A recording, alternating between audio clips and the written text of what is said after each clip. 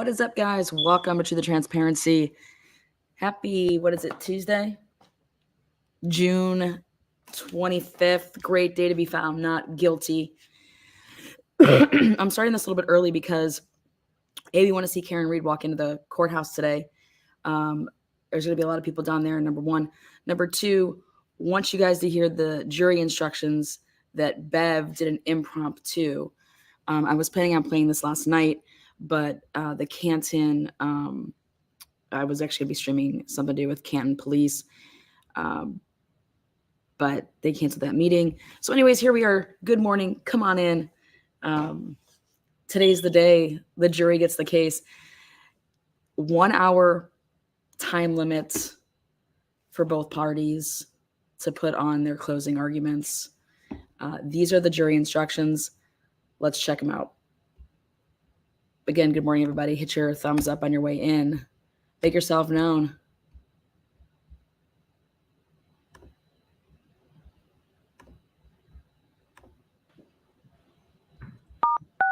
You are unmuted. All right. So the charge conference, the first question I have is regarding I'll go through them in the order that I have them in my very rough draft, but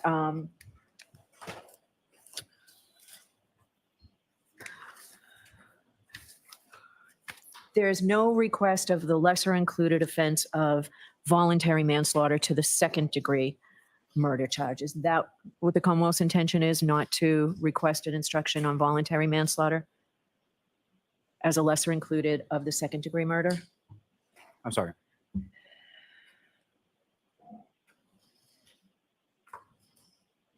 That's correct, John. Okay. And neither side has requested an instruction of a lesser included of OUI? It's correct as well. And the defense is not requesting that? That's correct, Ron. Okay. All right. So. Good morning, everybody. Come on in. We're speeding up Bev here. This is yesterday. So the first instruction, the request from the defense is that I split the charge, and it's written that way. I'm not going to split the charge. So the way it'll be is the defense will argue first, then the Commonwealth, and then I just go through all the instructions. So aside from that, the first instruction is presumption of innocence. I have one that I typically give, but I will give the one that's requested by the defense. Next instruction is our reasonable doubt instruction. Then function of the jury, the arguments of the lawyers, and the... Hold on, I want to see what she didn't want to give them on the split. Will be is the defense will argue first, then the Commonwealth, and then I just go through all the instructions. So aside... Okay. So the defense is going to go first, then the Commonwealth, just so you guys know. From that, the first instruction is presumption of innocence. I have one that I typically give, but I will give the one that's requested by the defense. Next instruction is our reasonable doubt instruction. Then function of the jury, the arguments of the lawyers and the judge's comments, function of the judge, functions of the lawyers. Verdict must be based on the evidence. I've incorporated some of what you've both included into that. I have language here that similarly, as you review the exhibits, you may find that some information has been removed because it is not relevant. Please ignore that and don't try and guess what may have been removed or why. I think that came from the defendant's request. Any information that you may have read, heard, or seen about the case outside of the courtroom is not evidence. My instructions to you and any comments I made, the lawyer's opening and closing statements, and any comments they may have made are not evidence. Answers that I struck from the record and told you to disregard are not evidence. Only the testimony of the witnesses, that is, their answers to the questions and exhibits are evidence, with a more robust instruction, but that's what I've added. And I do have a line about sympathy. Then I do the view. I should say right off the bat, I am not going to give a Bowden instruction. You can argue it. You've been able to put in a tremendous amount of evidence. I've given you a lot of leeway with that. But there is something in this case that and I'm fully within the law to do that. So I have here some language that I think is appropriate based on issues that were raised about the credibility of witnesses. Did the witness have any bias, reason, or motive to give false or shaded testimony? If so, you may consider that bias or motive in your deliberations and ultimately as to whether or not it impacts the credibility of the evidence presented. So I cover the bias part of that. And we'll go through and you can tell me who's going to argue this for the defense. Okay, so we'll go through and we'll do each one. The limiting instructions, I give the defendants.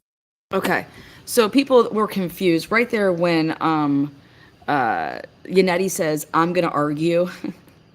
Yannetti wasn't saying he's going to argue, meaning he's giving the closing arguments.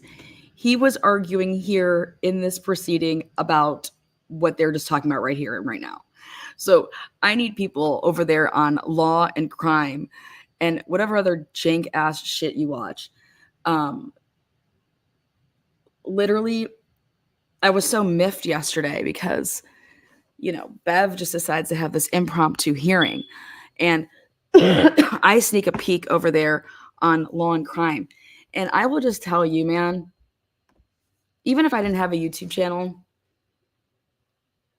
I could not watch this type of stuff with people that are in those type of chats. I could never, when you want to talk about the level of, I don't know if people are just trolling or people are that fucking stupid. I don't even know. But it literally should put the fear in all of us because it's people like that could be on your jury.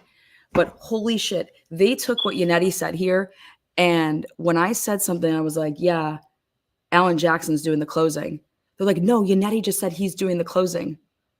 I couldn't hear where I was. Like I was physically having and eating my lovely Mexican food with my Mexican friends and shaking our little Mexican bells and having a break after the Bev blowout. Hearing this right here, that is why, Yannetti saying, I'm going to do it. Yeah, he's going to do this. He's going to argue and talk in this. Alan Jackson's bringing that closing. Fucking idiots. And then everybody in chat, because I said, Alan Jackson's doing the closing, and everyone's like, no, Yannetti already said he's doing the closing. Excuse me? You don't go and pay for LeBron James to be on your team and then sit on the last 4 minutes of the game. Okay?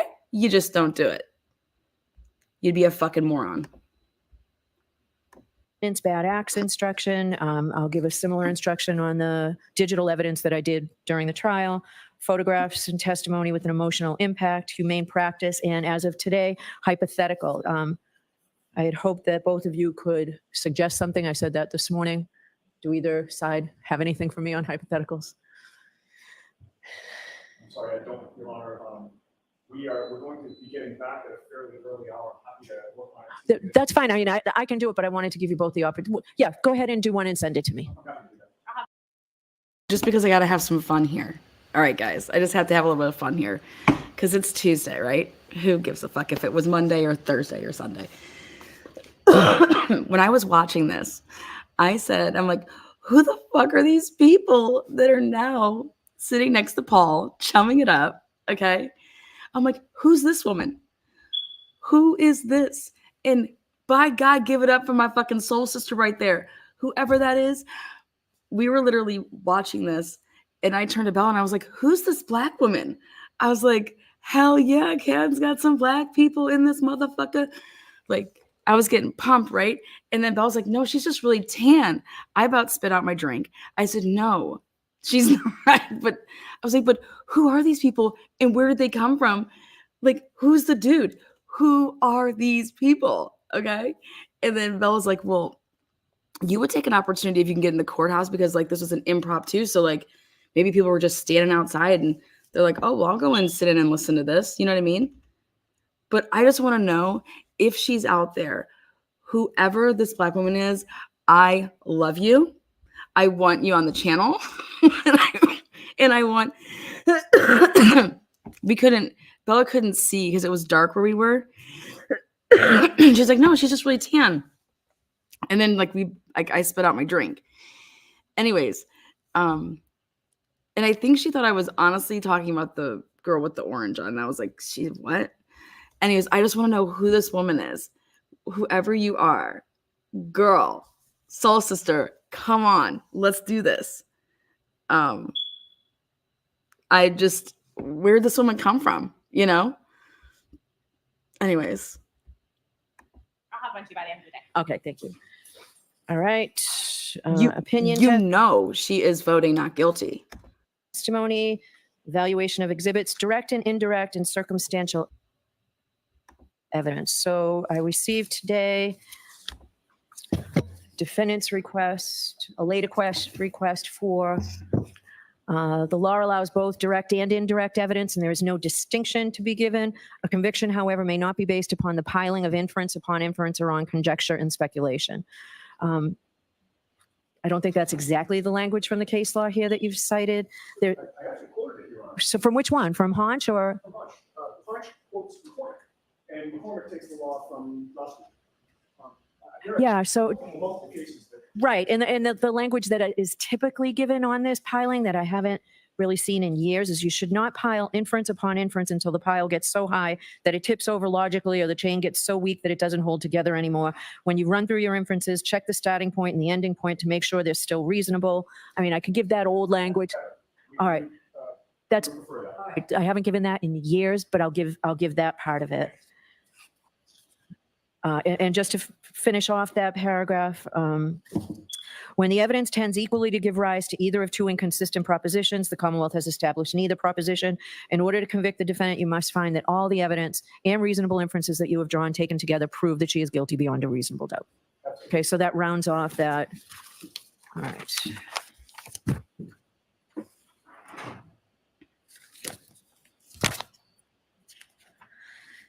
All right, so now we'll talk about the indictments and the lesser included. So the here second we go. degree murder instruction that was provided by the Commonwealth and the one provided by the defense are just a little bit different. So if you take what Okay, so I'm gonna press was pause. provided, there's one Bev. section that the defense incorporates that I think is missing. Look at Bev. I sped from her the up. instruction, and I'm going by the SJC instruction. So Look at her. Go. Go, Bev. Go. when you get to the second element of second degree, You think Bev's gonna think twice about wearing that iWatch right now? You think she's like, these motherfuckers can track me really good right now. I got my iWatch on. Look at her. Look at her. That is the best angle of her hair she's got. Definitely she blew that out yesterday. Look at that. Look at those zigzag roots. Boots with the fur, with the roots. murder, the defendant intended to kill John O'Keefe. The second element, first prong. So the second element is that the defendant intended to kill John O'Keefe. As you can see, the second element has three sub-elements. I'm reading from the Commonwealth's proposed instructions, which I shall call prongs, and the Commonwealth satisfies its burden of proof if it proves any one of the three prongs beyond a reasonable doubt. The first prong is that the defendant intended to kill. Now here, I am going to insert, because if you go back to the SJC instructions, I think it is appropriate to go back to the instruction on deliberate premeditation. Okay, like I said, we're about to come back to this. Now let's go take a look down in Canton at the moment. Here we go.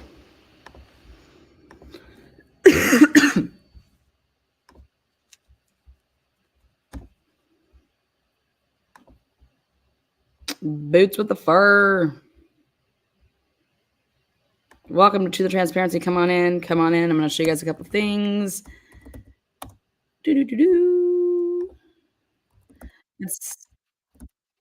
Let's see what's shaking down over here. There we go. There we go. Okay. Oopsies.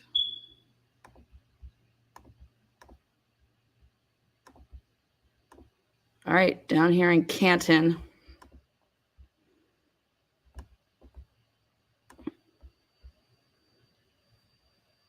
Let's see what's been going on. Just so you guys know, my girl Rita made it on News Nation. I will be showing that.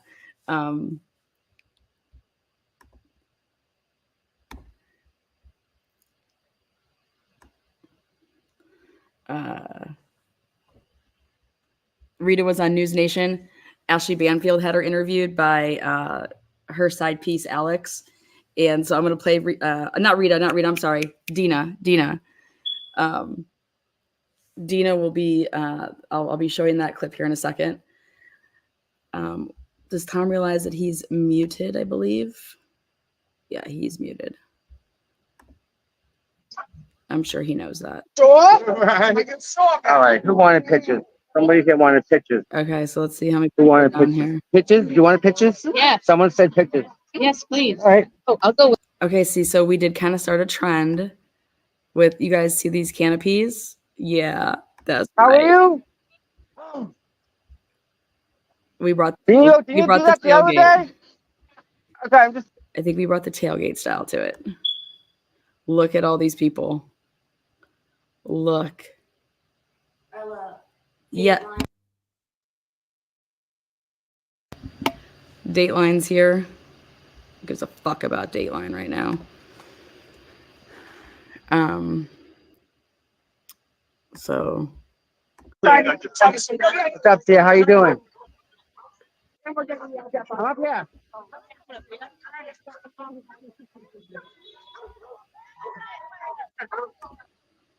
You when you're doing this. Listen, So you know, I appreciate the thanks, but you don't have to thank me. I got involved in this because I wanted to help somebody. So at the end of the day, did I think I would be where I was today and how much we've raised? Absolutely not. And shout out to the Facebook group, because if it wasn't for the members of the group, a lot of these giveaways would not be successful. So really, it goes to everybody who has donated to Karen Reed throughout this whole thing. Sure almost has. $250,000, Tom. Imagine that. Long Just time. by people sending me a message saying, hey, I have a trip to Italy. I have, this, I have that. I want to give it away. And I was just, I was the workhorse. I put it all out there, and No, we don't want to do all There's Bev. We got a whole bunch of people that don't need to be coming down this way. Look at Bev. Just don't need them. Why? Oh, look at. Did you guys see them do their huddle and hug yesterday? Their team huddle and hug.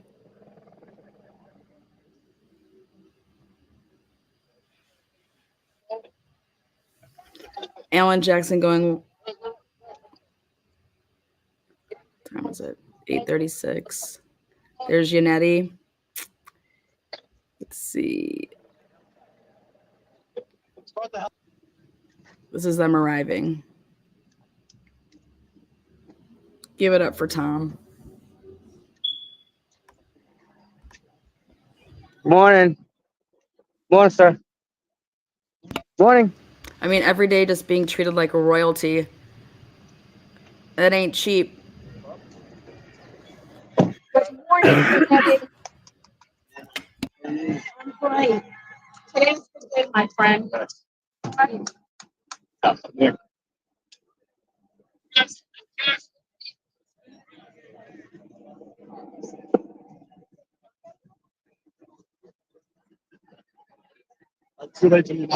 Yeah, I was gonna say, yeah.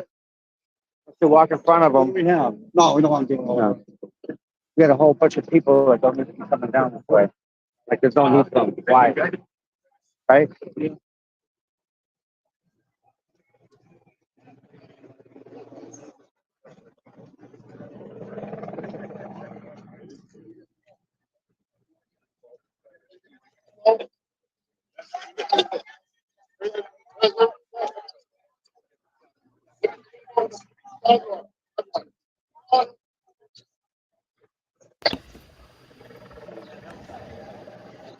Start the helicopters today, guys.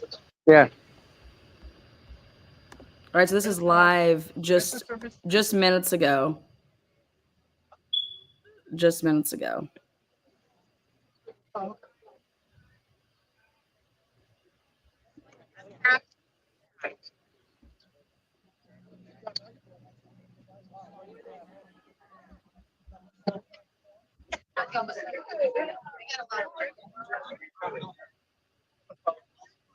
I mean, Alan Jackson's done a lot of obviously high-profile cases. This is just another day in the park.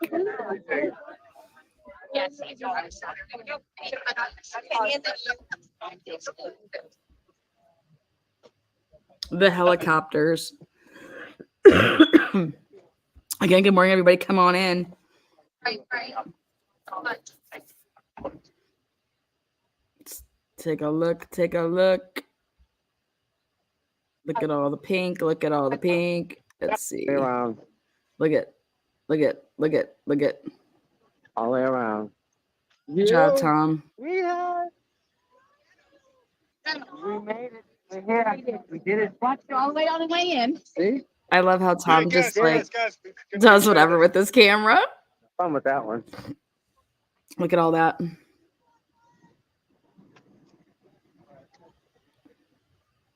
Look at all the camera crews. A lot of people there. How you doing, bud? Listen, I'm gonna miss seeing you guys. Dang, but how you doing? Ashley Banfield's a fucking moron. So good, man. Best pizza ever. Best pizza ever. Good. Amazing. Thank you for all that. Really. This is my son, Tom. Tom. I didn't know if you didn't want me to mention that. Let's see.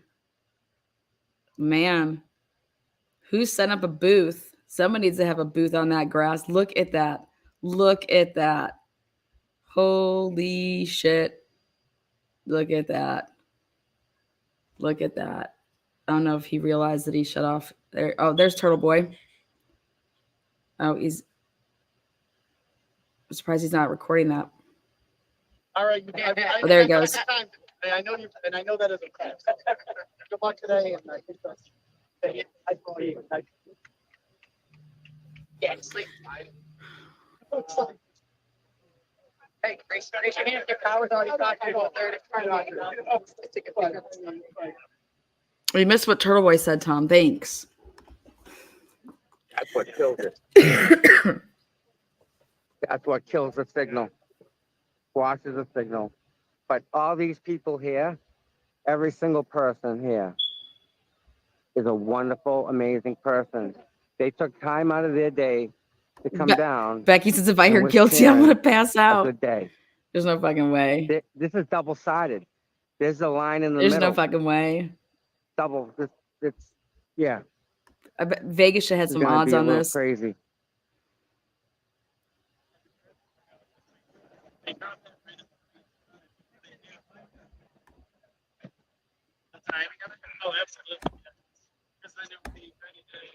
Look at Oh, her they say writing about her people with a big name. nose. For a pickle?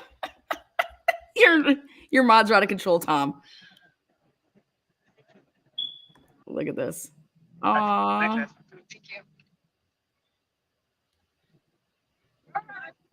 Aww. Go get him, Karen.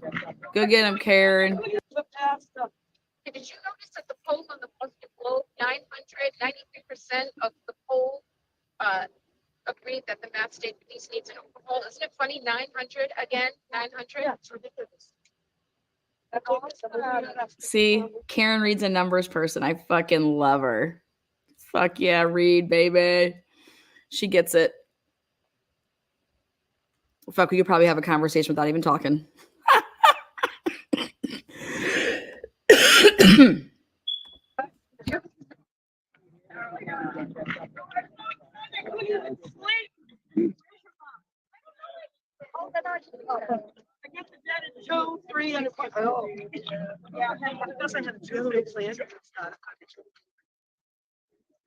Thank you, Kat, for everything. You've done so much. No, you. Thank you. Thank you. You made all this happen. So How you doing, Tom? good. And you, my friend. Good job. Good job staying awake. Oh my God, that's a job itself.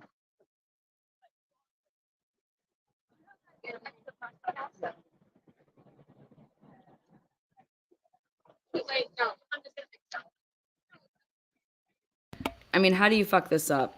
You know,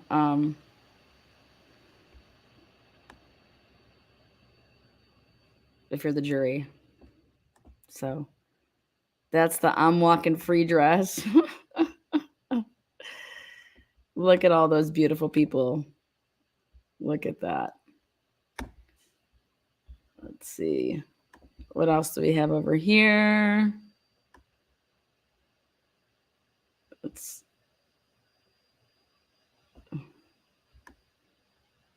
There we go. Here's the walk.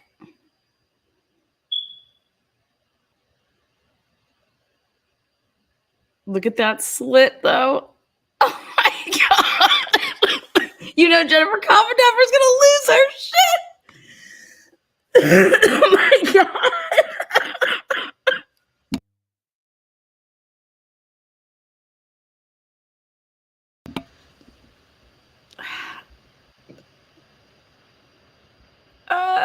Go Karen! Go Karen! Fuck I haven't said yeah! much, but you're beautiful. We get that, sure, baby. Stand tall. You got this. You get your bodyguard, right? This is fucking great. Okay, you got this. This is fucking great. She's walking with her dad. It's like they're walking down the aisle. I love it. Like Get back on this. she wants to walk with her dad. How fucking sweet is that? Up, look left, look out, look out.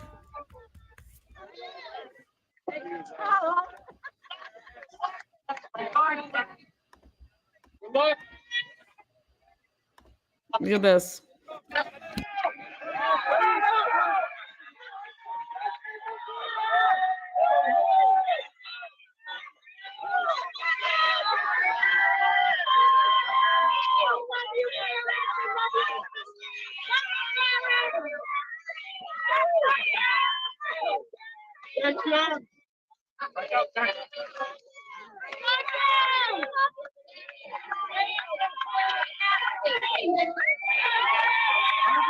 You can't do that right there. They don't give a shit. They're inside the buffer zone. The police are gonna go crazy.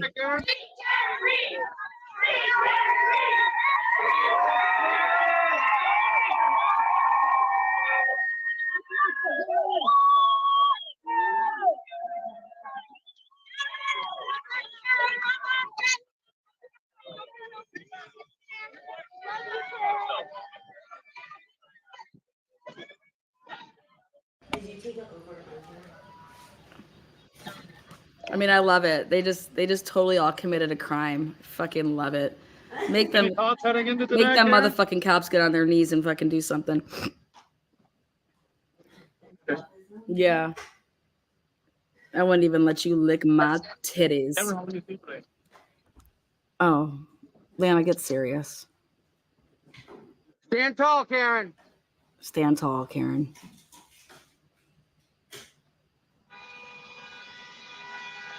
All day. She's got this all day.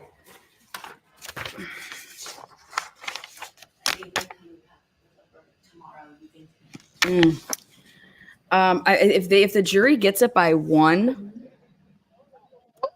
I mean, do you think that they would come back like at 6 or 7 o'clock at night? I don't. I think Is she gonna make it be like if you don't have your verdict by 5 o'clock on guys. that day? How does it? A lot of people here. How you doing, ladies? Hi. Hi. Hi. Again, I just want everybody to know that you a boss bitch. Okay. When look at Karen Reed's slit. Hell yeah. Fuck yeah. Go, Karen, go. Higgins just shot a load.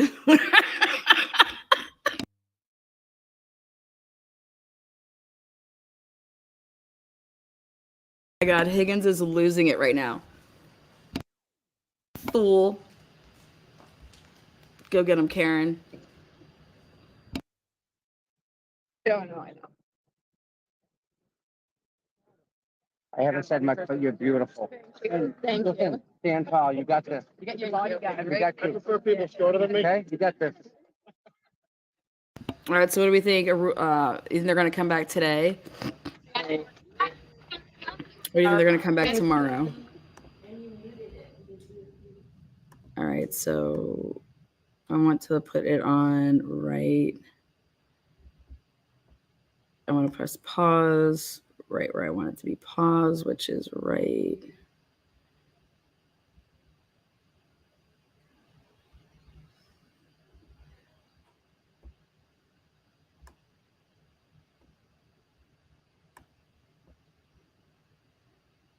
Perfect. There we go. All right. Welcome to the transparency. It is 8:48. Want everybody to make sure they can see what a strut looks like when you got it going on. Here we go, Jennifer Coffenaffer. I think I'm just going to tweet and say, hey, Jennifer, what do you think about Karen Reed's slit? This is what Jennifer just said. Closing statements are today in the Officer John O'Keefe trial. For so long, I have covered this case. I have become close with some of Johnny's friends and family. His family members and friends have been relentlessly disparaged and what? Because they know Karen Reed. What? Get out of here. Who cares what she has to say? Because they know that Karen Reed killed their loved one. They knew the wild conspiracy involving 10 people, including Jesus.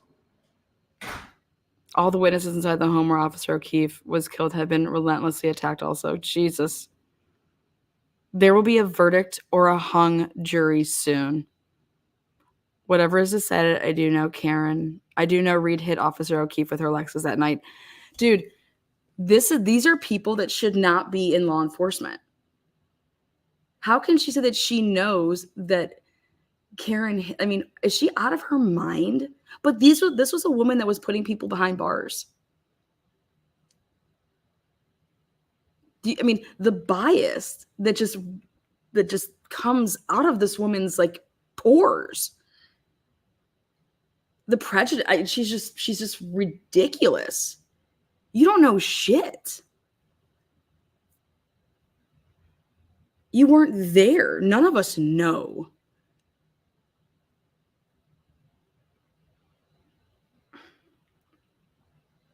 Her Lexus taillight fragments were embedded in his shirt. No, they weren't. Where was that? I watched 30 days of trial. Did I miss the part where John's clothing was embedded with taillight? Did I miss that part?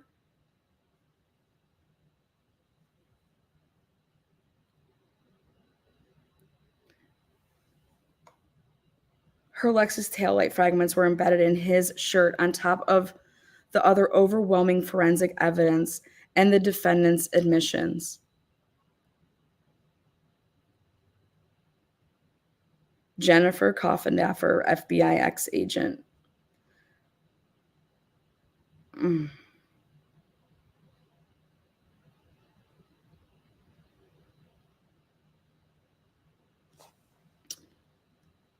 Oh my God. She has the audacity to then say, I have faith in juries, but there have been anomalies, including the OJ or Casey Anthony travesties. You are one sick fuck. You just compared this, that if it doesn't go guilty, this is a Casey Anthony child killing from a mother case, and OJ Simpson, a double murder butcher stabbing.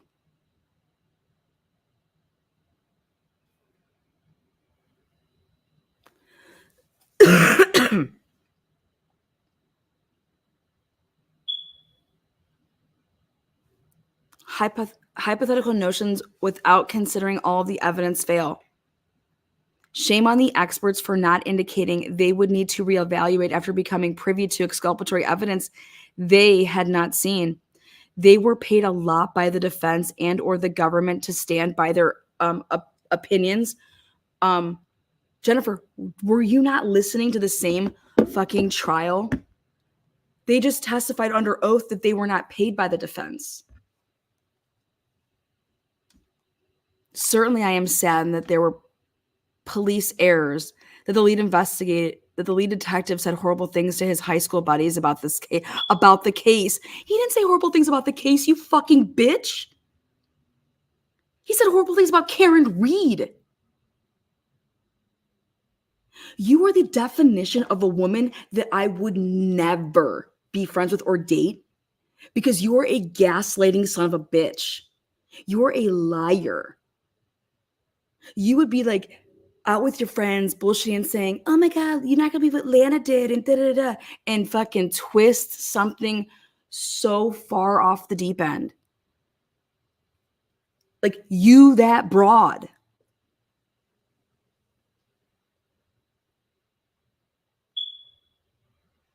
Like, your life must be that fucking miserable.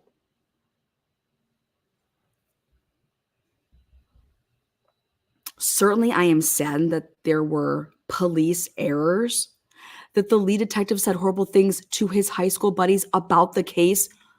Bitch, wow. And that Lally laid out the case in confusing fashion, but the facts remain. Girl, little girl, I'm going to start calling you. Little Red Coffin Duffer, Little Red Riding Hood Coffin Duffer. You are seriously, like, any case you touched with the FBI needs to fucking come the fuck up out of the bottom of the ground. Because this is not somebody that's wired right. I'm sorry. Like, who do you think you are to write this shit? And then you're writing that you're FBI. You're an embarrassment. If I would, like, even if you were like a teacher, I would be like, she's not, like, whatever you would be, and I was in the same category of, I would never claim you. She's sick. Absolutely fucking disgusting. And I hope if there's any way that Karen Reed can fucking stick it to her. But here you go, sweetheart. Here's a woman that's been through fucking hell and back, and look at her on day 31. She strutted up in that courthouse like she's going to own it, because she is going to own it. Little Red Lying Hood. Yeah, there you go, Ashley.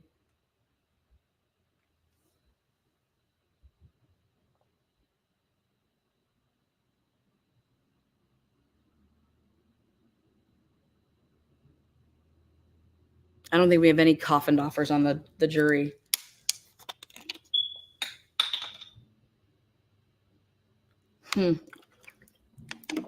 Absolutely delusional. Absolutely delusional. You've lost your fucking mind to write that shit. You're just a miserable bitch. Anybody that, I mean, you have your right to your opinion, okay? But that's not opinionated. You're speaking like as fact. Proctor didn't talk to his buddies about the case, okay? And for you, oh, ugh. God, I can just already tell she's like a woman hater. Like, I would love to know what you did, Jennifer Coffin Duffer, to get how far you got with your job, because I can already tell what type of girl you is. Blech. Sickening. Anyways, in better news, Karen Reed is going to rock it. She is behind one of the best defense team in recent times of watching trials. Their teamwork has been amazing. Their leadership is amazing. And their support of each other is amazing. I have never once seen Alan scoff at, Yannetti, or Yannetti at Alan, or Little, or anything. Those four have been a united front, have supported each other, and have had the brass balls that none of you motherfuckers in Massachusetts have ever had. There's going to be a statue of Karen Reed one day.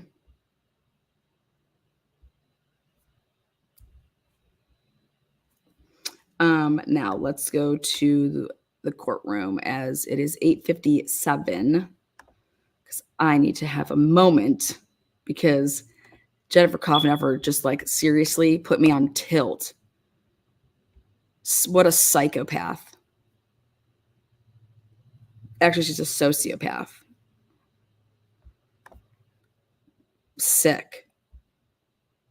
You know what I feel like? I feel like Dave. Where's Dave?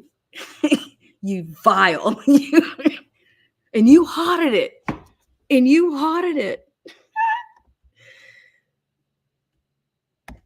Dave from the Watts Island guy. And there's Jennifer Coffin Duffer. And Allie, you haunted it. She is vile. All right, here we guys go. Don't want to miss a moment of Bev's new blowout. I wonder if Bev's going to have her hair up or down, guys.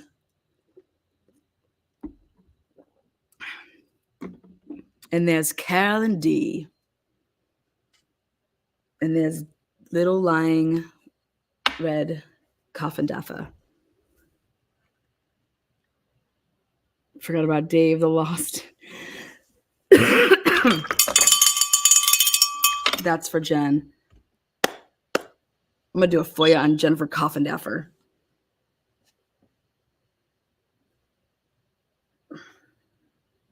So sick. That was just, I mean, reading that just made me vomit. You go, Lana. There are clueless people out there. Well, there's people in power, though. These people are in power, you guys. Dude, these people are in power and they are abusing their power and they're abusing people while they're abusing their power. Like Sandra Birchmore, Canton, you are going motherfucking down. Kevin Albert, boom, you be involved. Lank, you wrote a report. Kevin Albert did that shit. Y'all are sick motherfuckers. And y'all are going down and I'm here for it. And I'm going to use my platform to expose it all.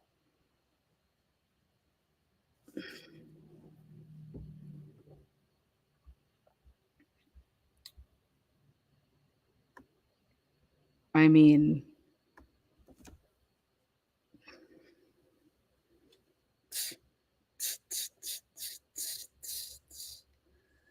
let's see what else we got. Who is this Lindsay Gaetani person? Is that her name? Lindsay Gaetani. Who the fuck's that?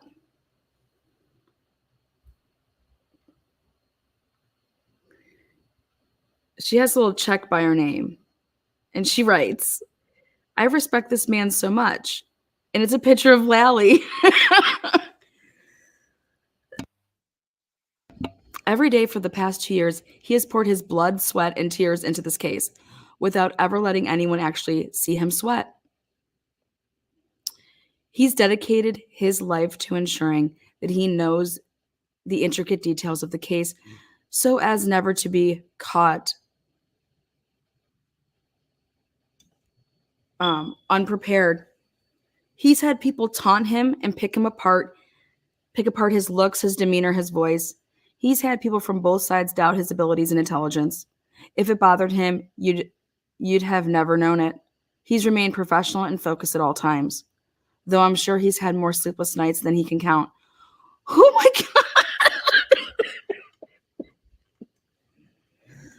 God. Are these people for real?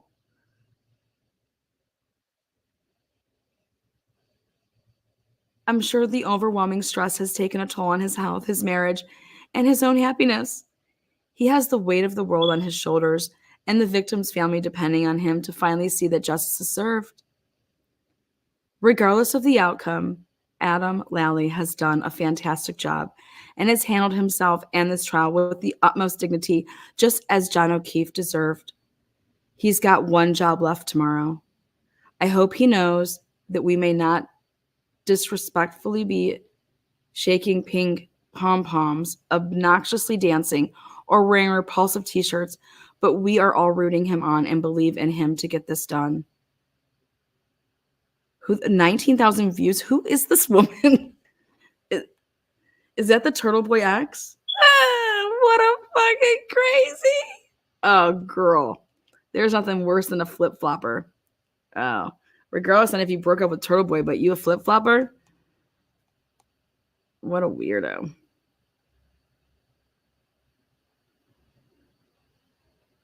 Oh my God, here we go. This is what I love. This is what I love about Turtle Boy. Just the randomness. Ready? Okay. 9 hours ago. Julie Nagel is such a piece of shit. Just like Julie Nagel is such a piece of shit. Let me tell you why. Bill B, he posted her The absolute worst customer service I have ever experienced at Enterprise Car Rental in Needham. A car dealership in Florida arranged for a luxurious car level rental at the Needham store because it was closer to my house than where I was currently renting from in Watertown. I arrived on time, and the woman behind the counter asked how she could help me. I explained that someone from Florida, Victor, had called and reserved a car that I would be renting. She found the reservation and asked for my ID and a credit card. I gave her both, and she told me that my card was a debit card. I explained to her that it is both, and I use it as a credit card all the time. I even explained that I just used this exact credit card at the Watertown store without question. A woman, Julie Nagel, in the back of the room stood up from her computer and said, "I'm not breaking the rules for you or anybody." At first I was startled because she's a linebacker coming for your ass.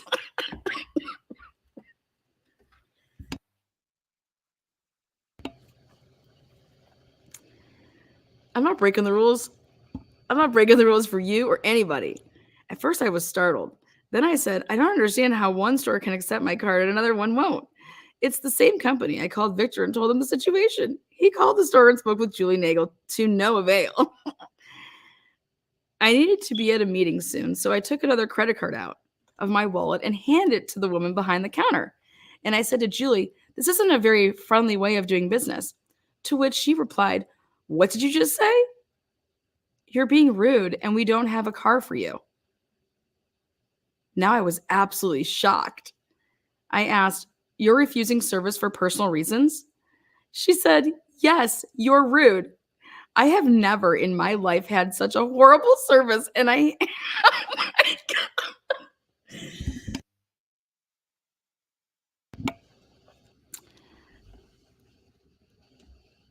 have never in my life had such horrible service as I had here at the Needham Enterprise. Julie or Juliana Nagel shouldn't be in a position in which she is within 100 feet of any customer. I will never come back here again and may never use Enterprise ever again. I can't even leave 0 stars. This is Bill B. 1 hour ago. Now, I'm going to tell you what I think about this. I would have given a lot more credit, a lot more street cred, if it was something that was posted like 6 months ago, 3 months ago. But something being posted, you know, and him catching this or whoever caught it within an hour, because the screenshot says 1 hour ago, I think that you either made this all up or y'all are stalking that bitch. Okay. So I just want to tell you, I have to say that at the end. That's my disclaimer to it. Is, do I think that it could just be all made up? Absolutely. But just wanted to share that with you. For fuck's sake.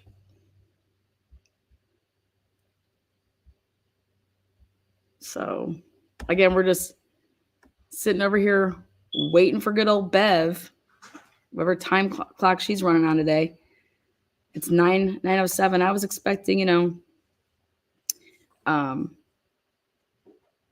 so, all right, put a 1 in chat if we think the jury's going to come back today. Put a 2 in chat if you think it's going to come tomorrow.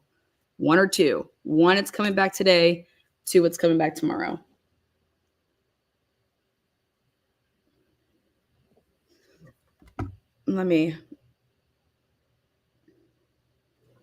And while we're waiting, I will show our girl Dina's interview.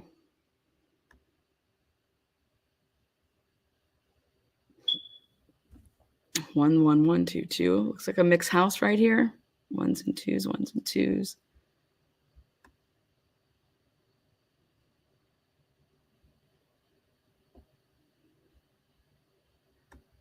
All right. Does anybody think it's going to be a hung jury? Any hung jurors out there? Here she comes. Holy shit. Here we are. Wake up. Let's go do a shot. Get yourself pumped. Every woman out there, every man out there that people say that you're a woman, get up. Today is your day. Stand with Karen Reed. I'm telling you guys. This is the case that shows that this can literally happen to any of us, and it happens every day.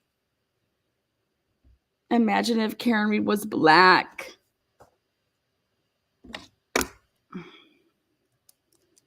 First of all, it wouldn't get any press. Second of all, I mean,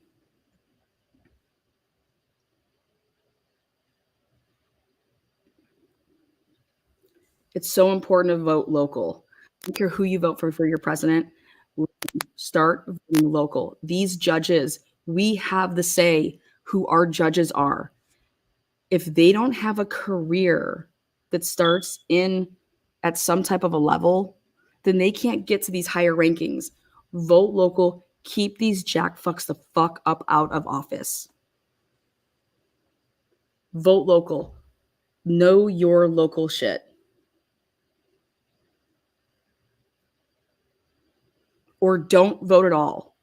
Don't just go and vote one side. I'm going to vote red or I'm going to vote blue. Fuck no. I'd rather have you not vote. That's just ignorant voting.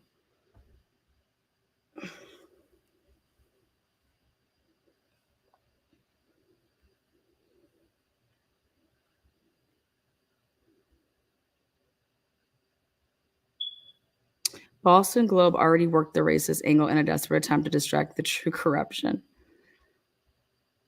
Boston Globe just bomb dropped on the day of this to show that, hey, by the way, Sandra Birchmore coming up from the grave to say, fuck you.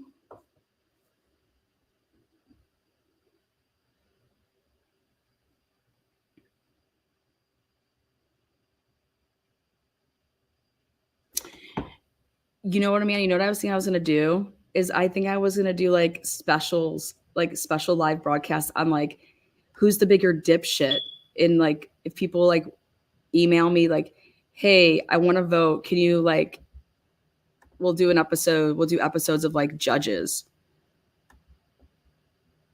You know, pull some dirt on all these people and let you guys know, well, this is what this person's up to. This is what this person's doing. But Sandra Birchmore yesterday, pathologist from the Floyd case, as well as he testified, gave some testimony in the O.J. Simpson trial. Homicide.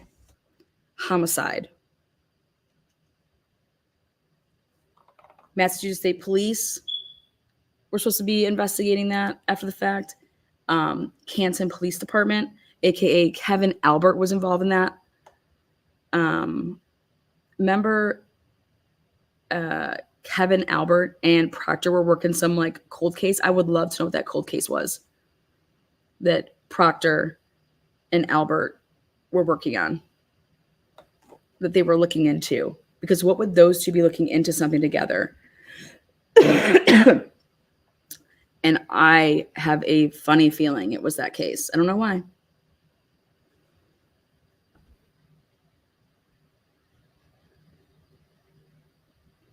Turtle Boy can't be inside court either because they're there.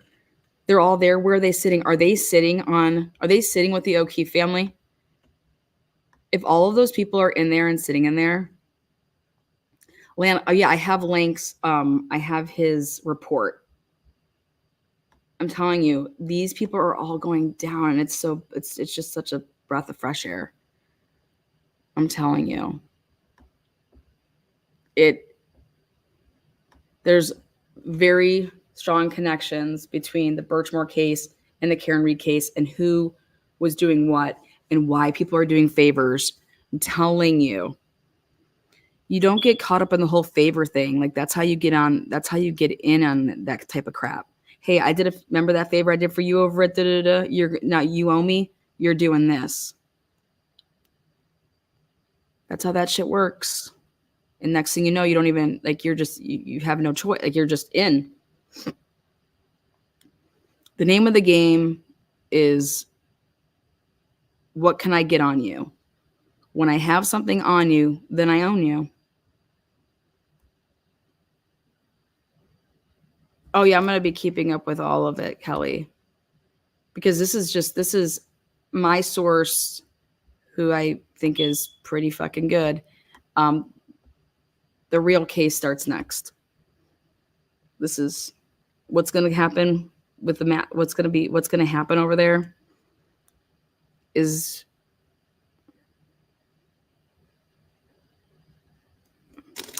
I'm just here for it. Get your popcorn.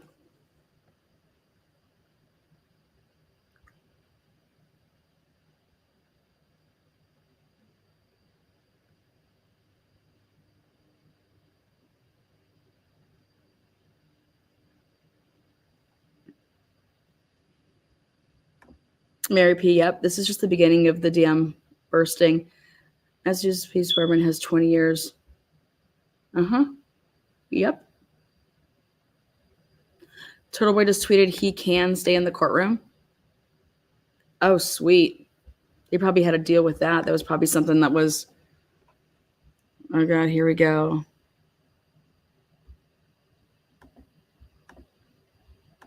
It's good.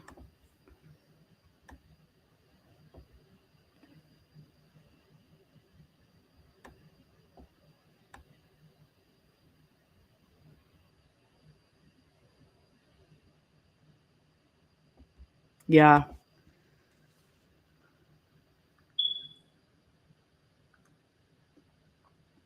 Shit is coming. Both sides, it's limited, so both sides only get an hour. The defense goes first. So Alan Jackson will go first. And what I think he's going to hone in on is he's going to say, there was one thing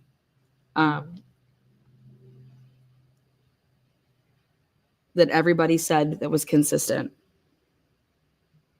Everybody said that when they left 34 Fairview, John O'Keefe was not on that lawn. The Commonwealth, 67 witnesses that they went through, every single witness never saw a body laying on that front lawn. You guys have all been out to that front lawn. You're not going to miss a body. In order for my client to be guilty, there'd have to be a body out on that front lawn. And I could see maybe one drunk person missing it. Okay, maybe two. But we were talking about police officers. We're talking about people that know their surroundings, that are trained to know their surroundings, that pay attention, have their head in a swivel. We're talking, and then he's going to list all those people. And every single one of them said that there was not a body on that lawn. That's what I would be hitting on.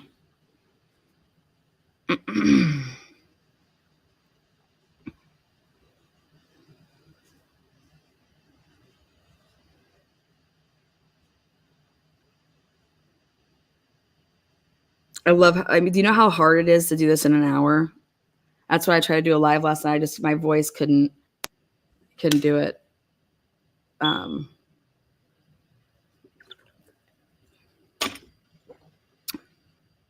Alan Jackson's going to make it really, really personal.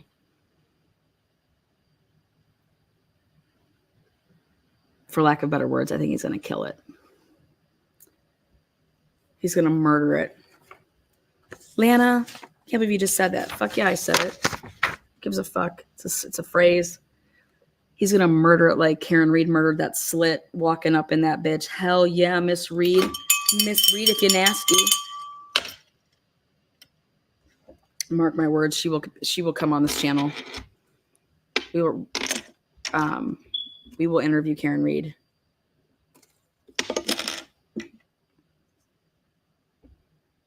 We will. Yannetti is doing the closing. No, he's not.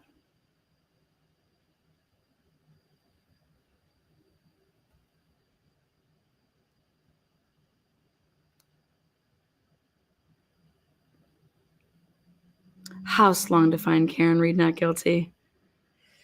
Oh boy.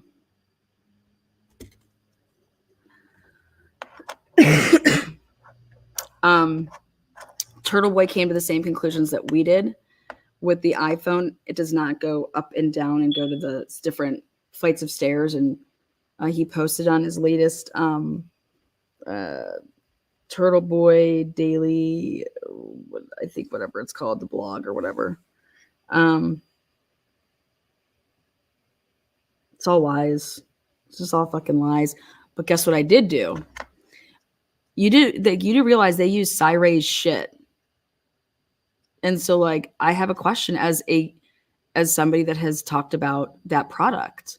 I want to know, so I clipped a section of what Nicholas Guerrero testified to, and I want to know if this is accurate statement. Because then with our,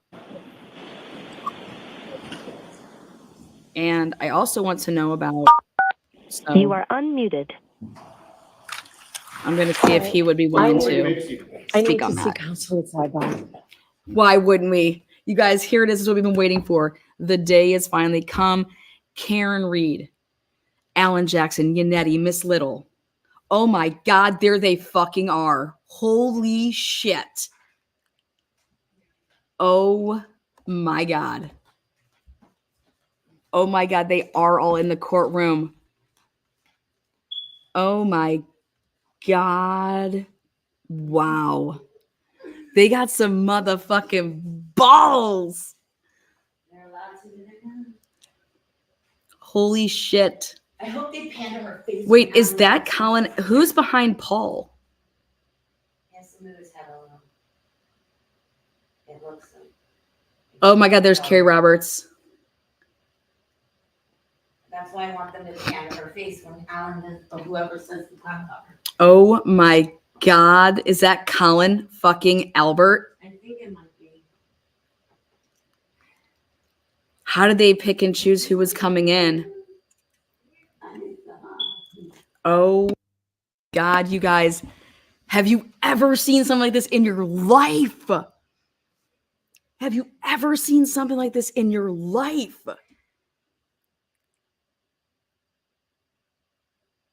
Look at this. Look at this. Have you ever seen anything like this in your life? This is history right here. This is unbelievable. Holy shit. How many shots do you think Jen took? Where is Jill Daniels? Why would Colin be there? Colin committed perjury. You've got to be kidding me. There's no way that is Colin. I need Paul to move. And let me tell you something. Colin's playing it perfectly. Because he knows where the camera is. If that is him, he is sitting right behind. What is that? What is she holding? Is that a piece of paper? That's tissue. She's got her tissues ready. Oh my God.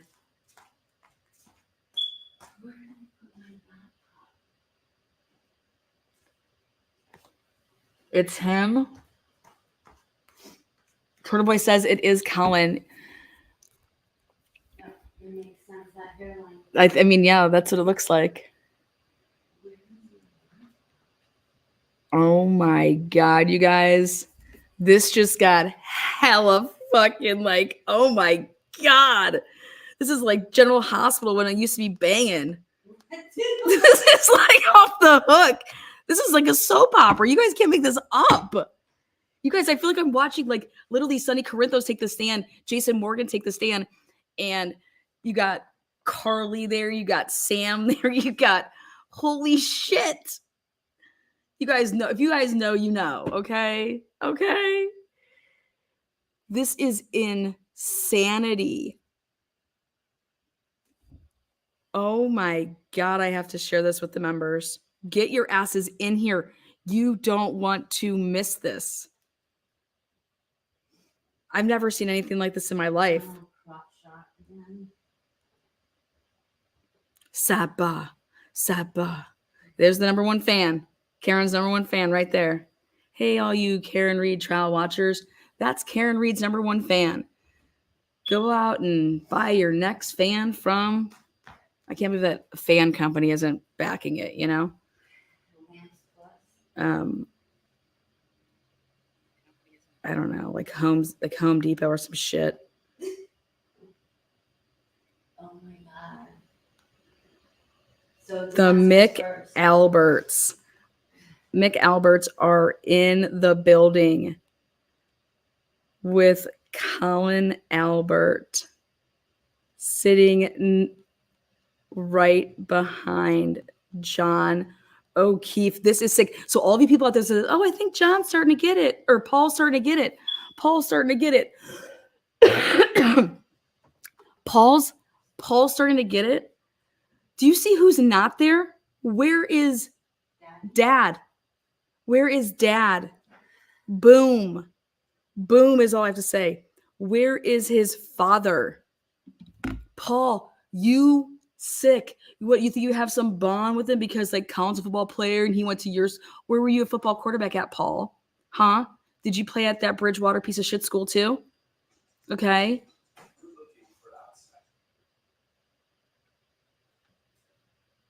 Dude, these people think that they are still in high school. Best years of their life. Peaked in high.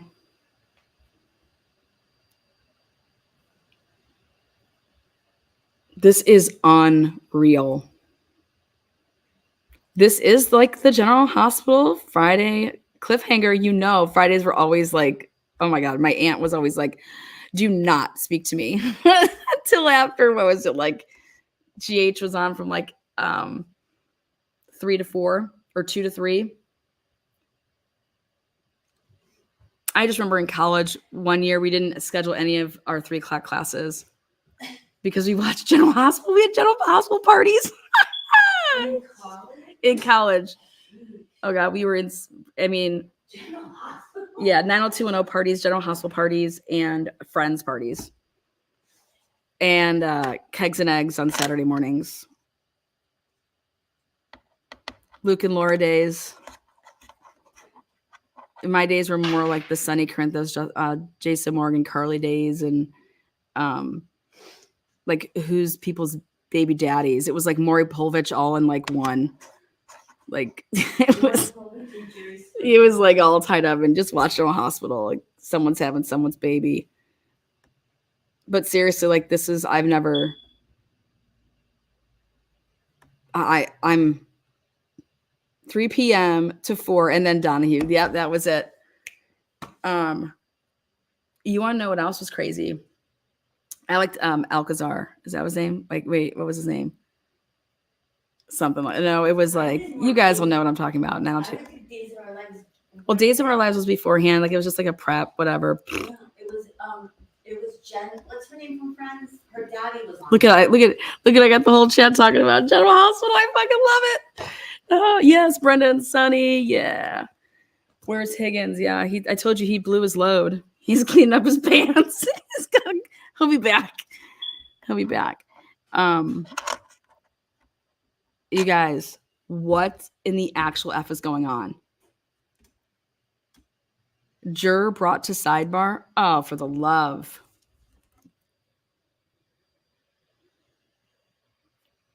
You guys, this is wild. Let's take a look.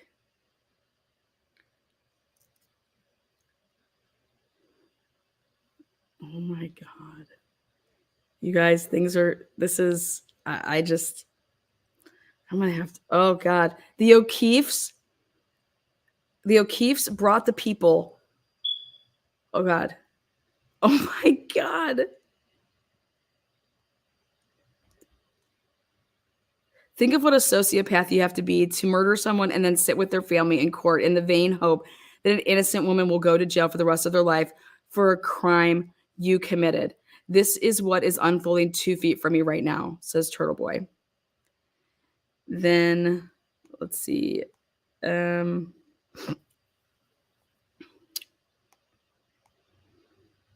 even know. Okay, let's see. Juror number 3, nicknamed Pam Beasley, is standing with her arms crossed 5 feet from Judge Canone as she huddles with the attorneys. She seems upset, and it appears as if they might be kicking her off the jury. This would be an injustice. Why are they kicking her off the jury? Breaking news, juror number 3 was just brought up to the front to speak with Judge Canone. This is by far the most obvious not guilty vote on the jury. She made disgusting facial reactions during Michael Proctor's testimony and mouthed, "What?" while shaking her head during Trooper Proctor's testimony.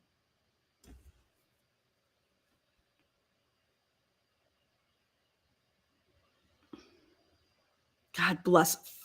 No, they didn't even pick who's going to be on it yet because they're doing a drum wheel to pick out of the balls that are out as far as alternates. You can't just boot somebody for no reason. I'll tell you that, okay? Okay. Imagine bringing your son's murderers with you to court. Imagine hearing all that testimony and willfully ignoring it. John O'Keefe, poor children were not only robbed of their adoptive. Oh my God. This is disgusting.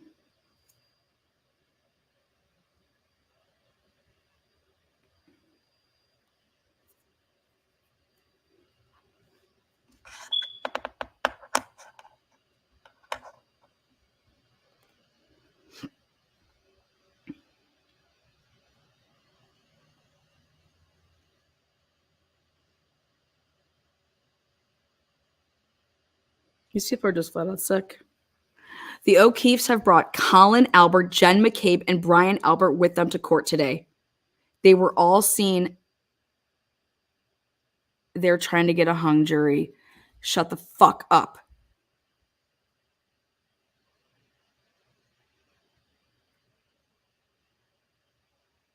They're being escorted. They were escorted in.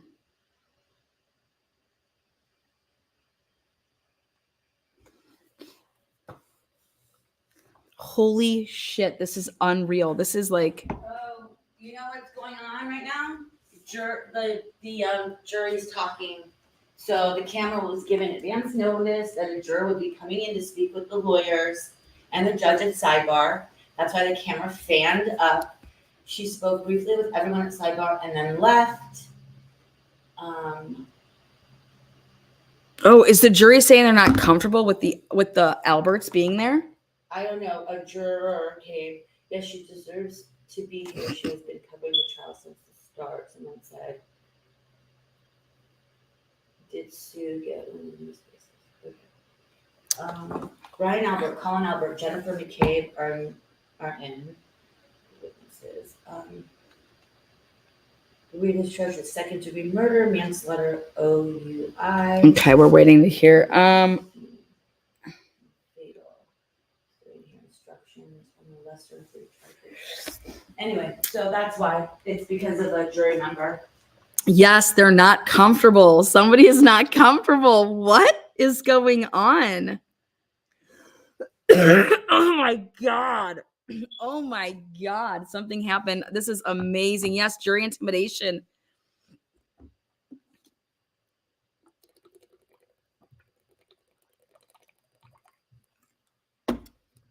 You got to be fucking kidding me. Well, we will find out. Olivia Rose is like, this is great. That fan, though, I'm telling you guys, Home Depot, fucking Lowe's, you guys totally missed an opportunity to be selling the shit out of these fans. Okay, so the jury, all of the jury is not in as of right now. So they're gonna come in, I guess.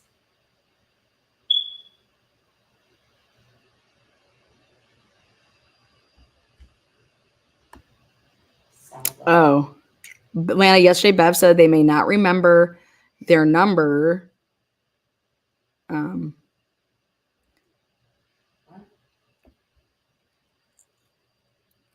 Because,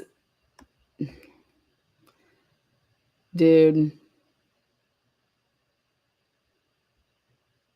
I'm like, it's just so. Do you also know that after I personally believe that after they would have testified, they would have been welcomed into that courtroom any day after their testimony was over, unless they were still on a subpoena. Well, they were still on the defense's list. That's why they didn't. That's okay, because they would have been able to come in at any point after if they were like what they call them as if you're dismissed as a versus saying there's a possible recall. So, And I think that was smart of the defense. so it kept people out until this would be the first moment that they could actually be in then.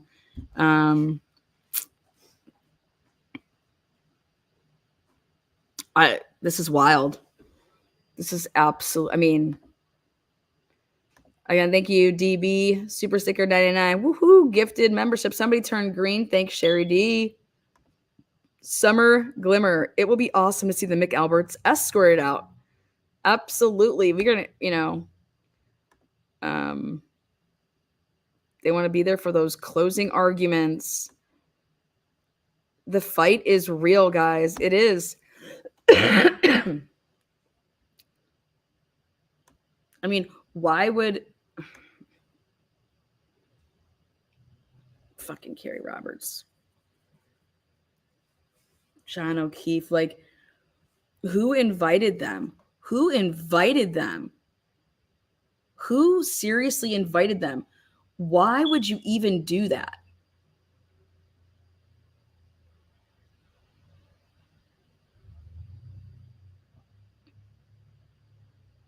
Like, wouldn't you want to show that you think that it's not what the defense is saying? Think about it.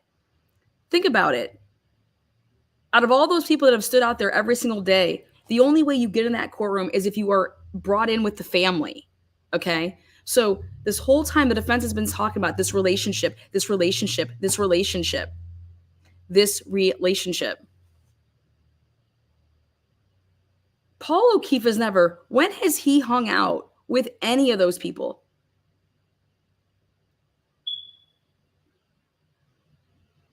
So we became friends with Aaron O'Keefe. No, you know what? Y'all have hung out. Aaron O'Keefe, you've bought what? Super Bowl squares with what? Who? Bukaki's wife sold the Super Bowl squares. You bought the Super Bowl squares. I'm not buying Super Bowl squares off of somebody that I don't fucking know. Are you kidding me? Right after the murder of John O'Keefe.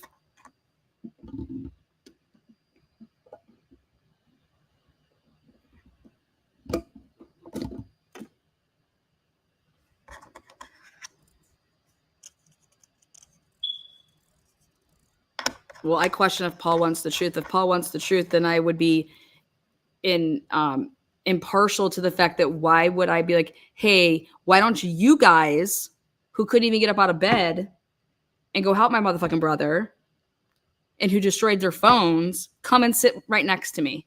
Come and sit right next to me.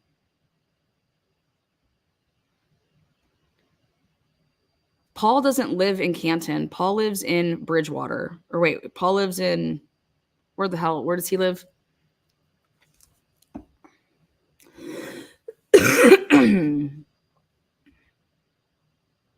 But so just think about that. Just think about how that would all go down.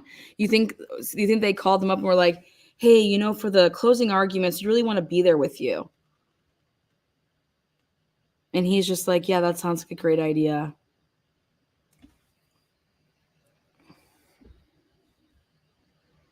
I want to know if Alan Jackson's going to ask the jury, if you were standing outside of 34 Fairview on the night of January 28th going into the 29th of 2022, and you could tell John O'Keefe one thing, what would you tell him? And you would all tell him to get back in the car and leave, wouldn't you? And when you would all tell him that, because you know what happens once he walks into that door. So if you can go back in time, and if he fucking says that, I will lose it.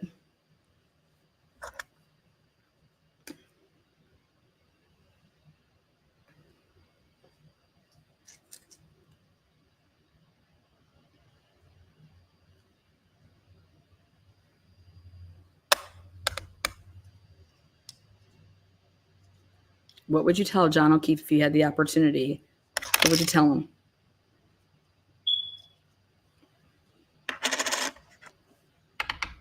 Don't go into that house. You wouldn't say, don't get out of the car.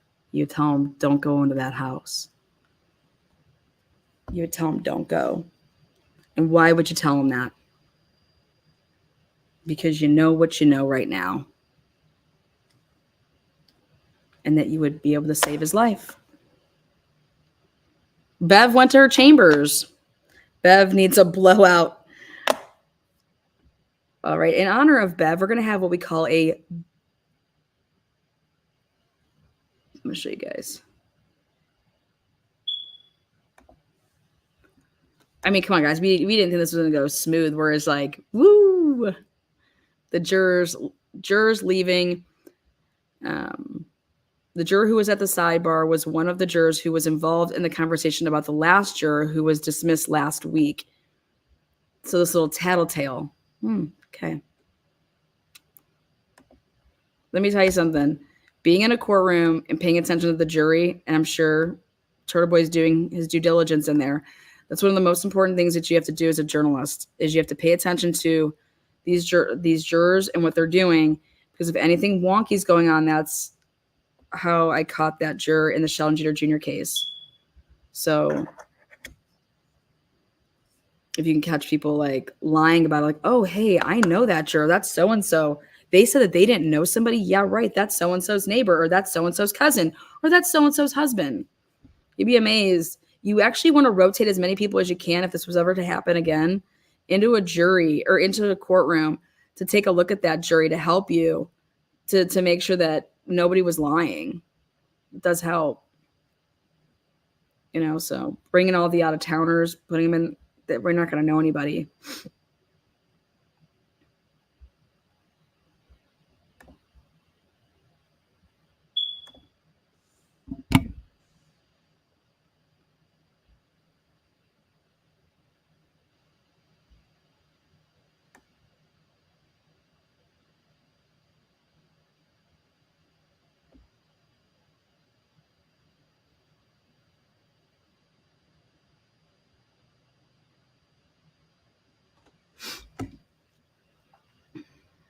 Let's see what else we have here.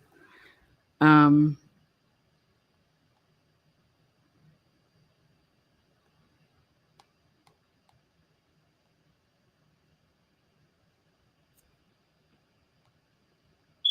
did they call up juror number 3? She is the 4-person. They are kicking her off. Those are the votes.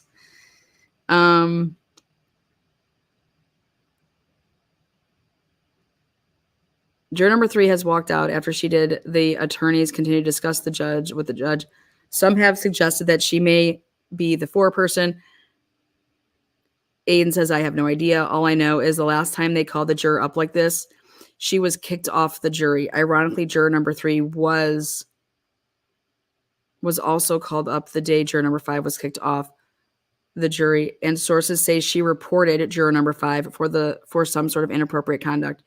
Juror number 3 took her job very seriously throughout the trial and was alert and took notes with every witness.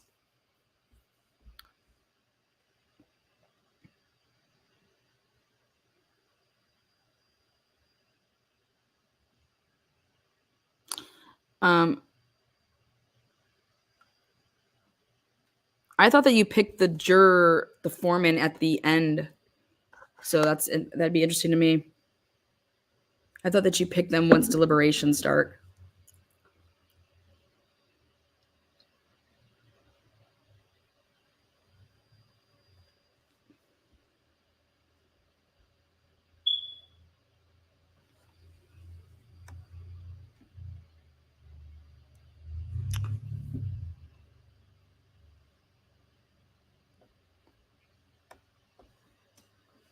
Okay, so let's go like this.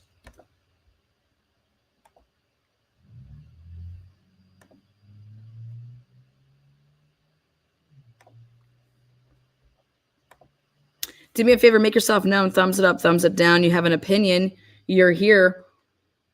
Might as well make yourself known on that. Also, if you want to support the channel, become a member. You can do that as well. I am going to slow down chat so see what's going on. So here you go. As well as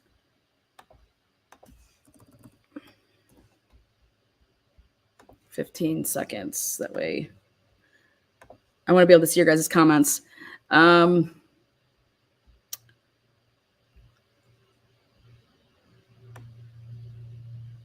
Ooh.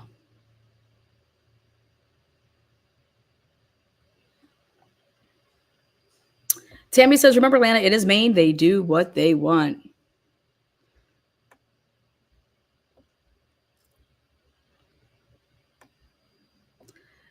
Canadian True Crime Buff gifted 5 memberships. If you turn green, that means you're a member and you could bypass the 15-second wait or 10-second wait, whatever it's at.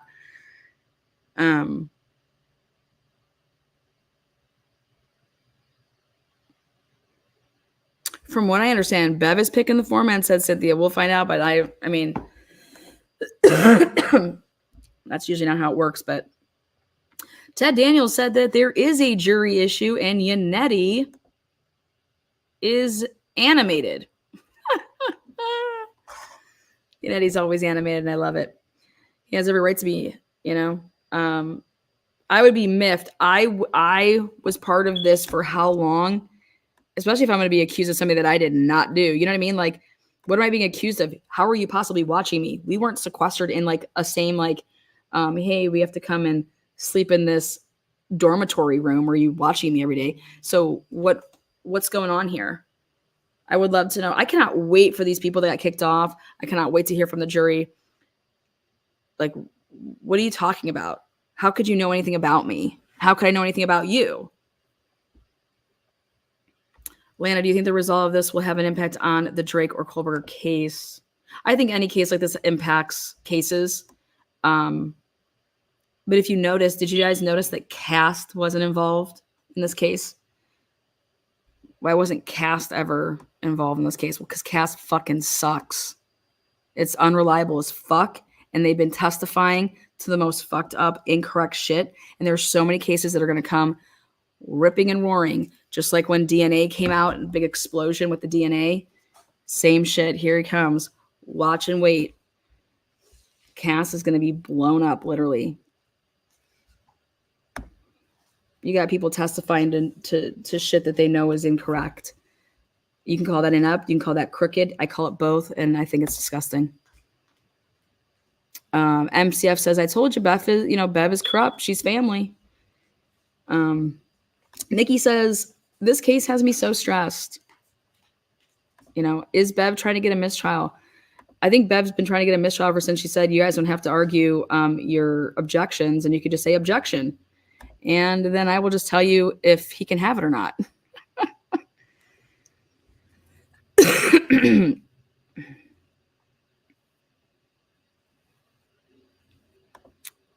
$10 super sticker. Layla, thank you so much for supporting. Woo woo, shake it, Layla. Turn green, go lucky. I mean, whatever happened, like, you guys played board games, right? Growing up, how did you, who would ever play a game if, like, I'm not going to play you in a game and you cheat. You know what I'm saying? Like, what the fuck are you doing? Like,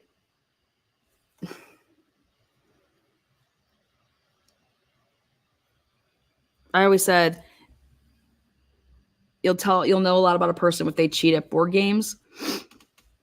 If anybody cheats at cards, board games, shit like that, they're going to cheat at anything.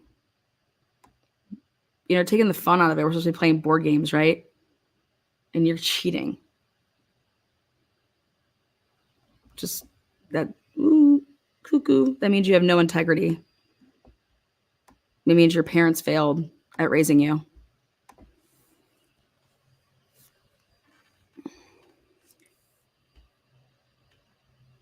Mary says, I hate playing cheaters. Yeah, it's just like, I want to have some fun. You know what I mean? And you're cheating, and you have to ask yourself, why are you cheating? Cheating what, to win, or cheating because, like, You like what's your what's your deal? It's a fucking board game. Like you got some issues.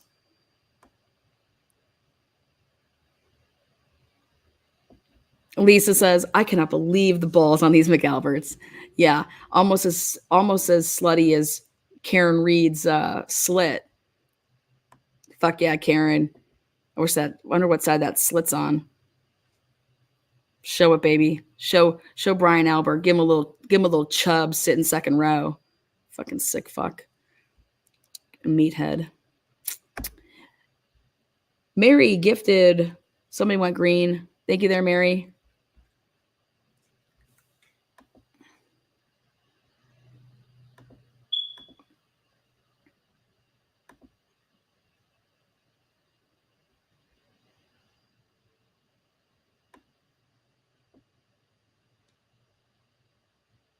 It's crazy. Paul O'Keefe, you could have all these people sitting next to you and you don't have any of John's Boston buddy cops in there. Like, how crazy you have these people.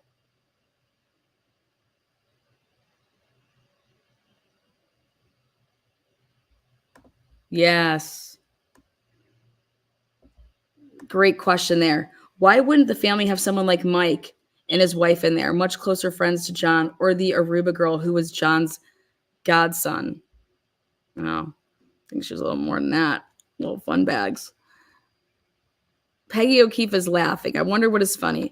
I don't know. Where's John's dad? I'm going to tell him. You guys do know that John's dad was like sleeping on his couch and stuff like that, right? If you guys go back and read those text messages, I'm going to let Mr. O'Keefe know that if old Peggy ain't, he can come right on over here. And I'd, love to joke around with a good elderly man that has a good head on his shoulders and we could play cards and shit. Goes back to session, you may be seated. All right, here we go. Holy shit. Fun bags. Like that? Oh, fun bags. Lana, where do you... Just fucking, here we go. Donna, I am not muted, but I fucking love you. Okay. You guys, here it is. Here it is. Here it is. Aw, thank you, Mary. Remember, for 8 months, Mary, we're about to have a baby. Let the good times roll.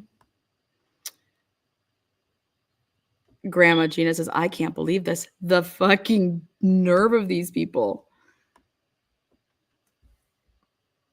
I love our crazy chat. I love it.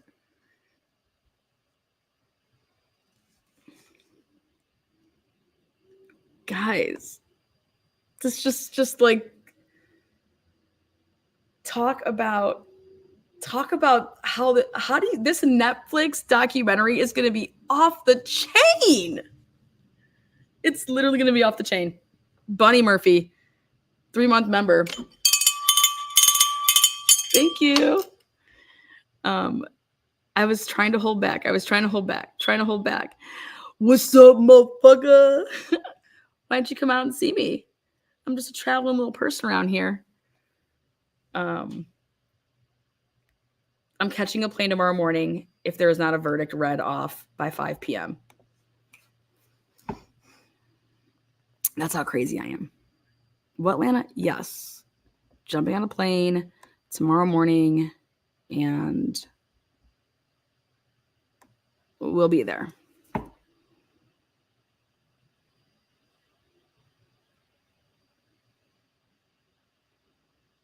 I just want to don't people want to party? There he is, Colin Albert. Do you think that him and Jen McCabe are a little something, or is that her daughter's boyfriend? Michelle, thank you so much for the Cash App. Cheers, cheers. Cheers, cheers. Oh my God, you guys, this is unreal. You guys, this is literally, I feel like I'm going to go play like a championship basketball game. Like this is intense. Like this is shit you get jacked for. Clearly, they all went to the gym. I'm surprised Colin's not wearing a hoodie like me. Popping it. Where is Higgins? I told you guys, his pants, man. He had some issues when he saw that slit. He's like, damn, I knew I killed John for a reason. The tension in that room, I know. Like, why are they there? I mean, did they have PR people? Somebody had to tell them, like, listen, you need to go. You need to go. Do you think other people were like, no, don't go? Do you think that they consulted and they were like, you know, this is just, oh my God. Let's consult with our PR team. What do you guys say? Oh, hell yeah. Go in there. All sit together. Tell Paul he doesn't have a say. And we're going to take Colin. We're going to take Colin Albert with us. Colin Albert committed perjury. Like, legit is going into a courtroom and sitting there after he committed perjury. Like, take Brian Albert out. Take Jen McCabe out, okay? We have proof beyond a shadow of a doubt that Colin Albert committed perjury in this trial. In this trial.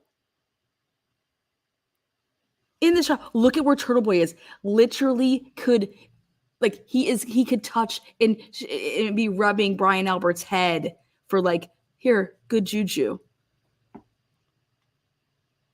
Like, Colin Albert committed perjury and is sitting in that courtroom right now.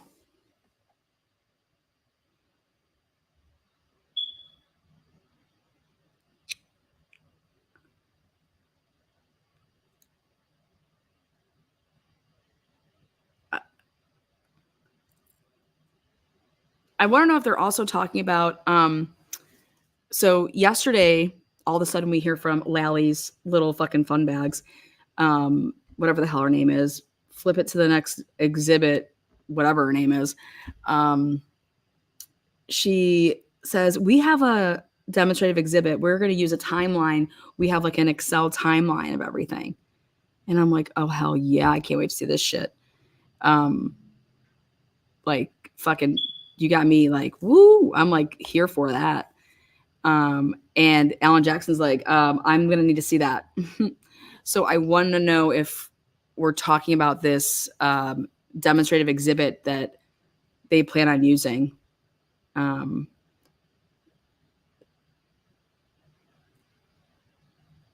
far as the Commonwealth.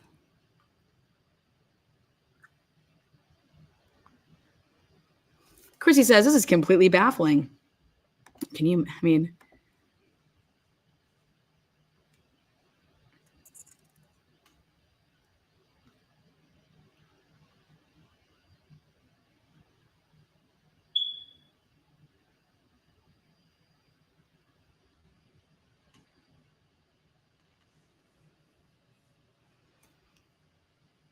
where is Mr. O'Keefe? This is his son. His son. He is not there for closing arguments. He is not there. And instead, Brian Albert is there with Jennifer McCabe and Colin motherfucking Albert. If people didn't think Brian and Jennifer McCabe were knocking boots, I mean, now can we think that maybe they are? I mean, it's not Jennifer and her husband standing by her. It's Jennifer and Brian Albert and Colin Albert. Are you gotta be kidding me? You gotta be kidding me. Who are their PR people? Because this cannot, I mean, the only thing that would be worse right here is if literally Proctor was sitting next to them. That could be the only thing that's worse right now. It's not like it's Julie Albert or Coco Albert, Nicole with her husband, and Jen with,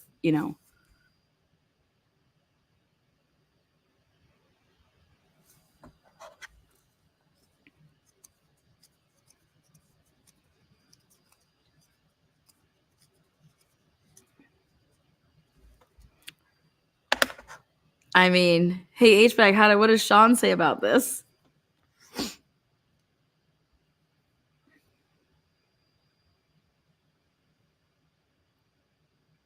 Where's their service dog? Guys. Oh, shit.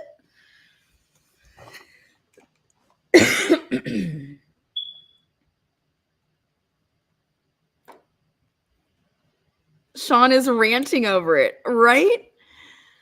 Right? Tell him I'm going to pause my stream so I can click the link over there so I can say, what's going on over here, mofo? What in the mofo is motherfucking mofo? And this is insanity. I've never seen anything like this in my life. Okay? I mean, do you think that when Bev walked in there with her big blowout, after her show to the blowout bar, she got her Brazilian. Surprised she didn't give herself a little spray tan, spice it up a little bit. So this is.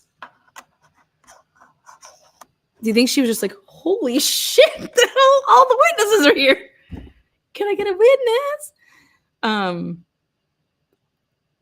Maybe they should have considered moving to a different room, because the jury no longer has to see.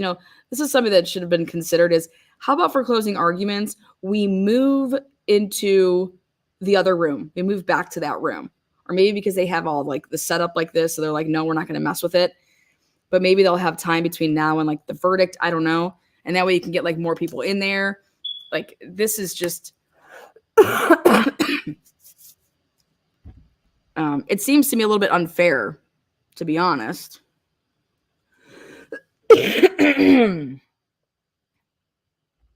With the public, I mean, I just feel like, why do those dipshits get to be in there?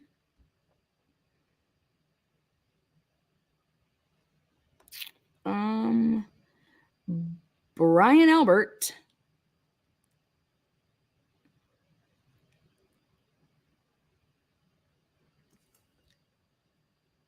He spilled the beans and said last July a pharmacist called him and said they are all on Adderall. He's making fun of Jen on drugs at the moment. Oh my God. I could totally see her on Adderall.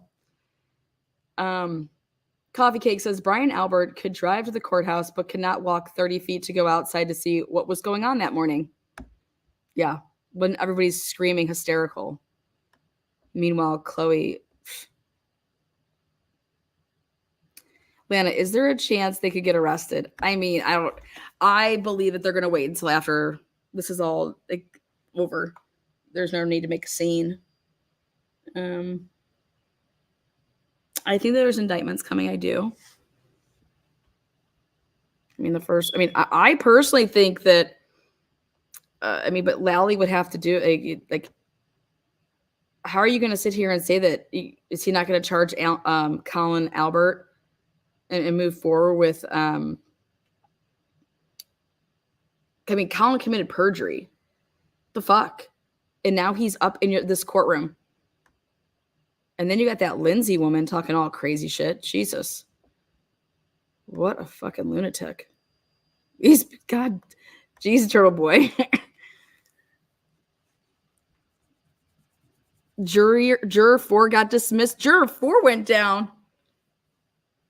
Juror 4 is now dismissed. Why? Oh my God. Which one's juror 4? Let's get a peek in here. Juror 4 dismissed. Damn it. Oh, for fuck. Oh, for the love. Let's see. Oh, for the love. Juror number 3 has been dismissed.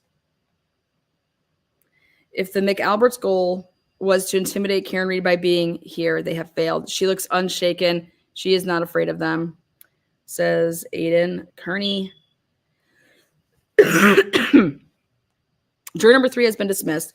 She was an obvious not guilty vote and by far the most attentive juror this entire trial.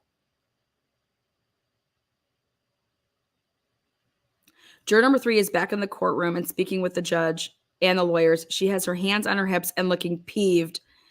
She now walks out. Hard to tell from looking at her face how that went.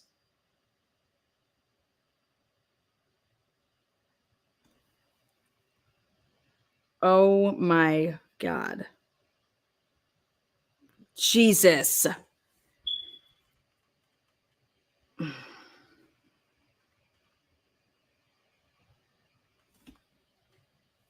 It's like you can't show your hand in there because then they're like, hey, who do we need to get off the jury? This is sick. This is sick.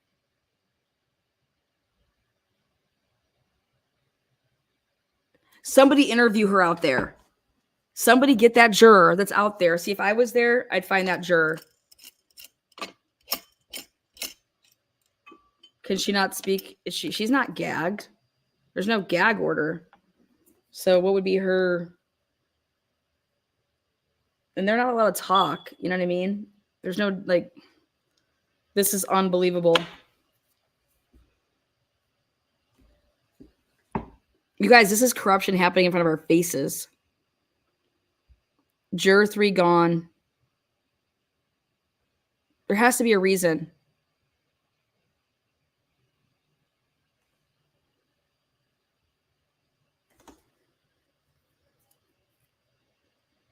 You can't just dismiss somebody just like, you know what? You come over here. Hell, this was America. Hell, this was America. Juror number 3 has been dismissed. It's official. For the love. For the love.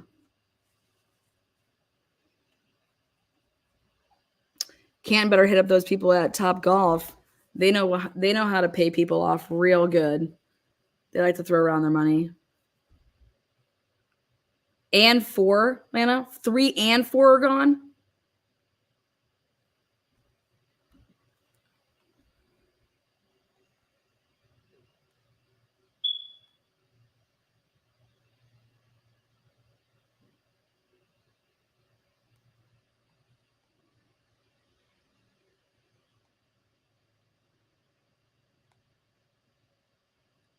I don't have any word on juror 4 being gone. I just have juror 3.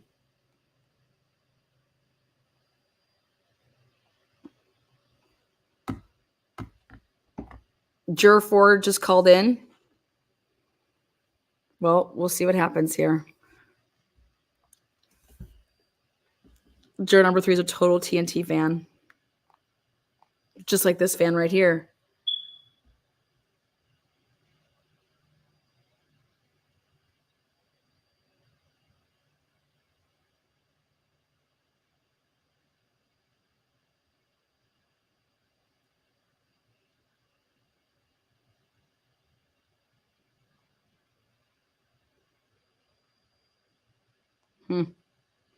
Julie Grant's disgusting.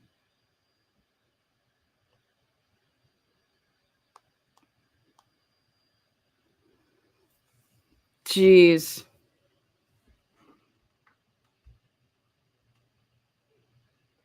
Only one person has been dismissed. So wherever one juror. And that is juror number 3 is dismissed. That is all that is official right now.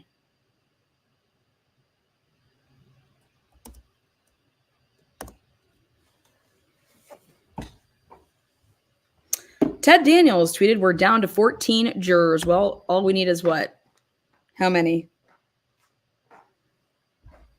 How many jurors do we need, guys? You guys do the math. We're still alive. We're still alive.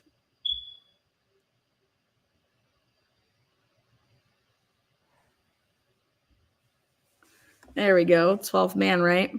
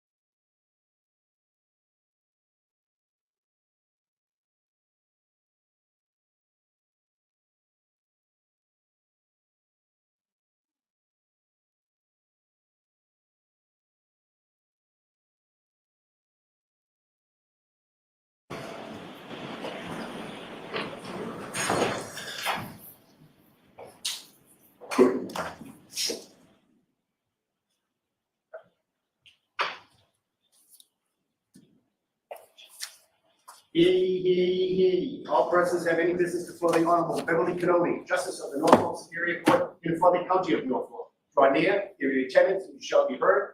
God save the Commonwealth of Massachusetts. This court is now open. You may be seated. 22-117, the Commonwealth versus Karen Reed. Oh, shit. Here Good we morning go. again, counsel. Good morning, Ms. Reed. Good morning, jurors. I don't know how many times I start in the morning by saying we appreciate your patience, but today is one of those days. Again, we appreciate your patience. You may notice that one of your fellow jurors is not sitting with us today. I can assure you that that is because of an issue that is just personal to that juror and has nothing to do with any concern of any of you, so please disregard that, okay? I do have to ask you those 3 questions. Were you able to follow the instructions and refrain from discussing this case with anyone since we left yesterday? Everyone said yes or nodded affirmatively. Were you also able to follow the instructions and refrain from doing any independent research or investigation into this case? Everyone said yes or nodded affirmatively. Did anyone happen to see, hear, or read anything about this case since we left here yesterday? So now we're at the point of the trial where the lawyers get to do their closing arguments for you. I've given them each an hour to do so, and they both tell me that they want me to give a 5-minute warning. I just don't want you to think I'm scolding them when I give a 5-minute warning, so we'll let them do that. When I was a trial lawyer, I tried a lot of cases in this courtroom.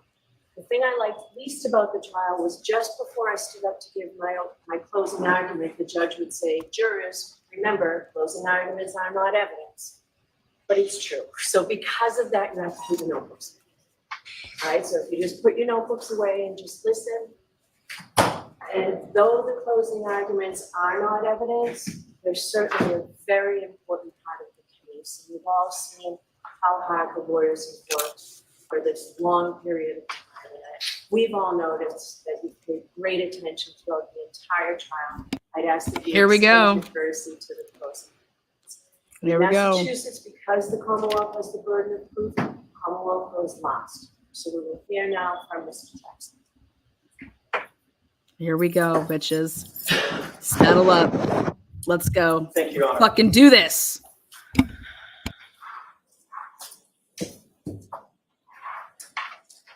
Look the other way.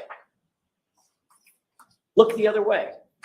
4 words that sum up the Commonwealth's entire case. 4 words that sum up the hopes of those who have tried to deceive you.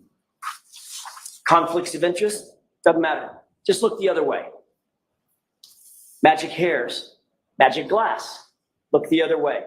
Late night calls and Google searches, falsified affidavits, inverted videos, and butt dials galore. Just look the other way. That's what they want.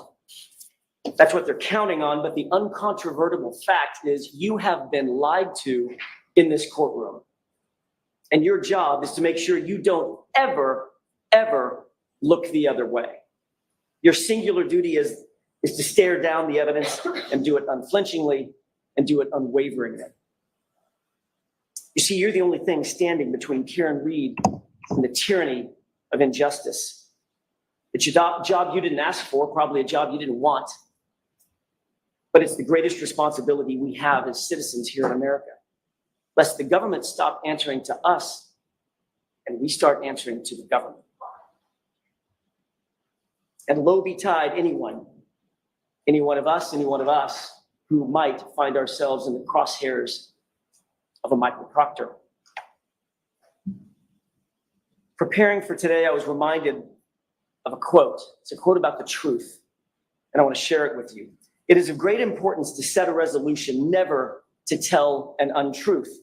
There is no vice so mean, so pitiful, so contemptible, and those who permit themselves to tell a lie once find it much easier to do it a second time and a third. This falsehood of the tongue leads to that of the heart, and in time, it depraves all its good dispositions. What does that mean? It means that it's been observed that to tell an untruth, to exaggerate, to make a false claim, it's a cancer. One lie begets another, and it's a malignancy that grows over time. And that, folks, is how a cover-up is born. That's how a Massachusetts state trooper says in whispered tones to his friends when he thought no one was looking or listening, how he would make a case, how he would make it cut and dry, no matter the truth, how he would make sure to put, quote, serious charges on the girl. In other words, pin it on the girl. You may ask yourself, how does this happen? How could this happen? It's 2024. Surely people aren't going to come to this courtroom, this hall of justice, and lie to us, just give us false information. They wouldn't do that. They wouldn't try to cover up the truth. The Alberts, the McCabe's, Higgins, Lank, Michael Proctor, Yuri Buchanan, Brian Tully. You don't have to wonder if they would lie to support their narrative. You need only wonder how many times they did lie. Over and over and over, they and others were caught deceiving you. Big things, small things, it didn't really matter. They feared nothing. They'll look you in the eye and deny phone calls. They'll deny secret meetings. They'll claim that calls are butt dials and butt dials are answered. They'll show you a video and tell you left is right and right is left. They'll magically turn 3 pieces of plastic into 5 right before your eyes. And even when they're caught with their own lies, they won't blink, they don't sweat. They'll just look you in the eye and demand, pay no attention. You folks look the other way. Ladies and gentlemen, there was a cover-up in this case, plain and simple. You'll surely say to yourself, I don't want to believe it. I don't want to believe that can happen in our community. But sadly, over the past 8 weeks, you've seen it right before your eyes. So how does a cover-up happen? How could that happen? Well, let's count the ways, shall we? Handpick your investigator. Make sure it's someone we know, someone on our side. Keep them close. Offer them help. Offer them a gift. Have secret friends and family meetings. Get your story straight. Delete your call history. Make mysterious phone calls at 2:22 a.m. Delete Google searches. Monitor police activity. Get rid of evidence. Get rid of your dog. Destroy your phones. Destroy your SIM card. For the investigator, decide on a narrative early on. Don't go to the crime scene. Don't take witnesses in for questioning.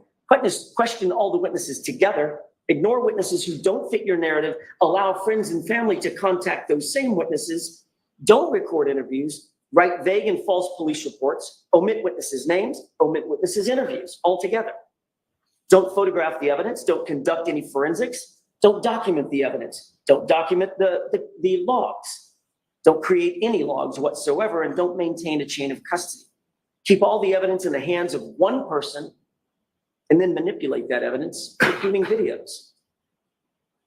Don't turn over videos. Invert videos. Turn 4:16 p.m. into 5:30 p.m. in affidavits. Turn 3 pieces of taillight into 5 pieces of taillight. Delete 42 minutes of surveillance footage. Hide personal relationships. Make this case cut and dry and ensure the homeowner, quote, never sees any shit because he's a Boston cop. But most importantly, pick your patsy and pin it on the girl. It's not that it could happen. It's that every single one of those things I just mentioned did happen right in front of you. But this sort of injustice can't happen in a vacuum. So what about the prosecution? What about the Commonwealth? What does it look like when the government picks a narrative and then tries to form a prosecution around the narrative instead of the other way around? Looks a lot like this. If you don't have actual evidence, just throw every single thing you can against the wall to see what sticks. Drag her through the mud and make sure you attack her character. And that's what you saw in this case. The Commonwealth spent much of their time and resources trying to vilify Karen Read. They desperately resorted to calling witnesses to talk about Karen Read and John O'Keefe's arguments. They even stooped so low as to call the children and put them through this ordeal. All to say that John sometimes got upset because Karen was too kind, too nice, spoiled them too much. Their arguments illustrated what anybody could imagine is a normal set of ups and downs for any couple. Even on January 28th, they talked it out, they communicated, they worked out their issues, and they had a nice, affectionate evening out with their friends. And you don't have to take my word for it. Pull the tape, as they say. Look at the videos. C.F. McCarthy, Waterfall. What are the words that every single person who testified in this case used about Karen Read and John O'Keefe that night?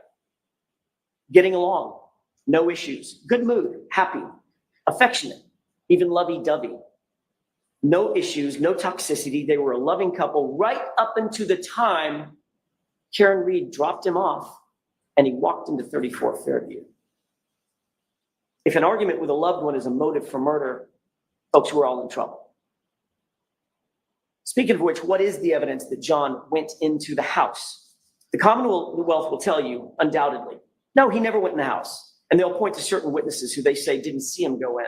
Well, the question you have to ask yourself is, can you rely on that? First, these are all people who are related to or committed to the Alberts in some way or another. That all-powerful Canton family, it's easy to say, I didn't see something, because how can that really be challenged? Some actually may not have seen John walk into the house. They were in the kitchen, as you recall, from Nicole. Third, at least one witness, Brian Higgins, forgot his narrative, at least for a second, and he admitted a man did, in fact, come into the house. And when he was caught and asked to describe that man, he had to. It was a little bit vague. You remember what he said. He was tall with dark hair. That was a telling slip of the tongue by Brian Higgins. But what's the real evidence of the unbiased data, the data that's not connected to the Albert family? How about John's Apple Health data? It shows that at 12:21 a.m., an important time, John arrived. That's established by the monotonic time clock that you heard about in this trial. It was on his phone, and that represents a huge problem for the Commonwealth. It shows that he took 80 steps and ascended or descended 3 flights of stairs at that time. And that makes perfect sense, doesn't it? It matches. Walks into the house, goes directly to the basement. There's your 80 steps and your descending flights of stairs. The big problem for the Commonwealth is he wasn't outside at the car ascending and descending stairs, wasn't climbing on top of the car. So they'll tell you, wait, don't look at the Apple Health data. Look at this other thing called Waze. But Rick Green explained that if you apply the 3-minute offset that is built into that monotonic time, it aligns perfectly. They don't want you to see that. They don't want you to pay attention. They want you to look the other way. But even more importantly, at approximately 12:32 a.m., someone holding John's phone takes another 36 steps and travels 25 meters. Why is that so important? Because by 12:32 a.m., Karen Read was gone. She had already left the location. She left at 12:30. Trooper Garino told you that Karen Read's phone connected to John's Wi-Fi at what time? 12:36. It is undisputed in this case that it's a 6-minute drive on a good day from 34 Fairview over to One Meadows. She was gone by 12:30, and John's phone was taking 36 steps and logging 25 meters at 12:32 after she left. So don't be fooled. John walked into that house, after which Karen drove away, and the scientific data all prove it.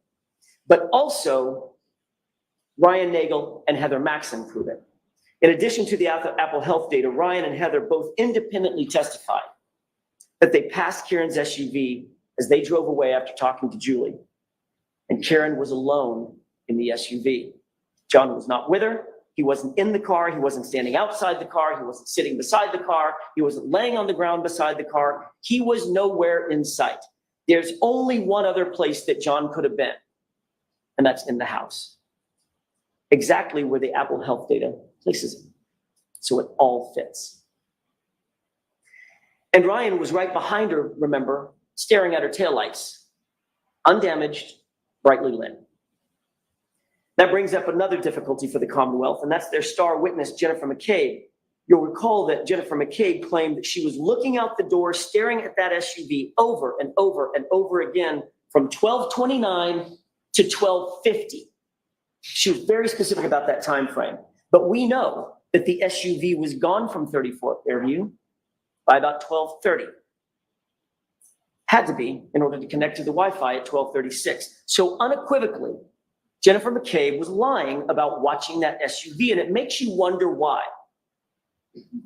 And to add to that deceit, she was also blatantly lying about the calls to John's phone. You remember that colloquy back and forth. She said that every single one of those calls to John's phone during that time was a butt dial.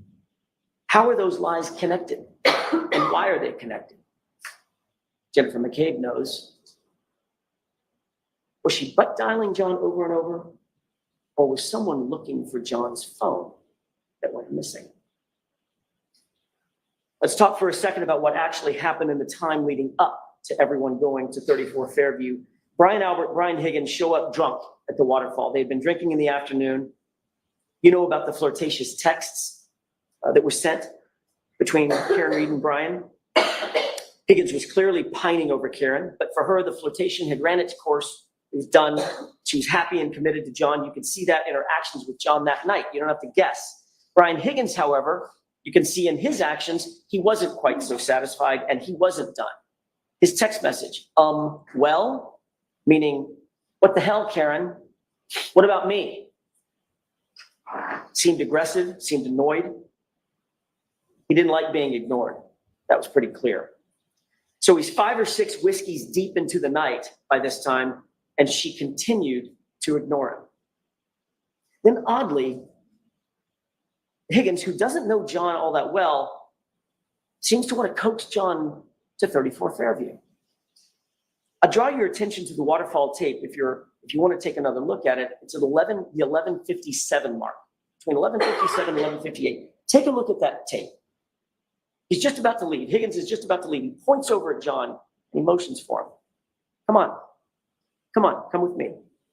And then at 12:20, he texts him, you coming here? This is a person he doesn't really know and didn't really talk to that entire night. Ask yourself, why was Higgins so insistent that John go to 34 Fairview that night? And then there's that sparring and fighting that he and Brian Albert were engaged in. Of all the things they could be doing, this is what they were doing just minutes before John O'Keefe walked into that house at 34 Fairview. We know that once John actually did walk in the door, it's about 2 steps, 4 feet or so, 2 steps for an adult male to reach that basement door. Remember, everybody was gathered in the kitchen. That's what Nicole Albert said. And every single witness agreed that at some point, Brian Higgins and Brian Albert left the group and went to another room. Where did they go? Where did they go together? Another important point. Chloe was not upstairs. Brian Albert slipped in one of his testimony that he provided. Quote, I was watching Chloe downstairs, monitoring her because of the other people in the house. She's not good with strangers. Remember that testimony. So what happened next? We absolutely know that John was in the house. The data, Ryan, Heather, they all established that. We know that John ascended or descended stairs. We know that Brian Higgins and Brian Albert excused themselves. How long does it take to have a crossword? How long does it take to have a fight? How long would it take for Brian Higgins to say to John, you know, your girl's been texting me? A push, a punch, a fall, pull Chloe off his arm, and now it's done. What is that? 5 seconds? 10? Doesn't take long at all. And then the panic sets in. It wasn't intended to go that far, but what's done is done. And then some very, very odd things start happening at the Albert household. Very odd indeed. What do we know? We know through the testimony and key swipes that Brian Higgins very oddly goes directly to Canton Police Department. Why would he do that? After a night of drinking and partying, why go to CPD when you're drunk? What was so important there? He couldn't even get his own story straight. First, he said it was administrative work. Then he said he was moving cars. Then he said it was a factor of both. Is it both? Was it neither? Or was he there to gather intel? Ask yourself, why go? But the odd things keep piling up, and here's another. Chloe was the Albert family pet. Not only did she appear to be gone from the house that morning on January 29th, nobody saw her there. Even Jen McCabe admitted that I didn't see her there. But they actually got rid of the dog altogether. Within months of this incident, the dog was gone, out of the house, rehomed, never to be seen again. This was a dog they had had for 7 years. Also a dog who had a bite history. Why was it so important to get rid of that dog? Was there something about the dog they did not want law enforcement to find out? Recall what Dr. Russell said. She's seen up to 1,000 animal attacks. In her expert opinion, John's right arm, those injuries are from an animal, quote, most likely a large dog. And Dr. Russell's testimony, I'll remind you, was undisputed by any witness for the Commonwealth.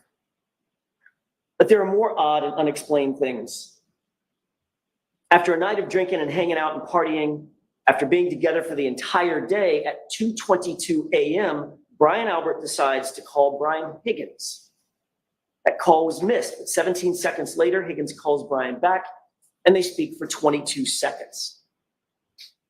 Now, that call is odd and suspicious enough, and just in and of itself, the fact that the call was made. But what's even more incriminating is that both men, both of them, lied about the calls happening.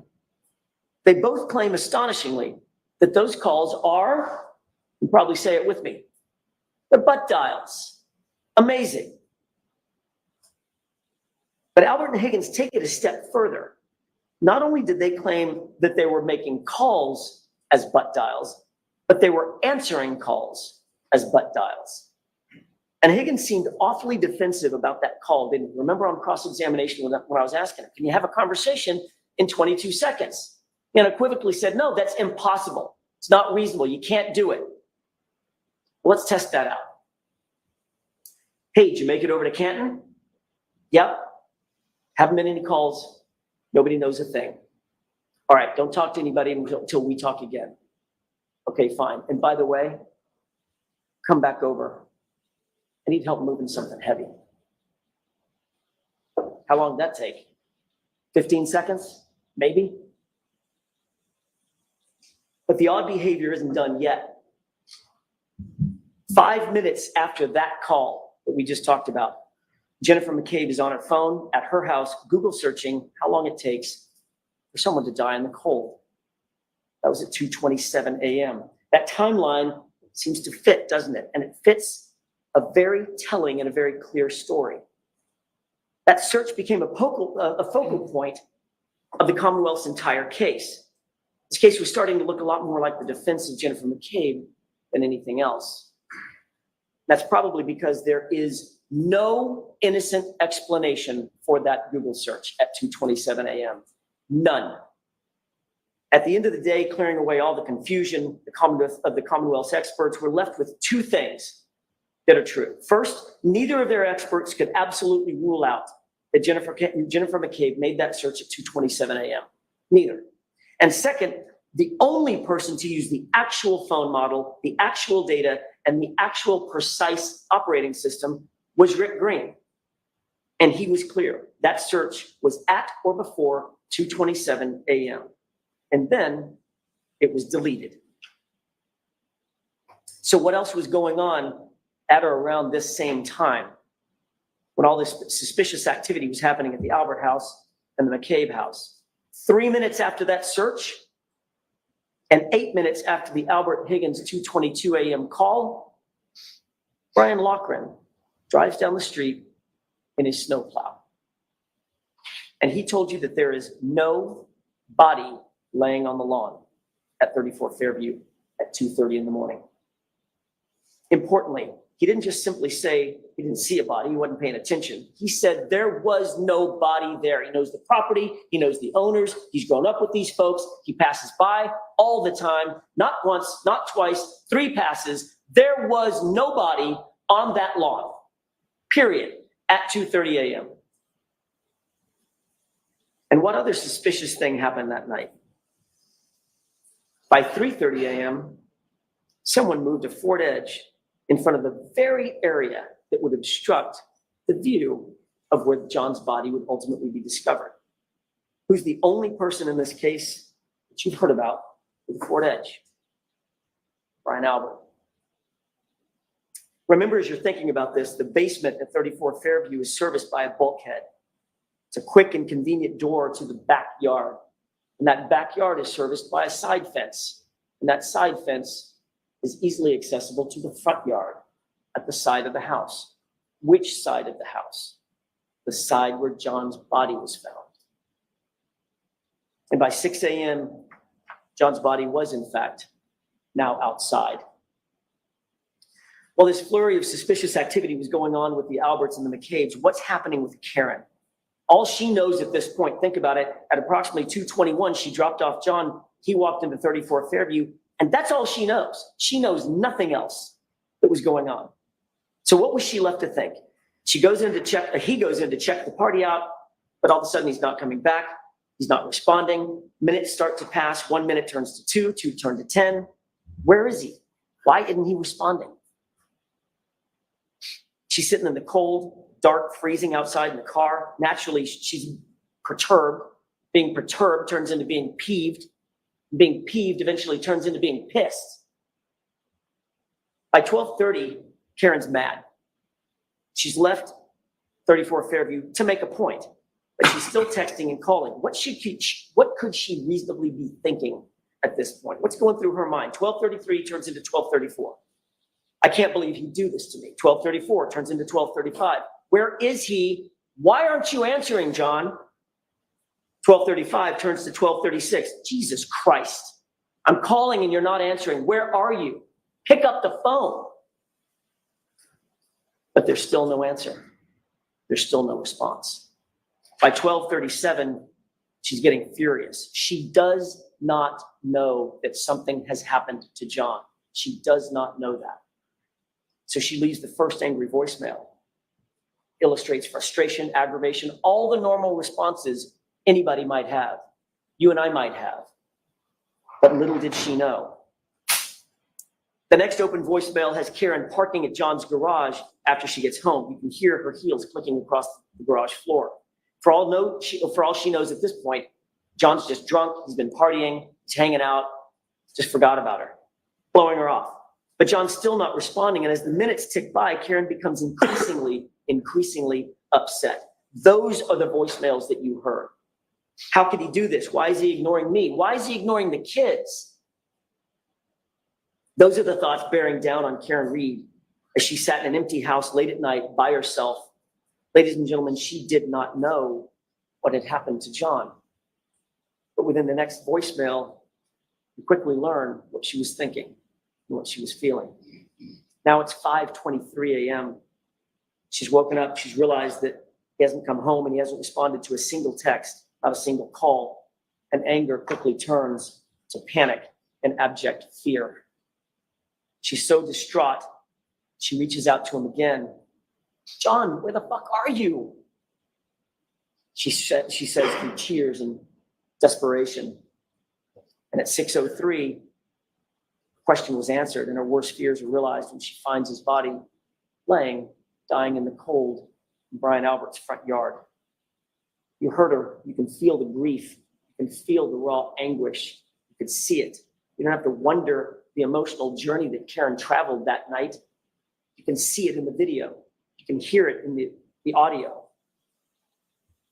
From the time he left her and walked into 34 Fairview and she called, she reached out 53 times. She called him 53 times before finding his body. Think about that. The Commonwealth wants you to believe that she murdered this man. And then after that murder, she called him not once, not twice, 53 times. It makes no sense. What does make sense is that she emotionally moved from anger, then to panic, then to grief. So back at 5:07, when she began her search looking for John, she backed out of the garage, and what would happen next would change the entire course of this case. As she backed out of that garage, she hit John's Traverse and cracked her right rear taillight. Folks, the Commonwealth has one job to do in this courtroom. It's an immutable responsibility to provide you with the truth. That's it. Not to win the case, but to seek justice and to do it through the truth. Ask yourself, did you get that truth from the Commonwealth?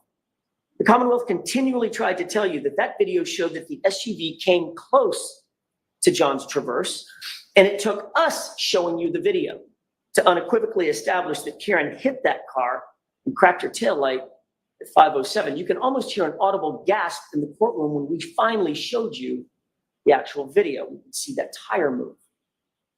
I'm only going to show you one series of exhibits during my entire closing, but it's that important. And it's this. Look at the condition of her taillight when she pulls out of the driveway at 5:07. That taillight, and I'm going to choose my words very carefully here. That taillight is cracked, but it's not completely damaged. And if there was any question in your mind about the level of damage to that taillight at 5:07, all doubt was extinguished.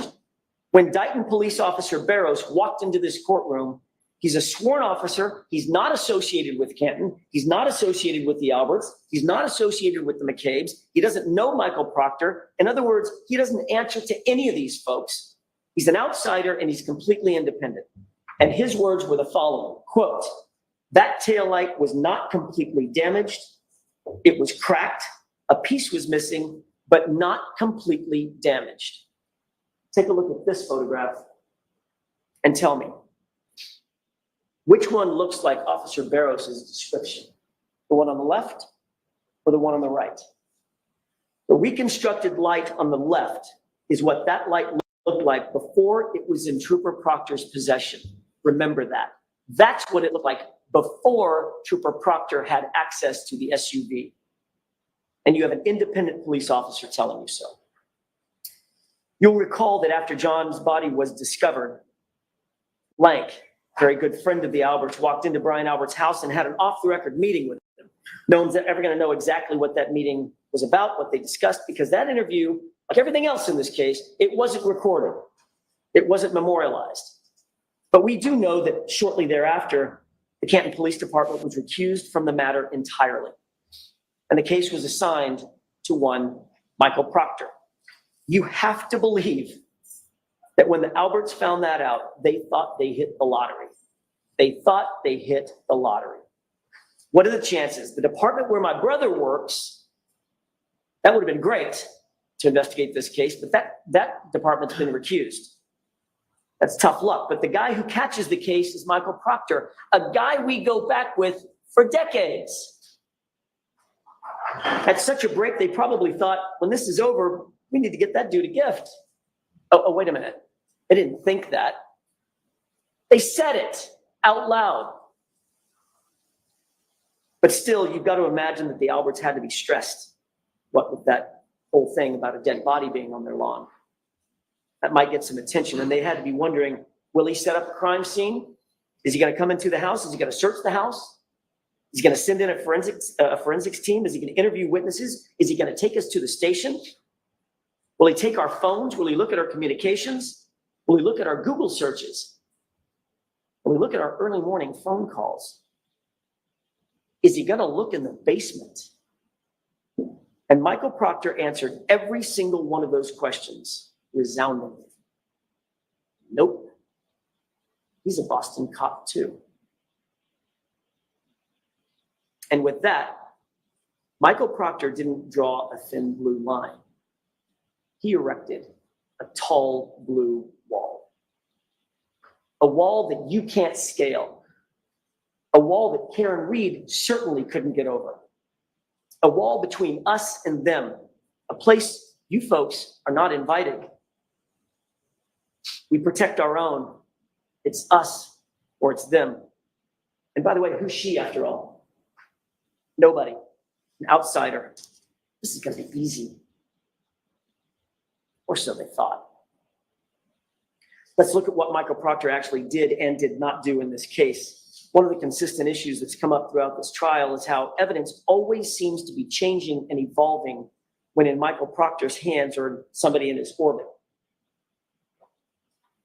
If it happens once, let's chalk it up to a mistake. Twice, it's starting to look a little bit like incompetence.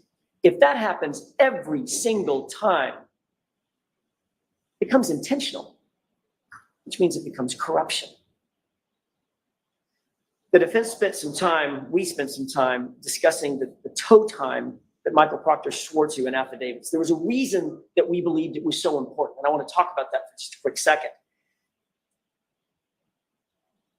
Because this was a concerted effort by Michael Proctor to falsify the time the car was seized, so that no one would know that he actually had possession of the car before the first pieces of taillight were ever discovered at the scene. But he got caught. And when he did, the best he could come up with was it was a typo. Like a dozen times, a typo. You'll remember what that testimony was. The truth is that car was in Michael Proctor's possession from about 4:12 in the afternoon. He said it was 4:16 when he finally had to tell the truth or some version of the truth. Those first pieces of taillight were not found until after 5:45 p.m.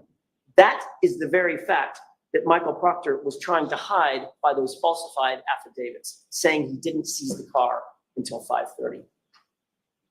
But that wasn't Michael Proctor's only manipulation of the investigation. What about Brian Loughran? You met him. Michael Proctor did his level best to not just hide evidence, but to hide human beings from you and from us. Michael Proctor was informed that the plow drivers were out that night. There would be a witness, potentially along 34 Fairview, at the exact times in question. Even Michael Trotta expressly told Michael Proctor that 34 Fairview had in fact been plowed that morning, and by whom. Proctor not only did not interview Brian Loughran, he never disclosed his name in a single report. He hid him. This is a witness who was literally on 34 Fairview at the time in question where a body was found on the lawn. Wouldn't you want to get the truth from an eyewitness? Wouldn't you want to seek that out? Not if you're Michael Proctor, a close friend of the Alberts. If it were up to Proctor, you literally never would have heard of or from Brian Loughran. That's a scary prospect. I want to touch briefly on the additional physical evidence or some additional physical evidence presented by the Commonwealth in this case. You'll recall Christina Hanley. She established to a scientific certainty that the glass on the bumper, which was told to you in opening statement, was going to have something to do with this case. The glass on the bumper was going to match that cocktail glass. She told you unequivocally the glass on the bumper did not match the cocktail glass. They came from two different sources. The glass on the bumper has nothing to do with the cocktail glass. So that glass on the bumper had to get there somehow. It didn't get there by being broken from the cocktail glass. See the point? It had to get on the bumper somehow. It didn't jump up there by itself. And what's really interesting is that there was one piece on the bumper, only one, that matched something else in the case. It was a perfect match to a piece of glass that was supposedly found at the scene. Who do you think had possession of that matching glass? Michael Proctor. So the glass on the bumper had to be placed there And the only person who had anything close to matching the pieces that had to be placed there is Michael Proctor. You do the math. That leads us to the magic hair. The Commonwealth spent a lot of time bringing in experts about mitochondrial DNA and maternal DNA lines and comparative analyses, and all that sounds really great and really sciencey, except for the fact that it just doesn't matter. Why? Because you would have to believe that that little hair, tiny, tiny little hair, barely perched on the side of that SUV survived nearly 75 miles of a raging blizzard outside. That would be a magic hair indeed. A magic hair means nothing.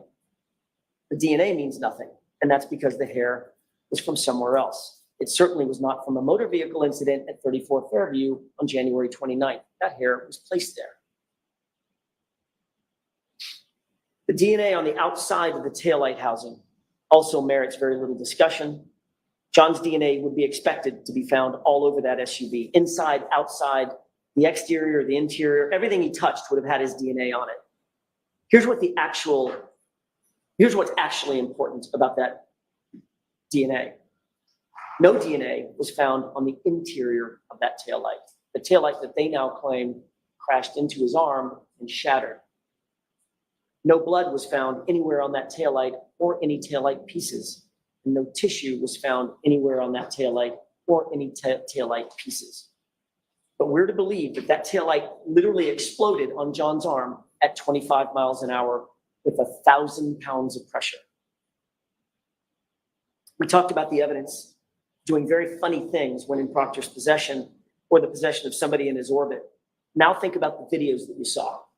How many videos appear to be somehow manipulated or altered? Just about every single one of them. Look at the video of the Sally port. Let's take that one, for example, that grainy one. It's missing the exact time that would show the condition of the taillight when it was pulled in to the Sally port. Pretty important time, wouldn't you think? Did someone not want you to see what the condition of the taillight was at that exact time? But the good news is there's a second video. It's much clearer. And it's from the same time frame. We didn't get that one for about 2.5 years into the investigation. Literally, it was after the trial started that that one was turned over. And this is important. The Commonwealth introduced you to a person by the name of Yuri Buchanan. They presented video showing what was clearly the right side of the car. They asked questions about the right side of the car. You'll recall, Mr. Lally asked Sergeant Buchanan, did you or Trooper Proctor ever go at, or near the right side of that taillight? And while he was asking the question, what appeared to be the right side of the car was looking at you. The video was still up. Buchanan paused, turned earnestly into the microphone, stared at you and said, never. We never went anywhere around that taillight. While he was showing you the right side of the car. And that trick might have worked until we got up to cross-examine him. And only then, on the second day of his testimony, did he have to admit that the video was actually inverted. It was backward. And it was cleverly inverted at that. The timestamp had the proper orientation, which means that timestamp had to be removed, the video inverted, and the timestamp placed back on it. Which means that was done intentionally. That was not a mistake. And when caught in that obvious fabrication, Buchanan doubled down and said, it's exactly the same. You remember that back and forth. It's exactly the same, he said, as if we're stupid. Is it exactly the same? Or is it exactly opposite? Ladies and gentlemen, you were lied to. There's no other way to say it. It's inexcusable. It's abhorrent. But it's also a paradigm of everything that the investigators have been willing to do in this case. Lie, obfuscate, manipulate, alter. And when they're caught, they just excuse it away. Doesn't matter. It's the same thing. What's the big deal? Just look the other way. And don't forget, Buchanan is Proctor's supervisor. And he was in that little group chat where Karen Reed's naked photos were being searched for. You know the saying about the apple falling from the tree. Ladies and gentlemen, we haven't even started talking about the taillight yet. You'll recall that at the very beginning of this case, you were introduced to no fewer than 5 CPD officers very early on who searched the scene. None of them, not a single one, found any taillight material at the scene. Zero. Stephen Seraph, Sean Good, Stephen Mulaney, Michael Lang, Paul Gallagher, they were all there. They were all walking right around there. They were all looking. They were searching with their eyes. They were searching with their hands.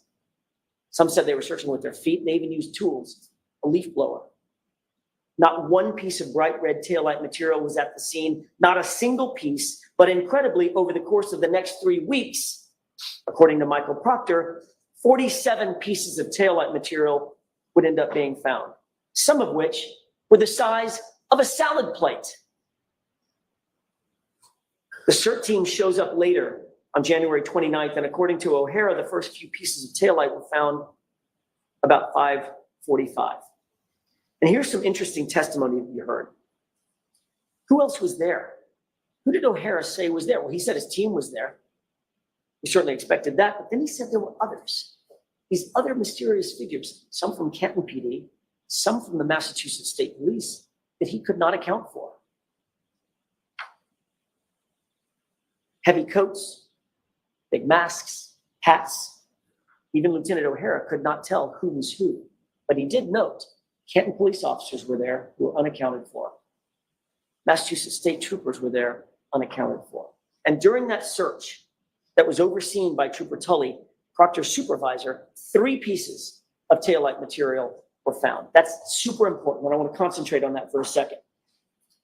O'Hara said all 3 pieces were in an area about 12 inches square. That's an area about as big as your dinner plate. Tully, however, claimed that one red piece was found about 3 feet away from that was a shoe. About 1 to 2 feet from that was a clear piece of plastic, and a few feet away from that was a red piece of plastic. So we have red, clear, and red over the span of about, added up, probably 10 or 12 feet. Ladies and gentlemen, both of those things cannot be true. Somebody is taking liberties with the facts. Then Lieutenant Tully comes to court and makes this big grand gesture of opening all these evidence bags. These 2 evidence bags in particular represent exactly what we're talking about. Those 3 pieces, red, clear, red. They're marked, they're sealed, they look official. They're not stop and shop bags, thank God. At least they've moved up from that. They've even got evidence tape on them. Who knew? There's evidence tape around here. So this must be real evidence, right? It must be real evidence in this case. And after making that big theatrical display, he opens up the bag with the red pieces and he pulls 2 pieces out. That's okay. Put the 2 red pieces together. Good so far. Then he opens up the second bag under Mr. Lally's questioning. And you remember he hesitated just a second. Opened that bag and pulled out 1 piece of clear plastic. Then pulled out a second piece of clear plastic with no explanation as to how that could have possibly happened. And he quickly returned all 4 of those back into the bag, sealed them up, and we're done for the day. The next day, I asked about that evidence again. I asked him to open up that bag with the red pieces, and he did the same thing. Pulled out 2 red pieces of plastic. I said, you'll recall this, I said, look deeper, look closer, sir. Pull everything out of that bag. Would he have, had I not suggested it? And then he pulled a 3rd piece of red plastic out of the bag. So miraculously, Trooper Tully's 3 pieces of plastic became 5 pieces of plastic right before your eyes. Ladies and gentlemen, the forces at play that multiplied those pieces of plastic inside those evidence bags are the same forces at play that multiplied the pieces of plastic at 34 Fairview. Think about that. Let that sink in for a second. How easy is it? That's not sloppiness. That's evidence manipulation. That's how over the course of 3 weeks, those pieces of plastic go from 0 to 3 to 5 to 47. Ever increasing in size with every single search. Now, knowing all that, ask yourself the looming question, who had access to that taillight, the cracked taillight? Who was it? Go back and watch the Sally Port video. I'll give you the timestamp, 5:37. And see it for yourself. We know that Trooper Proctor, with binder in hand, walked by himself. Once we corrected the video from being inverted, you can see that he walked back by himself to the right rear taillight where nobody could see what he was doing. Higgins' own key swipes put him in the Sallyport that same afternoon and evening. And then the Sallyport video magically skips and Chief Berkowitz appears right next to Proctor at the back of that vehicle in the same spot, and they walk out of the Sallyport together. Where were they going? Remember O'Hara? Unidentified troopers and Canton cops were at the search at 34 Fairview. How hard is it to drop a piece of plastic? We spent a long time talking about the compromised and altered and tampered and manipulated evidence, and I want to switch and talk a little bit about the true facts in this case, because you did hear some true evidence and true facts. The Commonwealth presented about 67, maybe more, witnesses and expended 30 plus days of trial and 9 weeks of your life. Maybe we're in the 10th week. For what? It should be relatively simple, right? The Commonwealth claims that Karen Reed pulled up to 34 Fairview, John got out of the car, she reversed into him and hit him, and then she drove home. That's 4 facts. It's just 4 facts. That's all it is. What evidence do they actually have to prove that that SUV ever hit John? The answer is none. They don't have any. There's no evidence whatsoever that Karen Reed's vehicle ever struck John O'Keefe or that Karen Reed ever wanted to strike John O'Keefe. In fact, every single piece of material evidence in this case unequivocally proves the opposite. John went into that house. That SUV was not damaged by hitting John, and John's injuries did not come from being hit by a car. That's what the evidence actually shows. The Commonwealth knows that, and they've known it for a long time, and Proctor knows that. Because of that, the Commonwealth just resorts to character assassination and talking for weeks on end about the snow. Let's talk about what the real evidence actually shows, the unassailable science. Let's talk about the truth. Concerning John's injuries first, the Commonwealth's own medical examiner, Dr. Scortibello, could not conclude that John was hit by a car. Think about that. And she would not even say that it was a homicide. She told you without any dispute in this case, quote, evidence pointing toward one manner of death is no more compelling than evidence of a competing manner of death, end quote. Her words, not mine. She went on to say it's just as likely that he was punched and fell backward. His injuries are consistent with that. In fact, in her expert opinion, his injuries are consistent with a physical altercation, as she testified, but they are not, in her words, not classical injuries from an auto pedestrian accident. That by itself is reasonable doubt. But the evidence and the truth goes far further. We introduced you to not one, but 2 thoroughly credentialed medical examiners or medical experts, Dr. Sheridan and Dr. Russell, both of whom said John's arm injury is consistent with an animal attack. Dr. Russell studied, diagnosed, and treated up to 1,000 animal wounds. She's an expert in animal wounds, and she was unequivocal. Those wounds are from an animal, likely a large dog, which means that John was attacked inside the home where Chloe was. There is no other possibility. And Dr. Sheridan, for his part, with thousands of 13,000 autopsies under his belt, decades of experience as the chief medical examiner, who's triple credentialed in anatomical, forensic, and neuropathology, he told you that John's injuries are inconsistent with a motor vehicle accident or incident. They're consistent, however, with a physical altercation.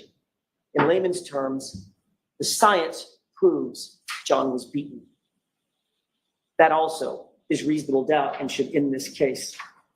But the facts and evidence don't stop there. 2 of the most highly educated and highly qualified engineers you'll ever meet, Dr. Dan Wolf and Dr. Andrew Rinchler, mechanical engineer and a biomechanist. They reviewed this case. They did testing, they did analysis, they evaluated the case scientifically. They were not hired by the defense, not by the Commonwealth. They're completely 100% independent of any party in this case. And they were equally available, by the way, to the Commonwealth. They could have called them. They explained that John's injuries were not caused by being hit by Miss Reed's SUV, and that the SUV was not damaged by coming in contact with John O'Keefe's body. That should end the inquiry right there. Both sides of the equation. From a physics, engineering, and biomechanical standpoint, they established that John O'Keefe was not struck by Karen Reed's vehicle, period. And that is yet another fact that establishes reasonable doubt and should put an end to this case.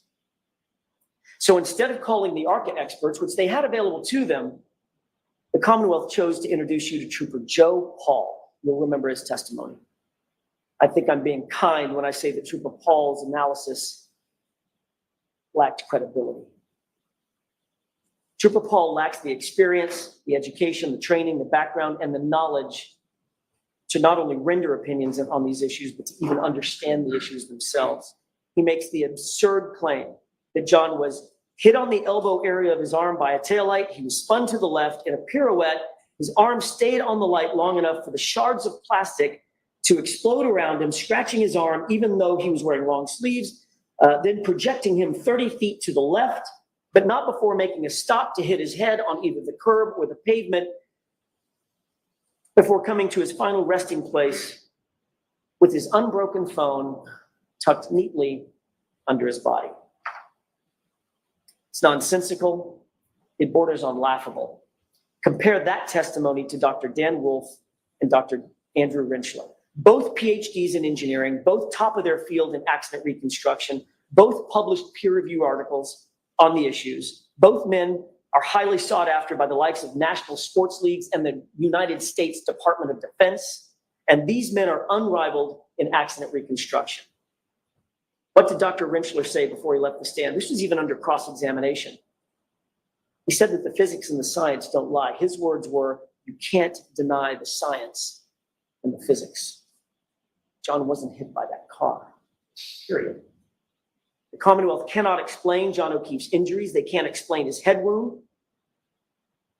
How did he get the head wound if he landed on snow-covered grass and dirt? And by the way, before Mr. Lally gets up and says it, because I know he's going to, there is zero evidence before you, zero, that cold grass and dirt turns into ice or turns into concrete. Zero. They can't explain the injury above his right eye, that laceration. They can't explain his nose. They haven't even tried to. They can't explain the injury to his tongue, the laceration on his tongue. They cannot explain the injuries to his back, to the back of his hands, the bruises, and certainly they cannot explain the injuries to his right arm. But maybe most importantly, they cannot and haven't even tried to explain the lack of injuries on John's body from the neck down. Nothing. He was pristine. Not a bump, not a bruise, not a fracture, not a broken bone. Nothing to suggest that he was hit by a 7,000-pound SUV going 25 miles per hour. And what of that right arm? According to the Commonwealth's best and brightest, Trooper Paul, John absorbed the entirety of the collision, the whole collision, with that 3.5-ton SUV entirely with his right arm, launching him some 30 feet. But amazingly, the arm suffered no break, no fracture, and didn't even get a bruise. So how are those injuries properly explained? The evidence is simple. John got into an altercation. He was punched. He tried to defend himself by putting his hands up. He may have even scratched his own nose by putting his hands in front of his face to defend himself. His hands were bruised and covering up. 5 minutes, Mr. Jackson. Thank you, Your Honor. As he continued, he got hit, punch went through, and he fell to the ground, fracturing his skull. At some point during that altercation, the dog got a hold of him, and the dog was pulled away. Every single injury is answered. Every single injury is explained by that. Ladies and gentlemen, given what we know about the facts and the physical evidence in this case, the actual truth in this case, how did this happen? How did we end up here? We ended up here because of relationships, insider trading, playing the who you know game, and building a tall blue wall, which takes decades and generations. But the real question is it going to continue? Will this festering malignancy that allows a lead detective and his supervisor to gloat and sneer while looking over naked pictures or looking for naked pictures of the woman that they've targeted, will that continue? And the answer should be not if you have anything to say about it. Michael Proctor is the lead investigator in this case, and much as the Commonwealth might try, they cannot distance themselves from the stench of him on this case and this investigation. Those secret group chats illustrate the quality and character of his investigation. Remind yourself how an, quote, unbiased and an objective investigator, someone who's supposed to be looking for facts. Ask yourself, how did he approach his job? Late at night, sitting there in his office, deviously looking for naked pictures of Karen Reed and talking about her like she's a piece of meat. Talking about her bodily functions, her medical conditions, calling her vile names. I don't even have it in me to repeat what he said about her. He reduced her to an object, and he went further by insulting her. He went further than insulting her, and he dehumanized her. And when he was done betraying that very humanity, he wished for her to commit suicide. That, ladies and gentlemen, is how you frame someone. That's how you dehumanize someone so viciously that you can just pin it on the girl and cover for the homeowner because he's a Boston cop. That's how you rip a person's life apart and sleep like a baby while doing it. And then further that by saying, I hope she kills herself. Ladies and gentlemen, I just began the discussion this afternoon or this morning with a quote about the truth, and I did that because that's what this case is about. Top to bottom, tip to tail, it's about the truth, not hiding it or concealing it, but exposing the truth. The truth is immutable. It's not a feeling, it's not a whim. It's unflinching, it's unchanging, and it's everlasting. That's why the law is steady. That's why it's not captive to the whims of people drunk with power who think they're above the law, who think they're above scrutiny. That's why you stand as the guardian of justice and the protector of justice. The law demands the very integrity that Trooper Proctor and his investigation lacks, and it requires that you cannot convict Karen Reed unless the Commonwealth has met its incredibly high burden to prove every element beyond a reasonable doubt and to a moral certainty. And a moral certainty is defined as the highest degree of certainty possible in matters related to human affairs. It's the highest degree possible in your life. That's the level of certainty. And I'll leave you with this. You have the most powerful tool known to American jurisprudence because you have your vote. No one can take that away from you, not me, not the Commonwealth, not the court.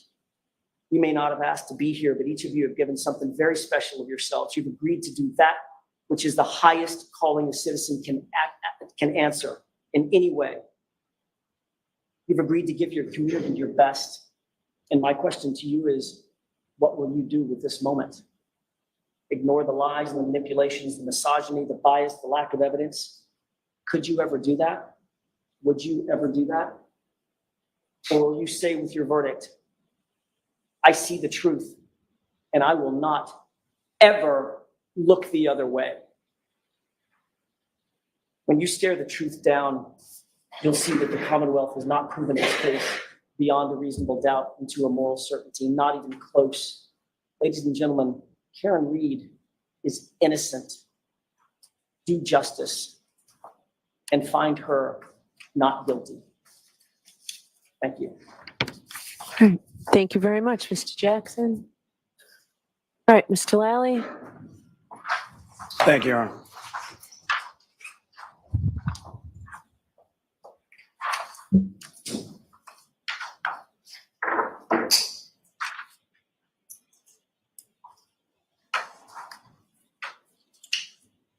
I hit him, I hit him, I hit him, I hit him.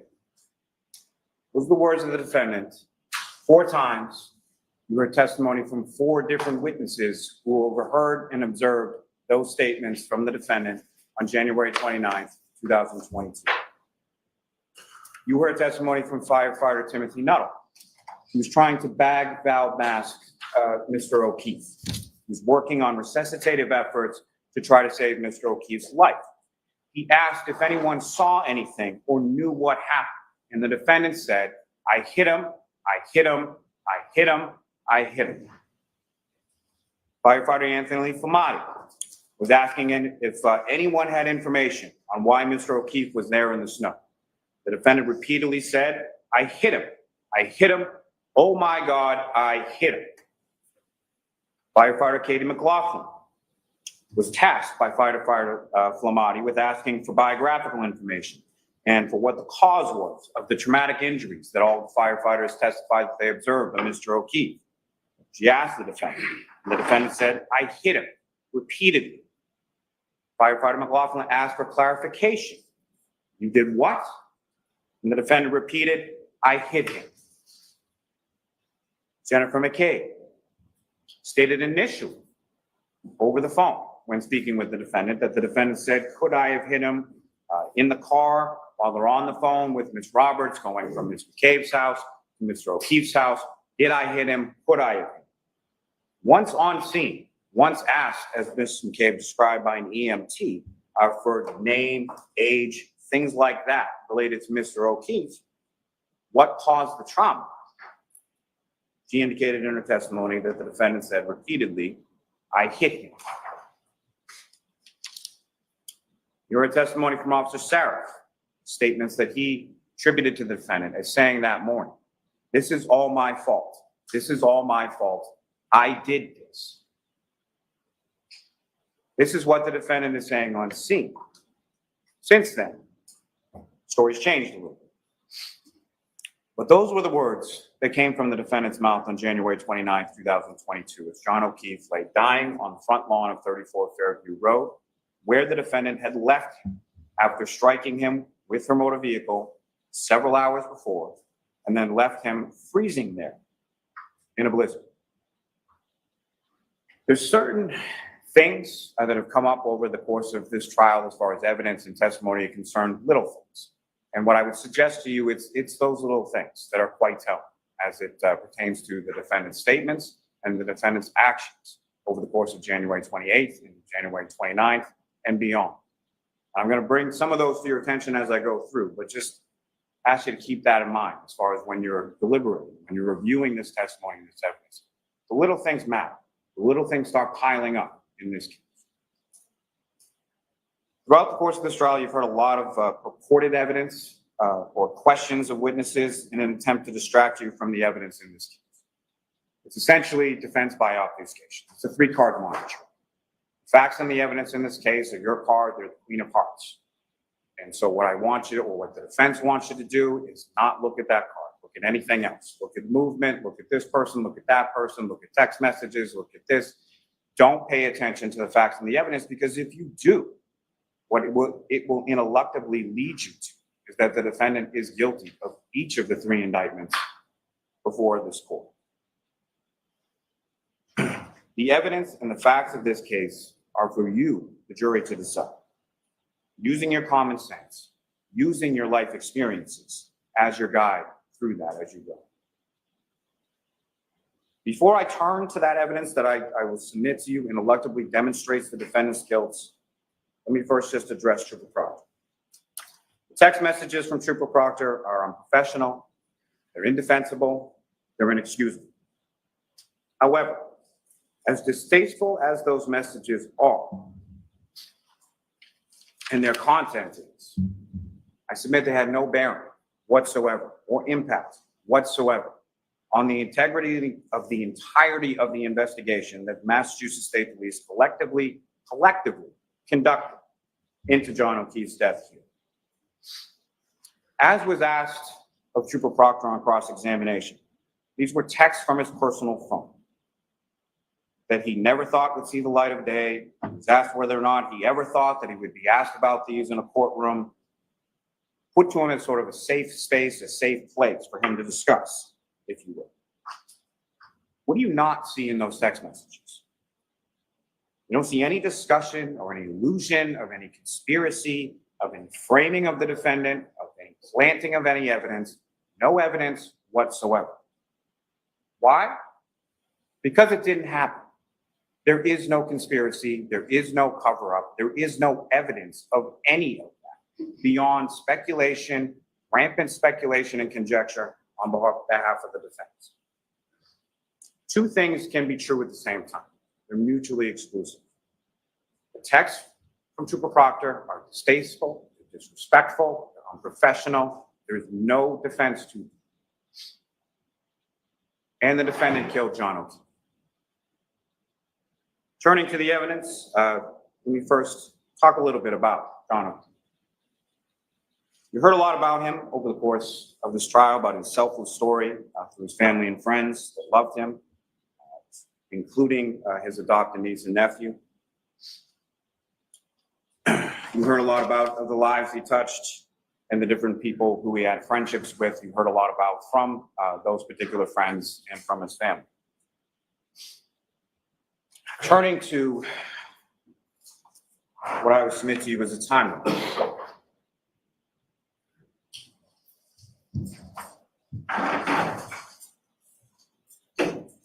This may be a little hard to see up here. What I'm going to go is from left to right.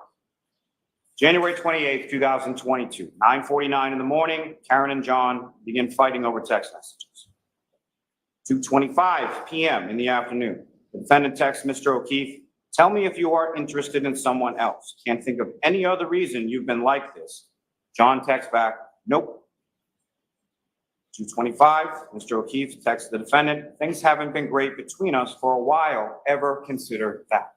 This is also testimony that you heard through multiple sources, whether it be phones, whether it be from the children, whether it be from other friends or family members as to the relationship in the months and weeks leading up to John's murder.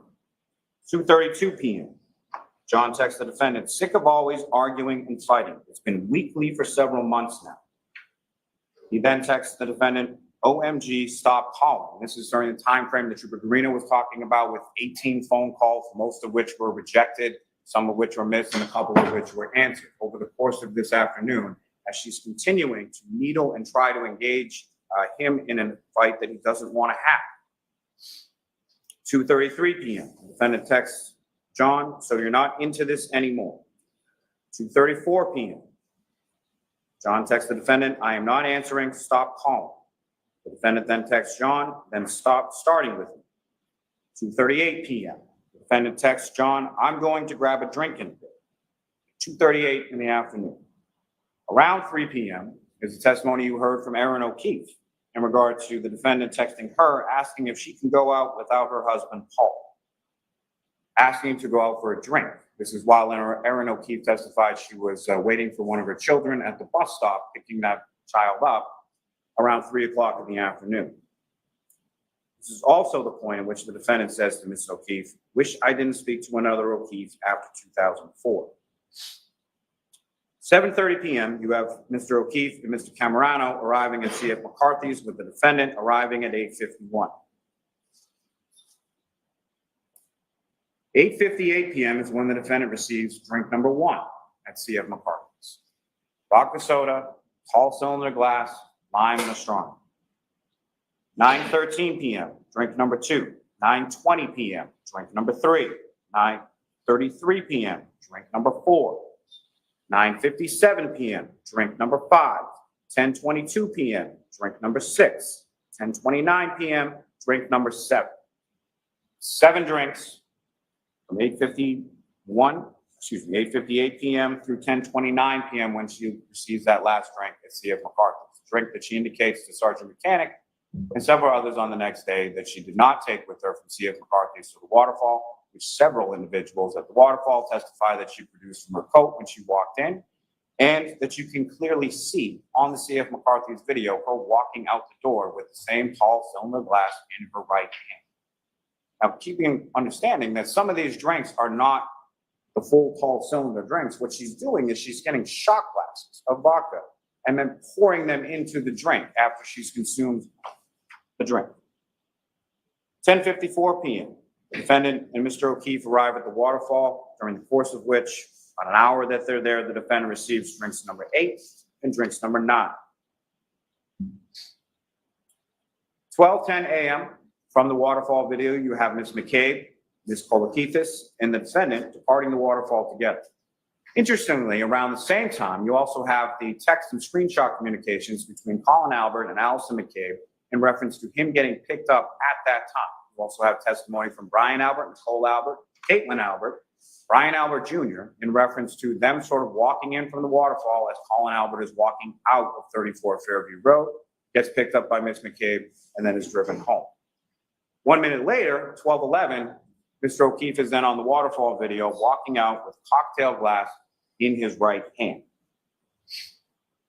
At 12:14 a.m., Mr. O'Keefe texts Ms. McCabe, "Where to?"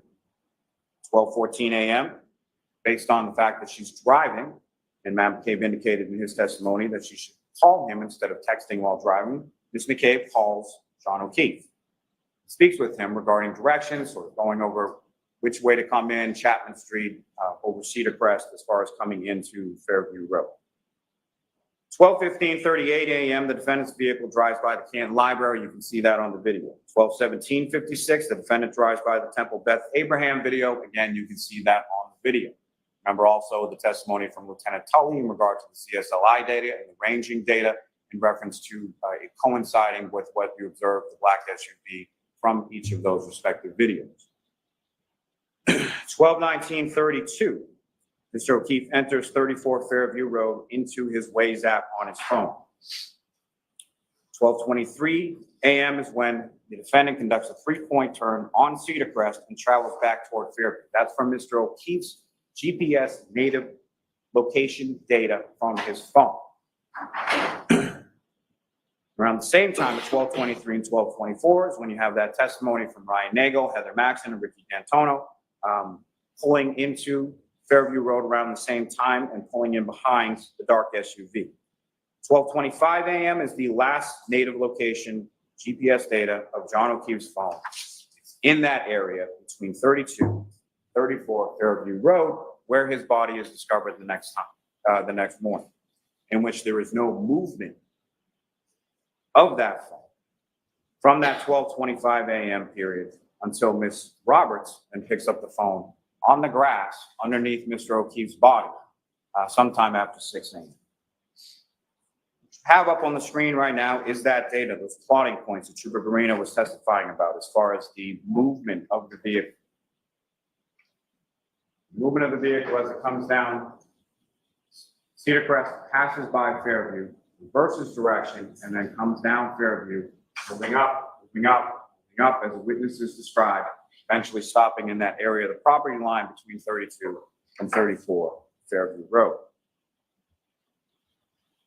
which happens to coincide with the vehicle control history database information from the Toyota tech stream, which you now have up on the screen before you here, indicating that following that 3-point turn, approximately 8 minutes after that, from Trooper Paul's testimony, as far as the mileage, 36 to 38 miles, matching up with the time that the vehicle is in front of 34 Fairview Road, that the vehicle travels in reverse, in a straight line, with 24.2 miles per hour for 62 and a half feet, with a minor steering angle change, which the trooper indicated was consistent with a pedestrian collision. At 12:30 a.m., you have that second triggering event 8 minutes after the 3-point turn when the vehicle is in reverse at 24.2 miles an hour. 12:35 is when the defendant calls John, and that's unanswered. 12:36 is around the time that the defendant's phone connects to the Wi-Fi at 1 Meadows Ave, Mr. O'Keefe's home. 12:37 is when the defendant leaves this voicemail.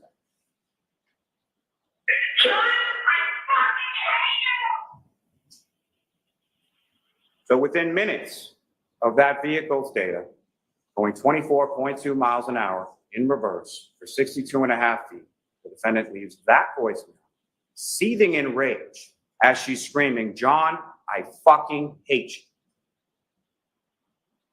12:40 to 12:42, Ms. McCabe is texting Mr. O'Keefe. She tries calling Mr. O'Keefe, gets no answer.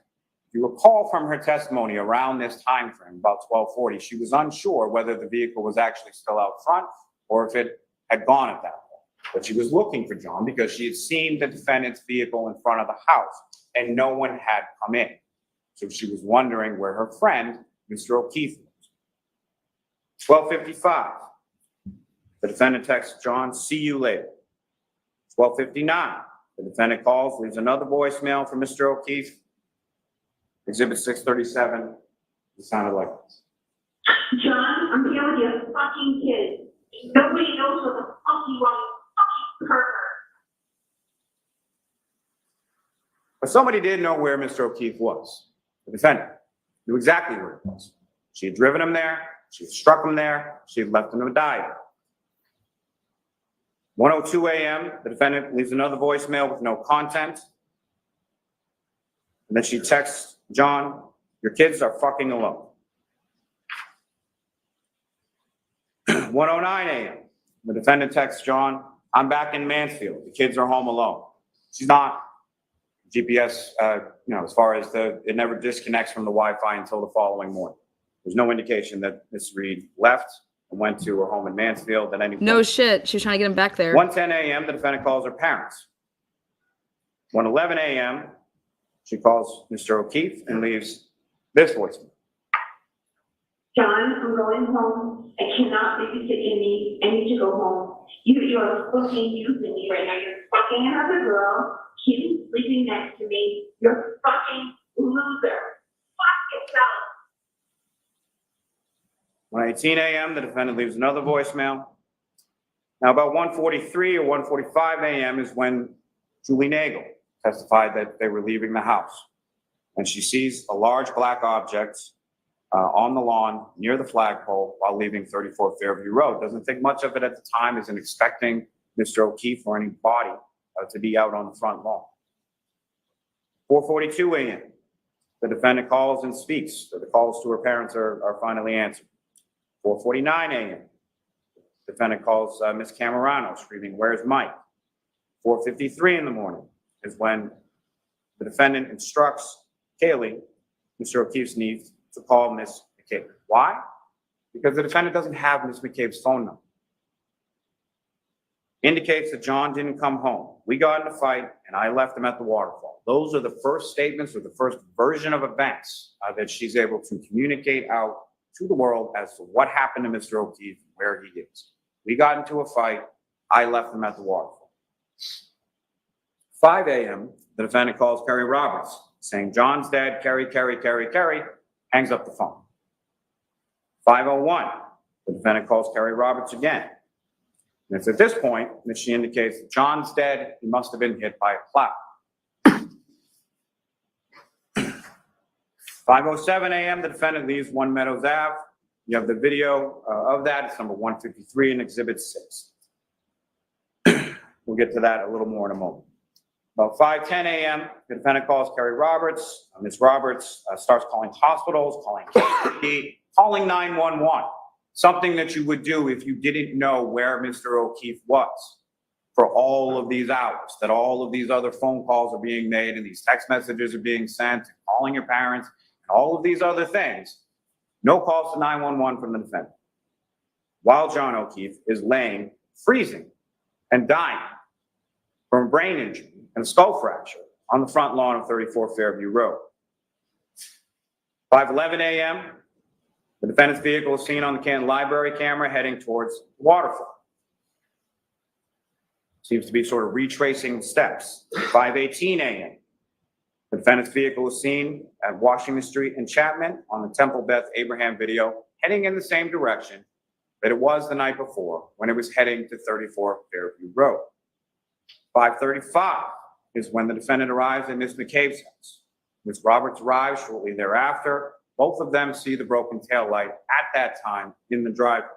Now that gap of 5:18 to 5:35 is way too much time to be driving from the area of the waterfall to Jennifer McCabe's house.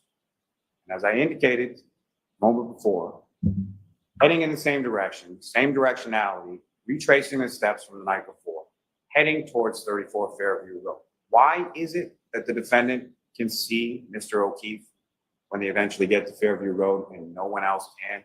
It's because she knew exactly where he was. She had hit him and left him there before. She had gone back during that time frame between 5:18 a.m. when she's seen on the Temple video and 5:35 when she arrives at Ms. McCabe's house. 5:33 is when the defendant, Ms. McCabe and Ms. Roberts, return to One Meadows Ave searching for John. 6:03 is when the defendant, no one else, spots Mr. O'Keefe's body buried in the snow. Exhibit 12, indicating this cruiser camera video, which I know you've seen a dozen times. So where I'm starting it from this point in this card right here is the spotlight that Officer Saraf had to use in order to locate, even with the vehicle of Ms. Roberts parked right in the middle of the road.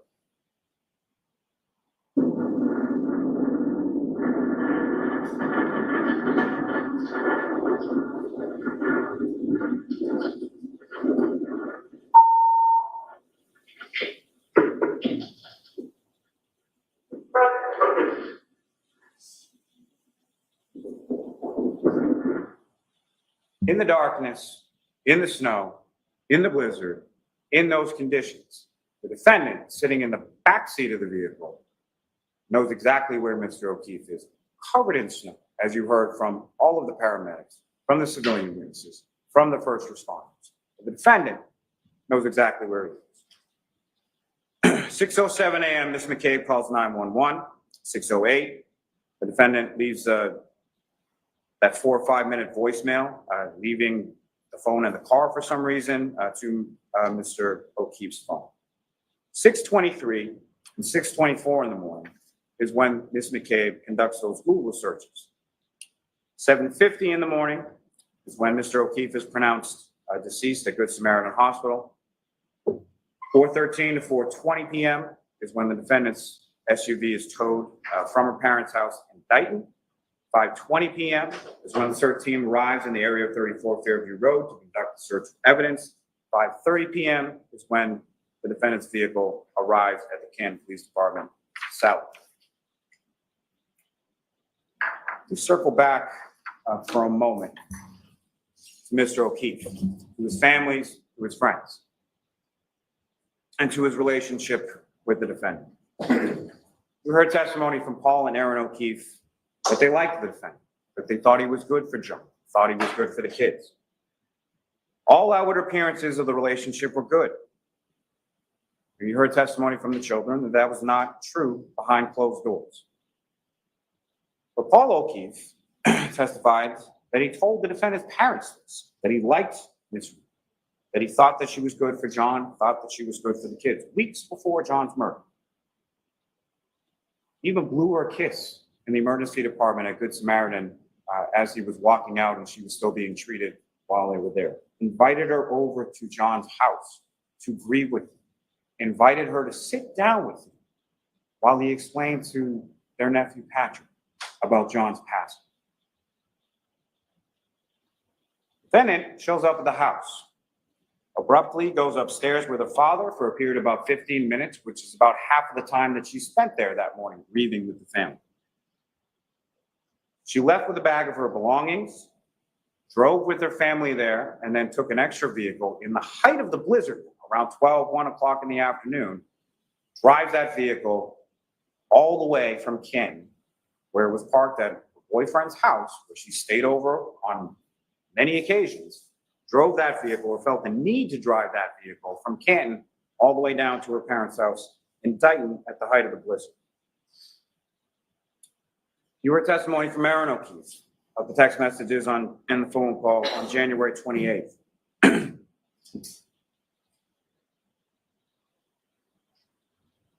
You've heard that Aaron O'Keefe called the defendant on the morning of the 29th because she was concerned for her. She wanted to know what was going on with someone she considered her friend. The defendant yells, "John is dead." Ms. Robertson grabs the phone and then updates Aaron O'Keefe as to what's going on with John. Aaron O'Keefe again calls back later because she's concerned for someone that she considered her friend. How does the defendant respond? These are some of the little things. Defendant indicates to Ms. O'Keefe that she just has to remember the bad times and indicates to her, "I don't think I'll ever see you guys." This is after she's done her quick in and out at One Meadows Ave and is now with her parents or with her father, driving that car, essentially taking the murder weapon from Canton and bringing it down to her parents' house in Dighton. She's indicating over the phone to Aaron O'Keefe, "I don't think I'll ever see you guys." Why? If she didn't kill John, why would she say that? You heard a lot of testimony about New Year's Eve in Aruba. You heard the testimony from Ms. O'Keefe in regard to them exchanging, her and the defendant exchanging text messages on the flight down, arranging times to meet up. And then the defendant telling Aaron via text message that she caught Johnny kissing Laura's sister in the hotel lobby. She got into an argument about it, and then they never met up. Meaning the defendant, Mr. O'Keefe, got into an argument about it, and she and Aaron O'Keefe never ended up meeting up in Aruba. Her testimony consisted from Laura Sullivan, Marietta Sullivan, as well as the children. The kiss never happened. It never would happen based on the relationship, the godfather relationship that John O'Keefe had with Laura Sullivan, her family, and particularly Laura Sullivan's child. The defendant persists with this unfounded suspicion and accusations of infidelity in her text messages with Mr. O'Keefe, in her text messages with Mr. Higgins, where she's accusing Mr. O'Keefe of making out in the lobby with Marietta Sullivan.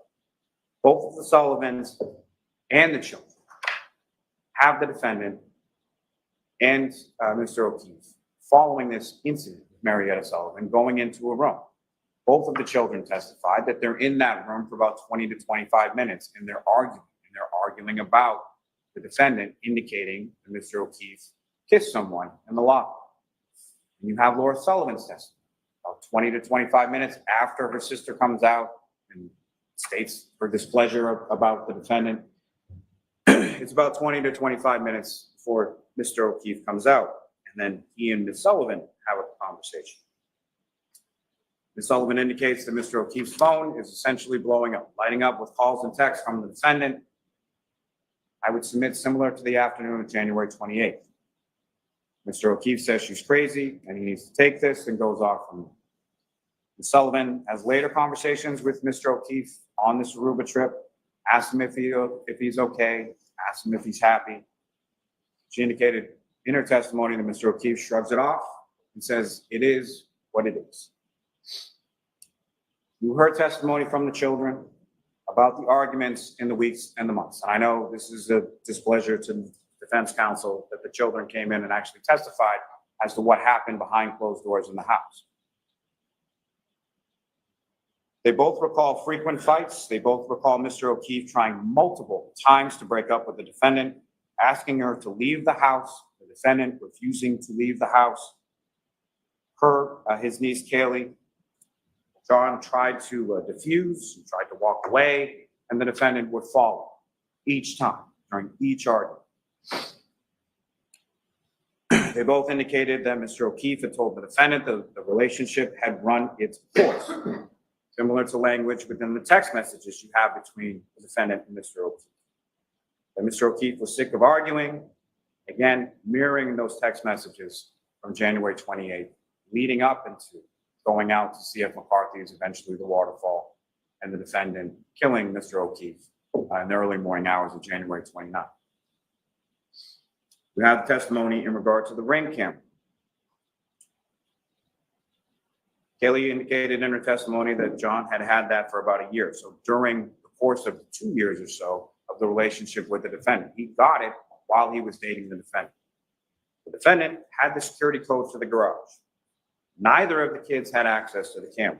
Trooper Garino checked the laptop and the desktop that were left after the defendant did the quick cleanup upstairs with her father, upstairs in the home.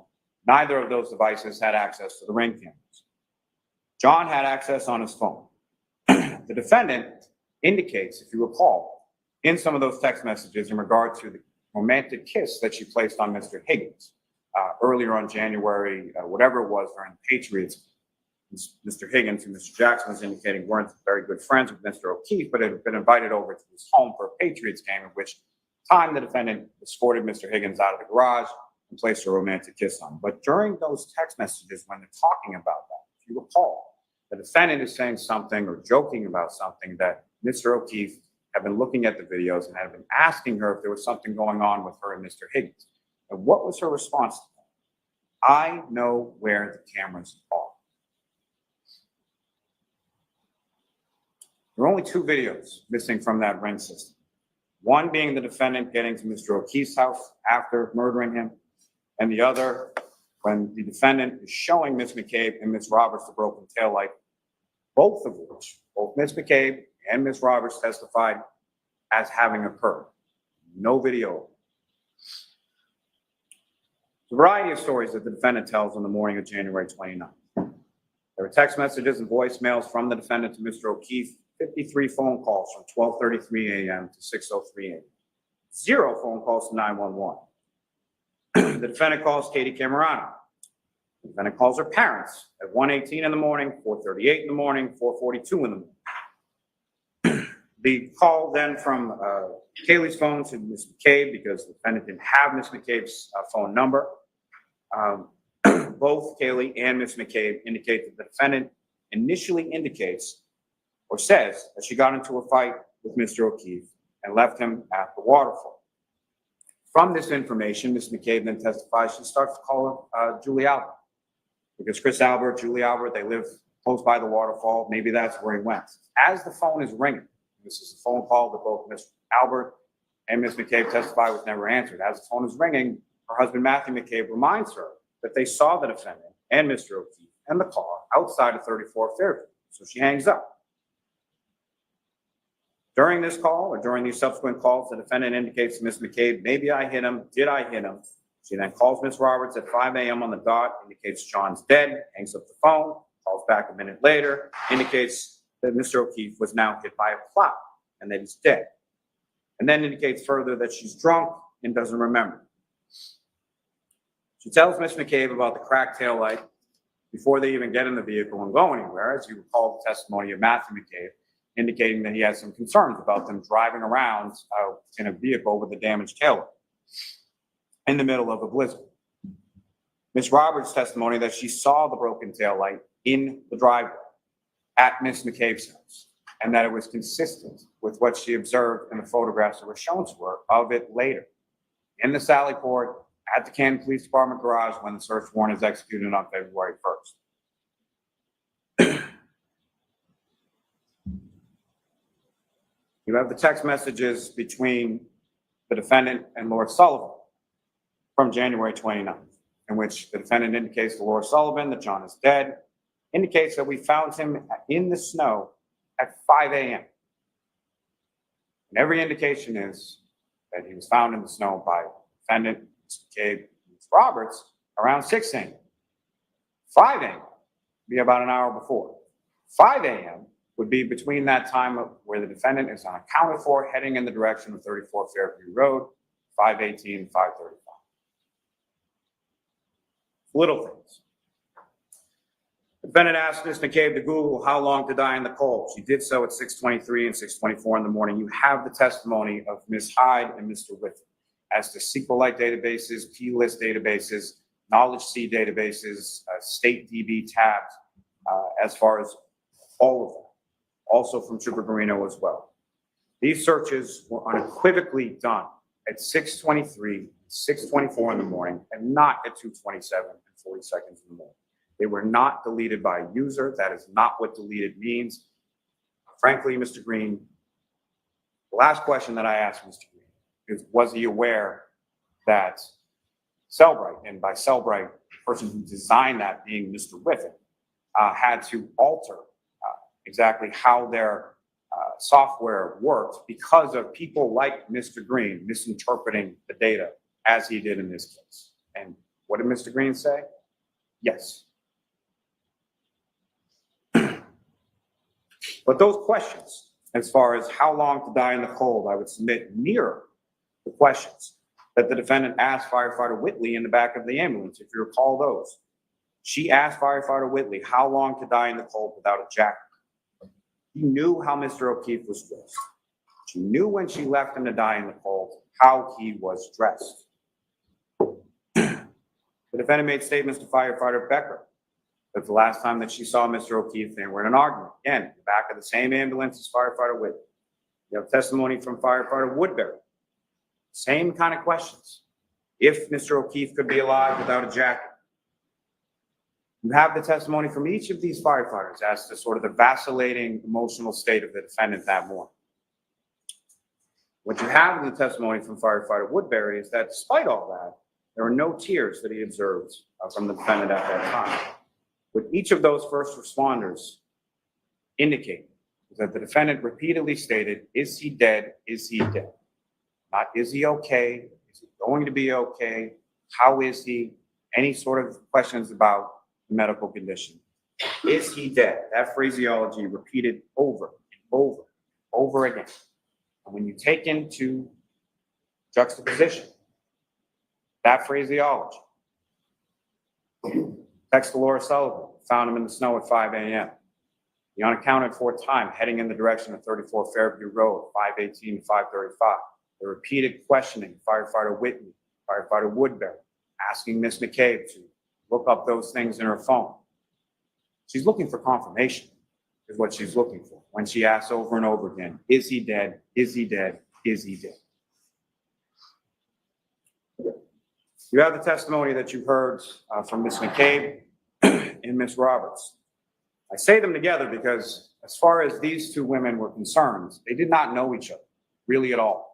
The only time, as they both testified to, that they ever spent appreciably together prior to January 29, 2022, is when Mr. O'Keefe nicely took them out for sneakers because he had some sort of deal at a Reeboks outlet or something like that to sort of try to pay them back for the help that they provided him and the children. Jennifer with respect to the niece, and Kerry with respect to the nephew. But they're both contacted by the defendant in the early morning of January 29th. As Ms. McCabe testified, John was my friend. I love John. He was an amazing guy. At the waterfall, Mr. Alberts said going home to have a drink with his son, Brian Jr., if anyone wants to come. Open invitation to the table. She said to Mr. O'Keefe and the defendant, you guys should come. Both the defendant and the victim indicated that they wanted to come and that they were coming. She describes the phone calls and the text messages that she receives from Mr. O'Keefe that she's providing directions. She indicates she's providing them directions to go down Chapman. She describes how that is. And you've heard this testimony from a couple of different witnesses as far as the steepness as you're going down Chapman, she's going down Fairview of coming off of Chapman. That you first go down a big steep hill. It flattens out for a little bit, and then you go down a second, 2 hills going down on Chapman. Matching the GPS native location and the health data as far as where Mr. O'Keefe's phone is, a half mile away from 34 Fairview Road at the time that his health data is reporting that he's ascending or descending 3 flights of stairs. You hear the testimony from Ms. McCabe as far as the last time that she spoke to Mr. O'Keefe. She's still trying to provide directions to Fairview because Mr. O'Keefe has never been there before and neither has the defendant, which is further corroborated in Trooper Garino's testimony as far as the vehicle passing by Fairview and then coming back in on the other side, having to reverse direction. But she's giving directions and she indicates that she uses a house that Mr. O'Keefe will be familiar with, that belonging to Bella or Bella's mom. Bella's mom is an ex-girlfriend for a short period of time, a long time ago. However, in the defendant's mind, it's so prescient on her mind that she's still talking about it the next morning or later on that morning when she's riding, going towards Fairview Road with Miss Roberts and Miss McCabe in Miss Roberts' car. She's still talking about it at that time. It's that much on her mind. Ms. McCabe indicated that she looked out and she saw a vehicle initially in front of the front door, as did Mr. McCabe, as did Brian Albert Jr., as did Julie Nagel, as did Brian Nagel, and the vehicle moved up several times or several spots to where it was then positioned. Initially at some point in front of the door, then it moves up further so that it's in the area of the fire hydrant and the flagpole where Mr. O'Keefe's body was discovered later on that morning, at least by Ms. McCabe and Ms. Roberts, and then moves up further beyond that. And I say that in the sense of it moves up further beyond that with sufficient distance for it to then go in reverse for 62.5 feet at 24.2 miles per hour, striking Mr. O'Keefe and leaving him where he was found later on the 29th. Again, the testimony from Ms. McCabe that about 12:40 when she's texting him, she indicated in her testimony she couldn't be certain if Mr. O'Keefe was still out front or had left at that point. She wakes up to a phone call from John's niece, Kaylee, at 4:53 in the morning. This is from an 8th grader, 14-year-old girl. That's why she answers the phone at 4:53 in the morning. She then hears the defendant screaming loudly over and over again, Jen, Jen, Jen. John didn't come home, got in a fight, left him at the waterfall. The variations, different iterations of that story as it evolves and changes over the course of that morning. Ms. McCabe then indicates to the defendant, we saw you outside of my sister's house. Then she starts yelling, Jen, Jen, did I hit him? Could I hit him? Then they start discussing, or the defendant brings up her cracked tail. Then both Ms. McCabe and Mr. McCabe hear the defendant screaming outside of their home at about 5 o'clock in the morning, or shortly after 5 o'clock. They go to Mr. O'Keefe's house. And both Ms. McCabe and Ms. Roberts indicates, and you heard this testimony from a number of different witnesses, friends and family of Mr. O'Keefe, that he had a rule, pretty strict rule in his house as far as you take your shoes off when you come in the house. So what did Ms. McCabe and Ms. Roberts both do when they're entering in that house on January 29th? They take off their boots, they get out in the snow, they take off their boots in the mudroom, and then they walk in. What did they both indicate that the defendant did that morning when she came back to the house? Walked right in with the shoes. You hear that second voicemail. It's after the defendants arrived back at One Meadows Ave, after her phone is reconnected with Mr. O'Keefe's Wi-Fi. And you can hear the footsteps. Part of that may be in the garage, part of that might be in the house. Why is it that the defendant has no issue with wearing shoes in the house when Mr. O'Keefe has that strict rule? Because she knows where he is. She knows it's not an issue, he's not coming home, because she hit him with her SUV, that she left him in the snow. Ms. Roberts and Ms. McCabe are frantically sort of running around the house looking for Mr. O'Keefe. Defendant's not. They then get in the vehicle. They drive back towards Fairview Road. And again, the defendant from the back seat of the vehicle immediately sees the defendant, starts pulling and kicking on the door, and runs in sort of a beeline straight over to where Mr. O'Keefe is laying on the front lawn.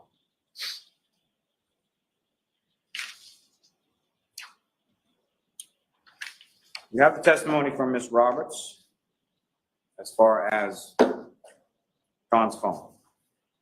John's phone, when the firefighters pick him up, and you recall several witnesses testifying about that, pick him up on the scoop stretcher and they bring him over to the ambulance while they're conducting the resuscitative efforts trying to save Mr. O'Keefe's life. Ms. Roberts indicated that she observed underneath only the phone, but the phone on the grass.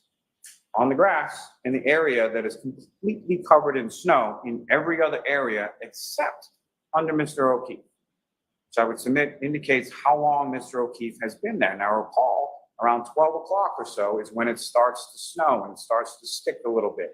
You heard all that testimony. And I know it was a lot of testimony about snow, and a lot of testimony about weather, but there's a purpose to that. There's a point to that, okay? As far as the grass underneath Mr. O'Keefe's body, where his cell phone was, Ms. Roberts observed some 6 hours later after it starts snowing, it's still visible only under Mr. O'Keefe where his body is, which I would submit as evidence to you as to how long he's been there. Now, on top of that, you also have hours of ring videos of the driveway as far as shoveling and Paul O'Keefe and other people snow blowing and shoveling and all those kinds of things. There's a purpose to that as well. If you look at those, if you look at the video of the defendant crashing into Mr. O'Keefe's vehicle at a speed of anywhere from 0 to 5, which even Dr. Wolf would indicate would not cause the damage to the taillight that was observed in this case.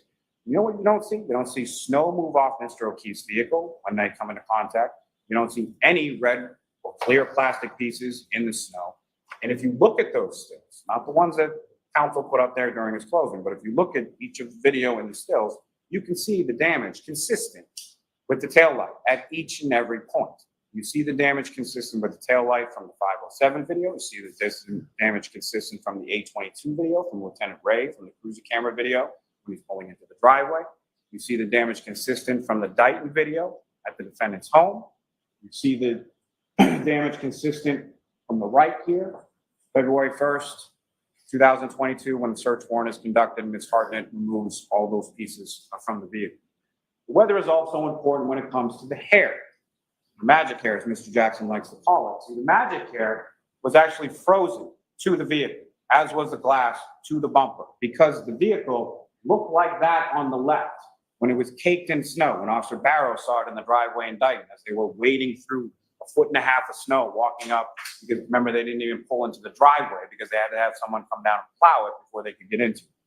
That's what the vehicle looked like. What you can see, however, is the damage to the taillight, to the side of that taillight, consistent with it. So that hair, that 7/8 of an inch hair, was frozen to the side. And as you remember, the testimony from Sergeant Buchanan about the heated condition of the Canton Police Department garage, and that's one of the reasons that they took it there, because the other barracks that they could have taken it to didn't have that heated condition. So yes, after it's been in there from January 29th at about 5:30 p.m. until February 1st, when they conduct the search warrant, the hair is That still back looks like it's frozen as it photoshopped. contains within heated garage, and Look the at that. pieces of glass on the rear bumper have melted.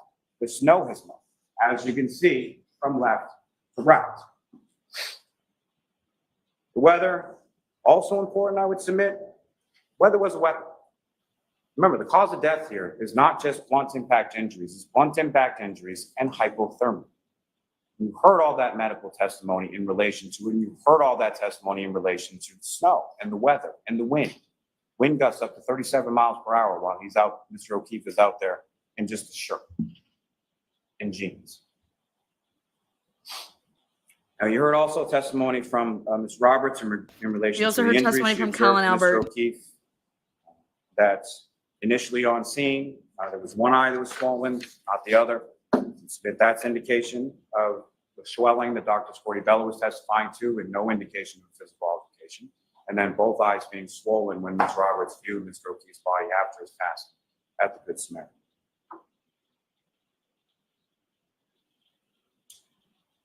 Submit that all the testimony tells you the same consistent account, internally, externally, from civilian testimony to investigator testimony, to medical testimony, to forensic testimony, to the reconstruction testimony.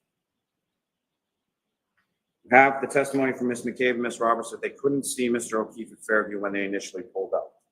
You can see that from Officer Sarif's cruiser. You have Mr. O'Keefe being covered in snow from the storm. You know where Mr. O'Keefe's body was. It's clearly visible on the cruiser camera from Officer Sarif. You have the testimony from each of the responding officers, anywhere from 5 to 12 feet off the roadway, and from the civilians as well. Ms. McCabe, Ms. Roberts, Officer Mullaney has 6 inches of snow on Mr. O'Keefe when he first sees him. Firefighter Kelly says that he couldn't even see Mr. O'Keefe until he was 5 feet away in the darkness, in the snow, in the blizzard conditions. There's no footprints around the body. There's no drag marks around the body. There's no evidence of anything in relation to Brian Albert and Brian Higgins. Brian Albert and Brian Higgins spent January 28, 2022, traveling to New York City to go to a funeral for another police officer, for another department, who they didn't even know. Traveled all the way down to New York and then came back before the blizzard, only to come back from that to go out drinking, to come back to Mr. Albert's house, to then murder another police officer who they did know, who worked for the same department as them. And then criminal mastermind genius that Brian Albert is, 28 years on the Boston Police Department, he's then going to just leave Mr. O'Keefe's body on his front lawn? Really? That's the conspiracy? What evidence do you have of that? You have statements that the defendant made to Sergeant Buchanan on January 29th. She was willing to speak, but didn't want to give too much detail. Conversational tone throughout. She indicated that the night before, they had gotten into an argument, something about what was fed to the children, nothing about the detailed arguments, incessant phone calls, and everything else that you saw from the defendant and Mr. O'Keefe's phone on the 28th. She indicated that she got to C.F. McCarthy's around 9 p.m., started drinking vodka sodas, the men were drinking beers. When asked where she parked her vehicle, she said she parked on Washington Street across from C.F. McCarthy's, facing northbound on the side, same side as Waterfall. Same testimony that you heard from Ms. Polakithis, observing the defendant going over to her vehicle, getting the driver's seat, and the victim, Mr. O'Keefe, getting into the passenger's. She said they were left the Waterfall, were invited to her residence, She drove her and John to the location in Canton. She dropped Mr. O'Keefe off, did not see him walk into the home. She, being the defendant, stated she made a 3-point turn and then left. When asked about the damage to her vehicle, she indicated to the troopers, "I don't know, it happened last night."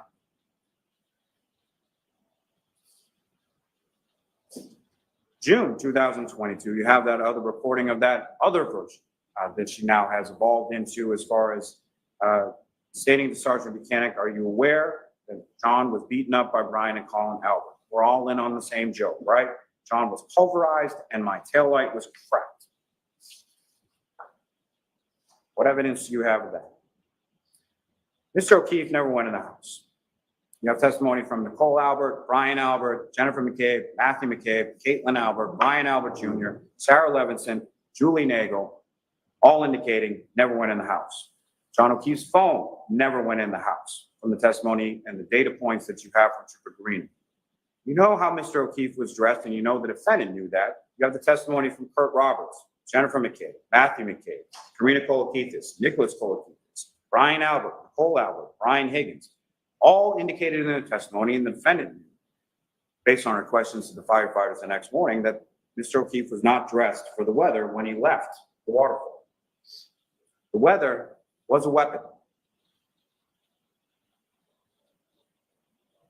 You have the testimony about the car, the defendant's car being there in front of the house, moving multiple times. You have that from multiple sources.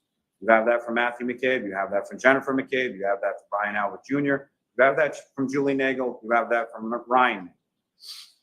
You have the testimony of Ryan Nagel, Ricky D'Antonio, and Heather Maxson. Ms. Maxson indicated she saw a male passenger, female operator as the vehicle was turned. Remember, they're coming towards Fairview at the same time. The defendant, after conducting that reverse, a 3-point turn on Cedar Crest, is then taking a right onto Fairview, while Mr. Nagel, Mr. D'Antonio, and Ms. Maxson are taking the left on Fairview. Mr. Nagel indicates that Mr. D'Antonio then flashes lights. During that time, Ms. Maxson can see inside the vehicle. She sees a male passenger. She sees a female operator. They follow the vehicle as they're turning onto the street. Lo and behold, they're going to the same residence. They park. There's nothing in between them and the defendant's vehicle. They indicate that at no time do they see anybody get out of the vehicle. At no time do they see any damage to the vehicle, or it hasn't happened yet. At no time do they see anyone leave the vehicle and go into the house. The vehicle moves up on different successive occasions, as testified to by Mr. Nagel and several others. And then as they're passing that vehicle, Mr. Nagel indicates that he sees a female operator in the vehicle with the dome light on. Interesting, when I asked Mr. Nagel, as far as when Julie Nagel came out to the vehicle, did he roll down the window or did he open the door? He indicated he opened the door. And I asked him, what happened when you open the door? What happens when you open the door to a vehicle? The dome light comes on. So there's a reason I would submit, or the inference that you can make, is that no one sees Mr. O'Keefe in the vehicle because that's the moment he steps out of the vehicle. And then they're gone. The Nagels, Ryan Nagel, Ricky D'Antonio, and Heather Maxson drive away from that.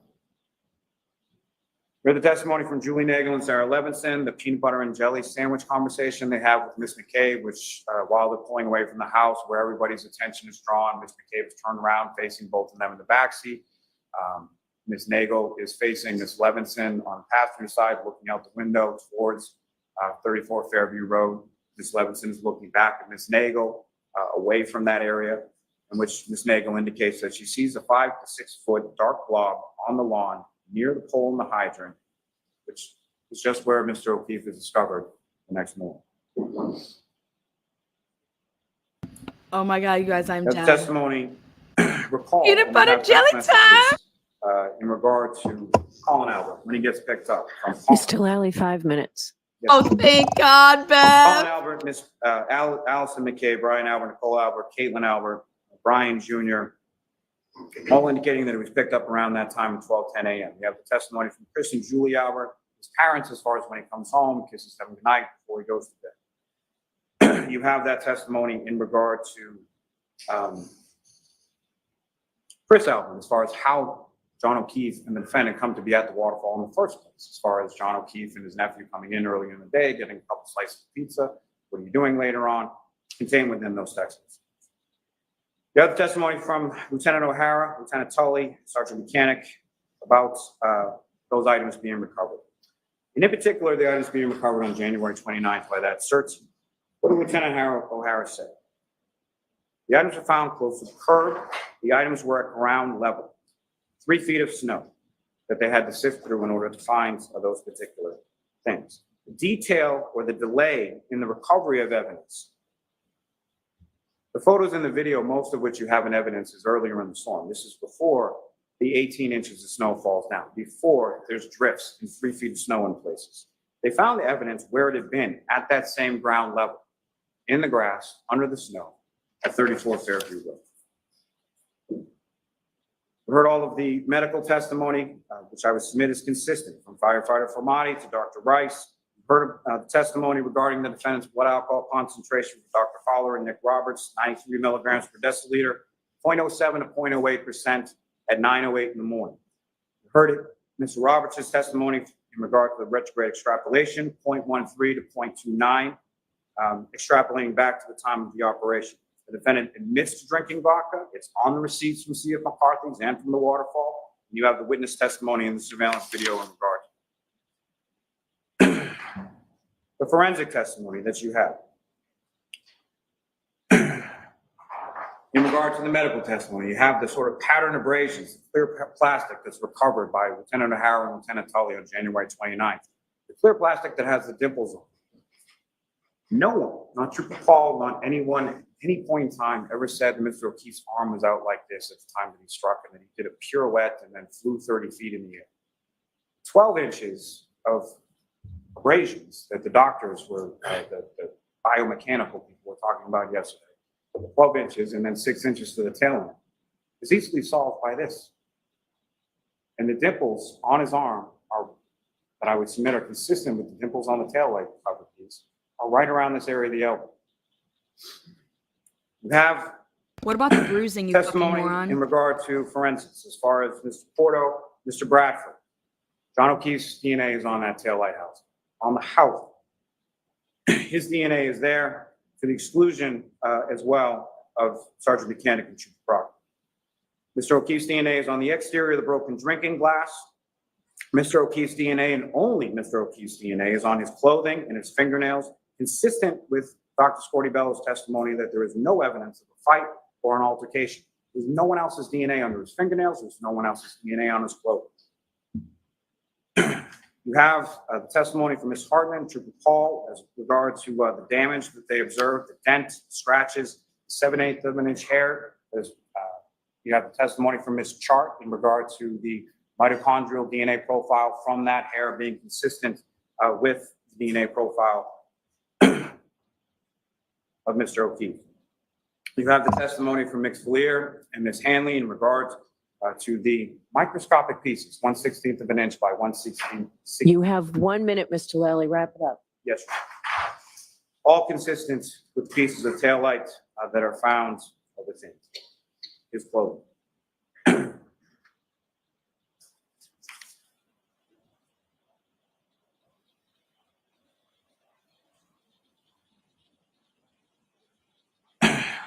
Ms. Gilman, if I could. 605, this is what this vehicle looks like backing up at that speed for approximately that distance. There's another,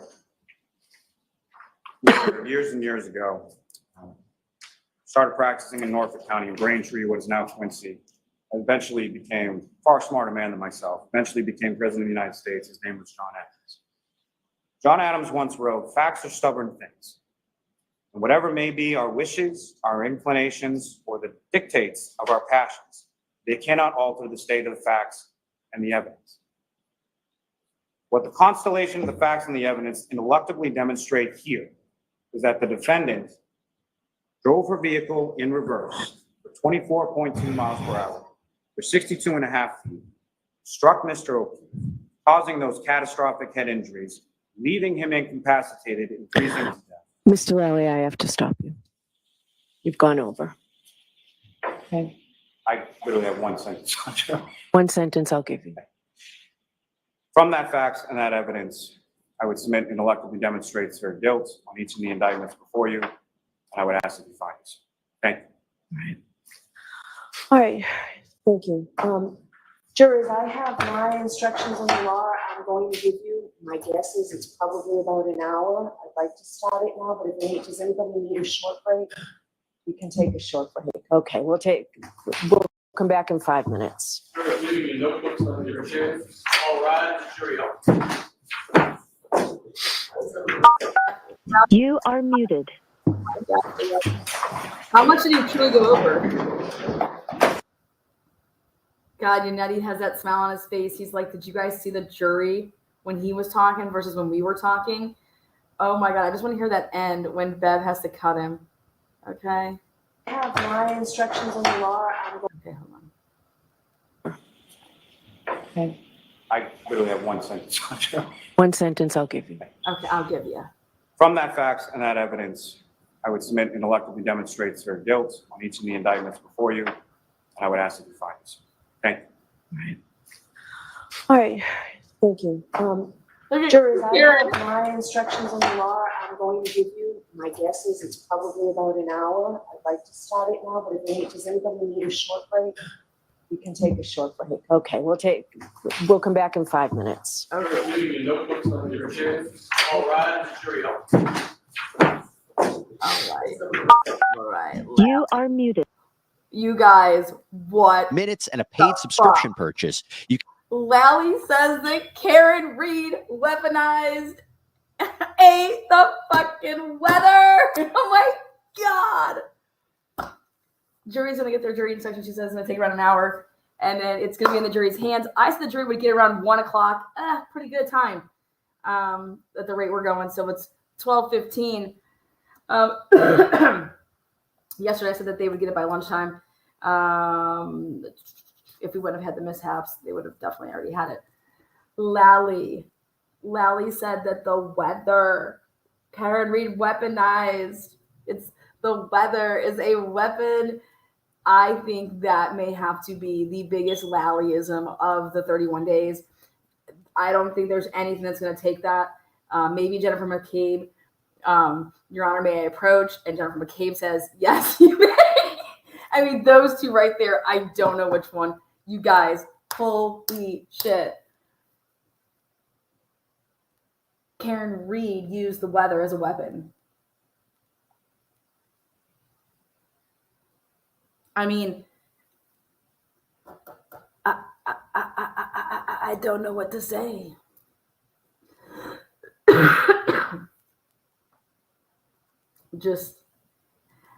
And then he wants to go ahead and quote a smart man. I don't even know. I mean, quick verdict. What do you guys think? You guys think it's coming back today, or are we coming back tomorrow?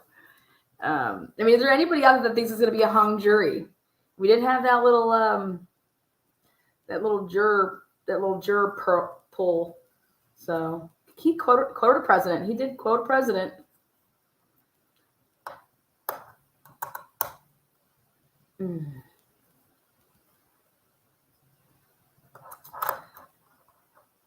Lana, thank you for all of your time. I wanted to highlight that. I wanted to say thank you. Oh God, that went by too fast. I tried to grab it. Oh yeah, there you go. Thank you, Shelly. Lana, thank you for all of your coverage. It made listening to Lally tolerable. Girl, thank you guys for all of your guys' being here. You guys could be anywhere, and you guys choosing to be here with my crazy ass. So I tried to bring as much information and explain things the best that I knew it, or to the best of my abilities. This is just wow, this case is just like, I mean, how does Lally stand up there and say that? How could anybody be in Lally's shoes and say what he was saying? Like, that just doesn't, like, I just don't know how that's possible, but whatever. I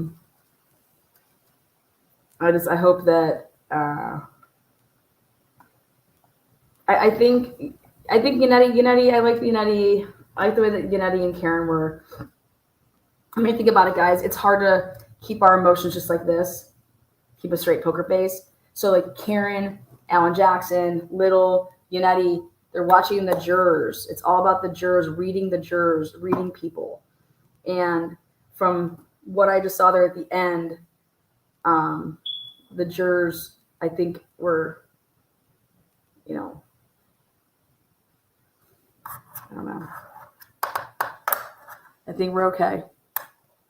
Thank you there, Susan. Susan, $20 Cash App. Thank you so much, Susan. Thank you so much. Let's see.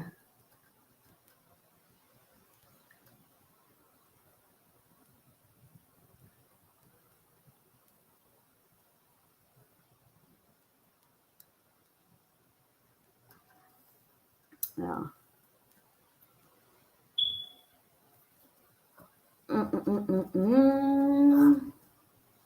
What happened to juror number 3? I was told juror number 3 is out. There's only been one juror that was, somebody I think was reporting a wrong juror number. So whether it's 3, whether it's 4, I'm going to go with Turtle Boy and him saying juror 3. That's what I'm going with. But there was only one juror that was removed. So what I believe Bev does here is she circles the wheel and she pulls, after she gives the jury instructions, she does her little wheel of like, it's like bingo balls. And then she pulls out of the balls to see which ones are alternates and which ones are in. So, you know, Bev says her 5 minutes. So I'm thinking she'll come back here in like 2 minutes. Nancy, thank you so much. DGAS33, thank you. Nancy, we dedicated the Karen Reed trial to you.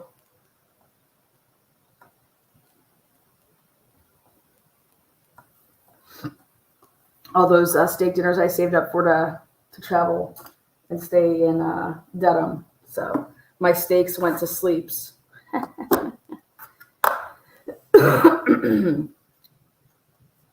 But we made it. We made it all 31 days. We started this case. It was April 29th. April 29th. So look at that. All of you guys that have been here, you guys have been here from April 29th. And that's actually like, I think the first day of like day 1 to June 25th. Karen Reed trial. This was supposed to start in March, but they pushed it back a little bit. So I feel like we were watching a series together. I feel like we were literally watching General Hospital and doing a party every day. But it was way better. Thank you for showing up. Because you guys showed up, I showed up.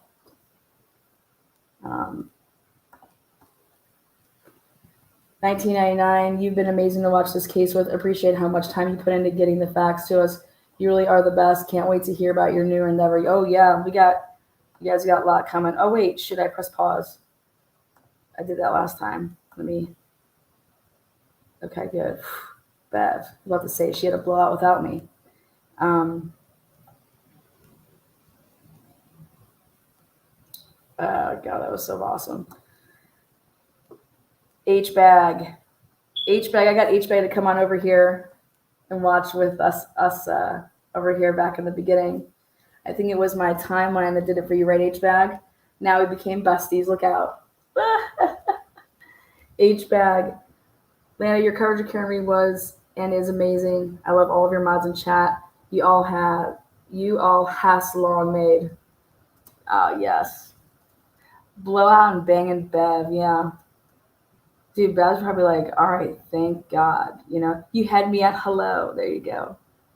Congratulations to all of our Bev bingo winners. I think maybe during verdict, while we're on like verdict, what do they call it? Like watch. Maybe we can do an honorary game of bingo. I'm expecting, what I'm going to do is just in case in case she comes back with a, you know, hey, jury's in, man.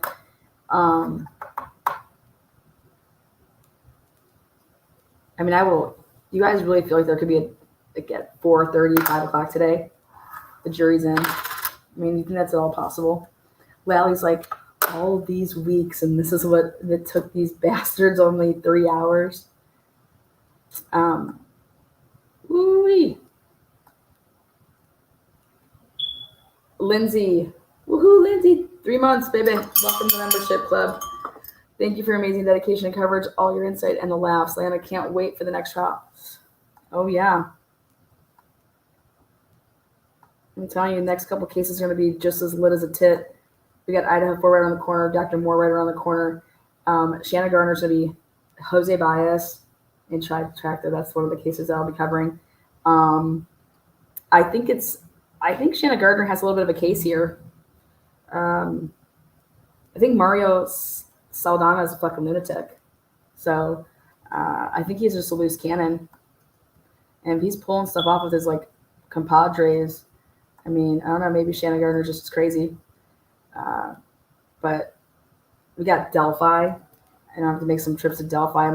Can't wait to go horseback riding with Julie.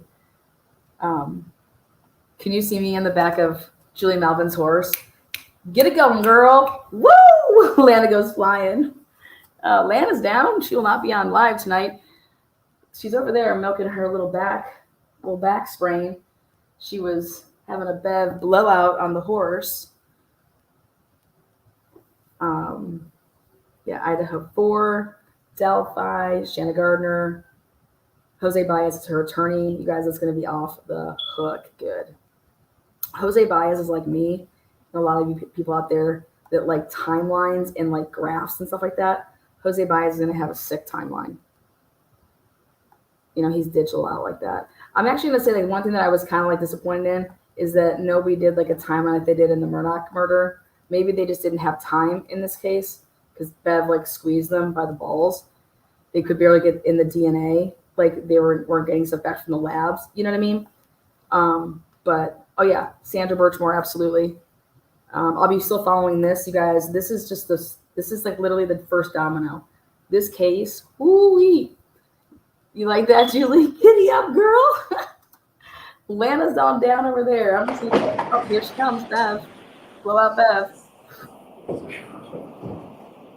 Julie and I are like neighbors. Like literally, I'm gonna ride my horse over tonight. Me and Jack are on our covering belt. Here I come visit. Here we come. Woo! Yes. Okay, here we go. Yes, this is the first domino, guys. Everybody around here. Shout out to all the all. Oh my god, it's Italian crazy people. I fucking love you guys. I better see you guys. Email me. All right, jurors. I wanted to grab a cocktail. Thank you for serving on this jury and for being so attentive. You'll soon deliberate for the purposes of reaching a verdict in this case. But before you do that, it's my responsibility to give you instructions concerning the law. The instructions are divided into 3 parts. The first is general instructions that are provided in every criminal case. The second, specific instructions concerning the crimes alleged in this case. And third, guidelines for your deliberations.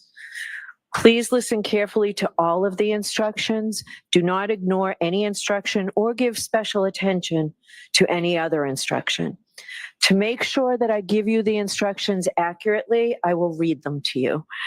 You will also get a written copy. I'll probably send in 3 or 4 to the jury so that you can refer to it in the jury room during your deliberations.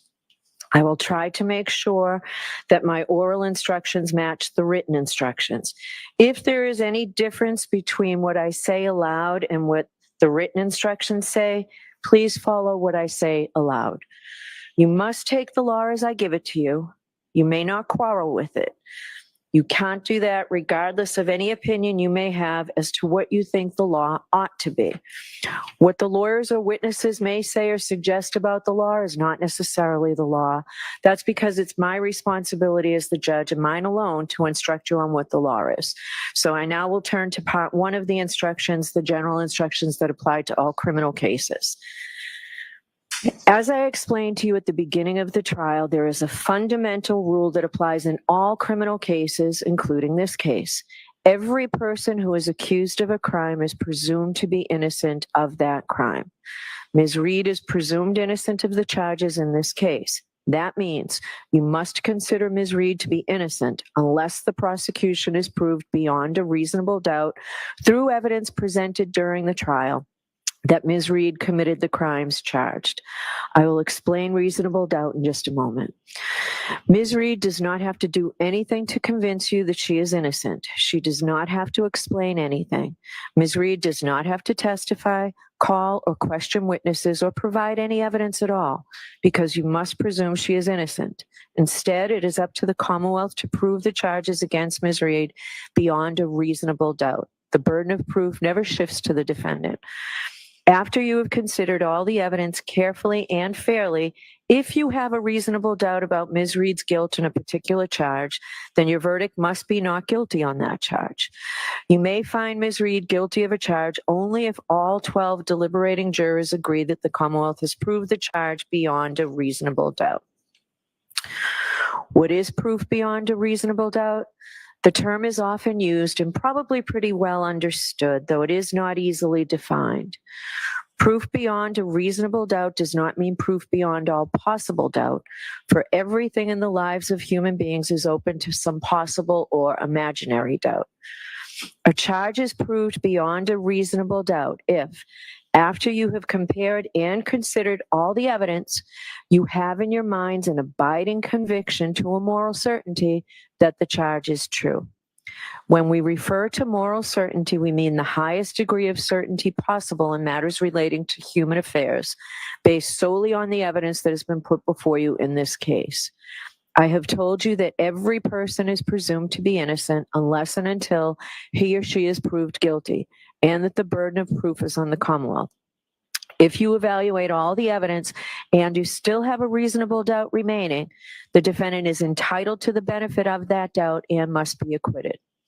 It is not enough for the Commonwealth to establish a probability, even a strong probability, that the defendant is more likely to be guilty than not guilty. That is not enough. Instead, the evidence must convince you of the defendant's guilt to a reasonable and moral certainty, a certainty that convinces your understanding and satisfies your reason and judgment as jurors who are sworn to act conscientiously on the evidence. This is what we mean by proof beyond a reasonable doubt. Now, how do you decide whether the Commonwealth has proven each element of an indictment is true beyond a reasonable doubt? Let's talk first about the roles we all have. You folks are the most important people in the courtroom. It all begins and ends with your function. You will determine the facts in this case, and that is your job and your job alone. You are the sole and exclusive judges of the facts. If there are any conflicts in the testimony, it is your job to resolve those conflicts if you can do so. Once you determine the facts, it is your duty to apply those facts to the law as I explain it to you, and to determine whether the Commonwealth has proven its case beyond a reasonable doubt. You must determine the facts solely and entirely on the evidence as you have heard it and seen it in this courtroom and on nothing else. No prejudice, no bias, no fear, no favor. You must not be swayed by personal likes or dislikes. Your deliberations are no place for emotion or sympathy, passion or prejudice. The Commonwealth and Karen Reed have a right to have the case judged by fair and impartial jurors. All parties who come before the court stand as equals before you. Therefore, your verdicts must be based on the law as I've given it to you, and on the evidence and the facts that you find, and nothing else. You cannot allow yourselves to be influenced by any personal feelings you may have about the nature of the crimes with which Ms. Reed has been charged, or the consequences of your verdict. Just the cool, reflective, and impartial sifting of the evidence, so that here in this courtroom, justice may be done. Now, your focus is on the evidence. I am the judge of the law. My job is to teach you the law that you must follow in this case. However, I have no opinion about how you decide this case.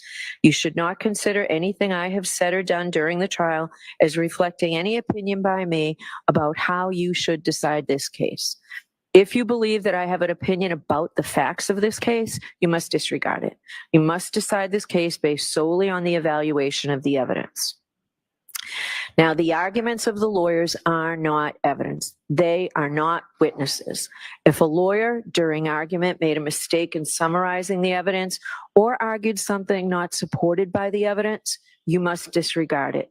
It is the jury's collective memory of the evidence that controls the matter. Lawyers' objections are a proper part of the court's procedure and are not part of the evidence. So don't hold it against the lawyers or their client if they made objections, motions, or other requests. They're simply doing their job during a trial. There was testimony at trial that the lawyers interviewed witnesses when preparing for and during the course of the trial. You may not draw any unfavorable inferences solely from that fact.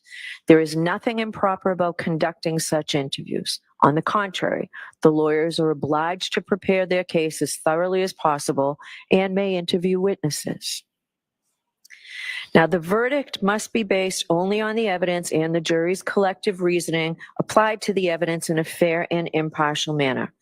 The extent to which you believe or disbelieve a witness or what an exhibit purports to show, the importance to give any testimony or other evidence is entirely up to your own good judgment. The evidence consists of the testimony of the witnesses and the exhibits in the case. There are some things you have heard about that have not been introduced into evidence, such as written statements by witnesses, police reports, autopsy, and accident reconstruction reports. Occasionally during the trial, you have heard references to such documents, and you may naturally wonder why neither side introduced any of them into evidence. The answer is that under our rules of evidence, such reports usually may not be admitted, although the parties may refer to them for certain limited purposes while questioning witnesses. So you should not hold it against any party that you do not have them, and neither should you speculate on what they may or may not contain. Similarly, as you view exhibits, you may find that some information has been removed because it is not relevant. Please ignore that and don't try to guess what may have been removed or why. Any information that you may have read, heard, or seen about this case outside of the courtroom is not evidence. My instructions to you and any other comments I made, the lawyer's opening and closing statements, and any comments they may have made are not evidence. Answers that I struck from the record and told you to disregard are not evidence. Only the testimony of the witnesses, that is, their answers to questions, and the exhibits are evidence. It is important to remind you folks that the verdict cannot be based on emotional reaction or sympathy for any person or side of this case. Certain of the testimony and exhibits may have provoked an emotional reaction in all of us. You may feel sympathy for the family of Mr. O'Keefe, and you may feel sympathy for the defendant as she sits here in this courtroom. But your job is to decide the case without bias, fear, sympathy, or favor, to view the evidence with a certain clinical detachment, and to decide the case based solely on the evidence and the application of the law to that evidence.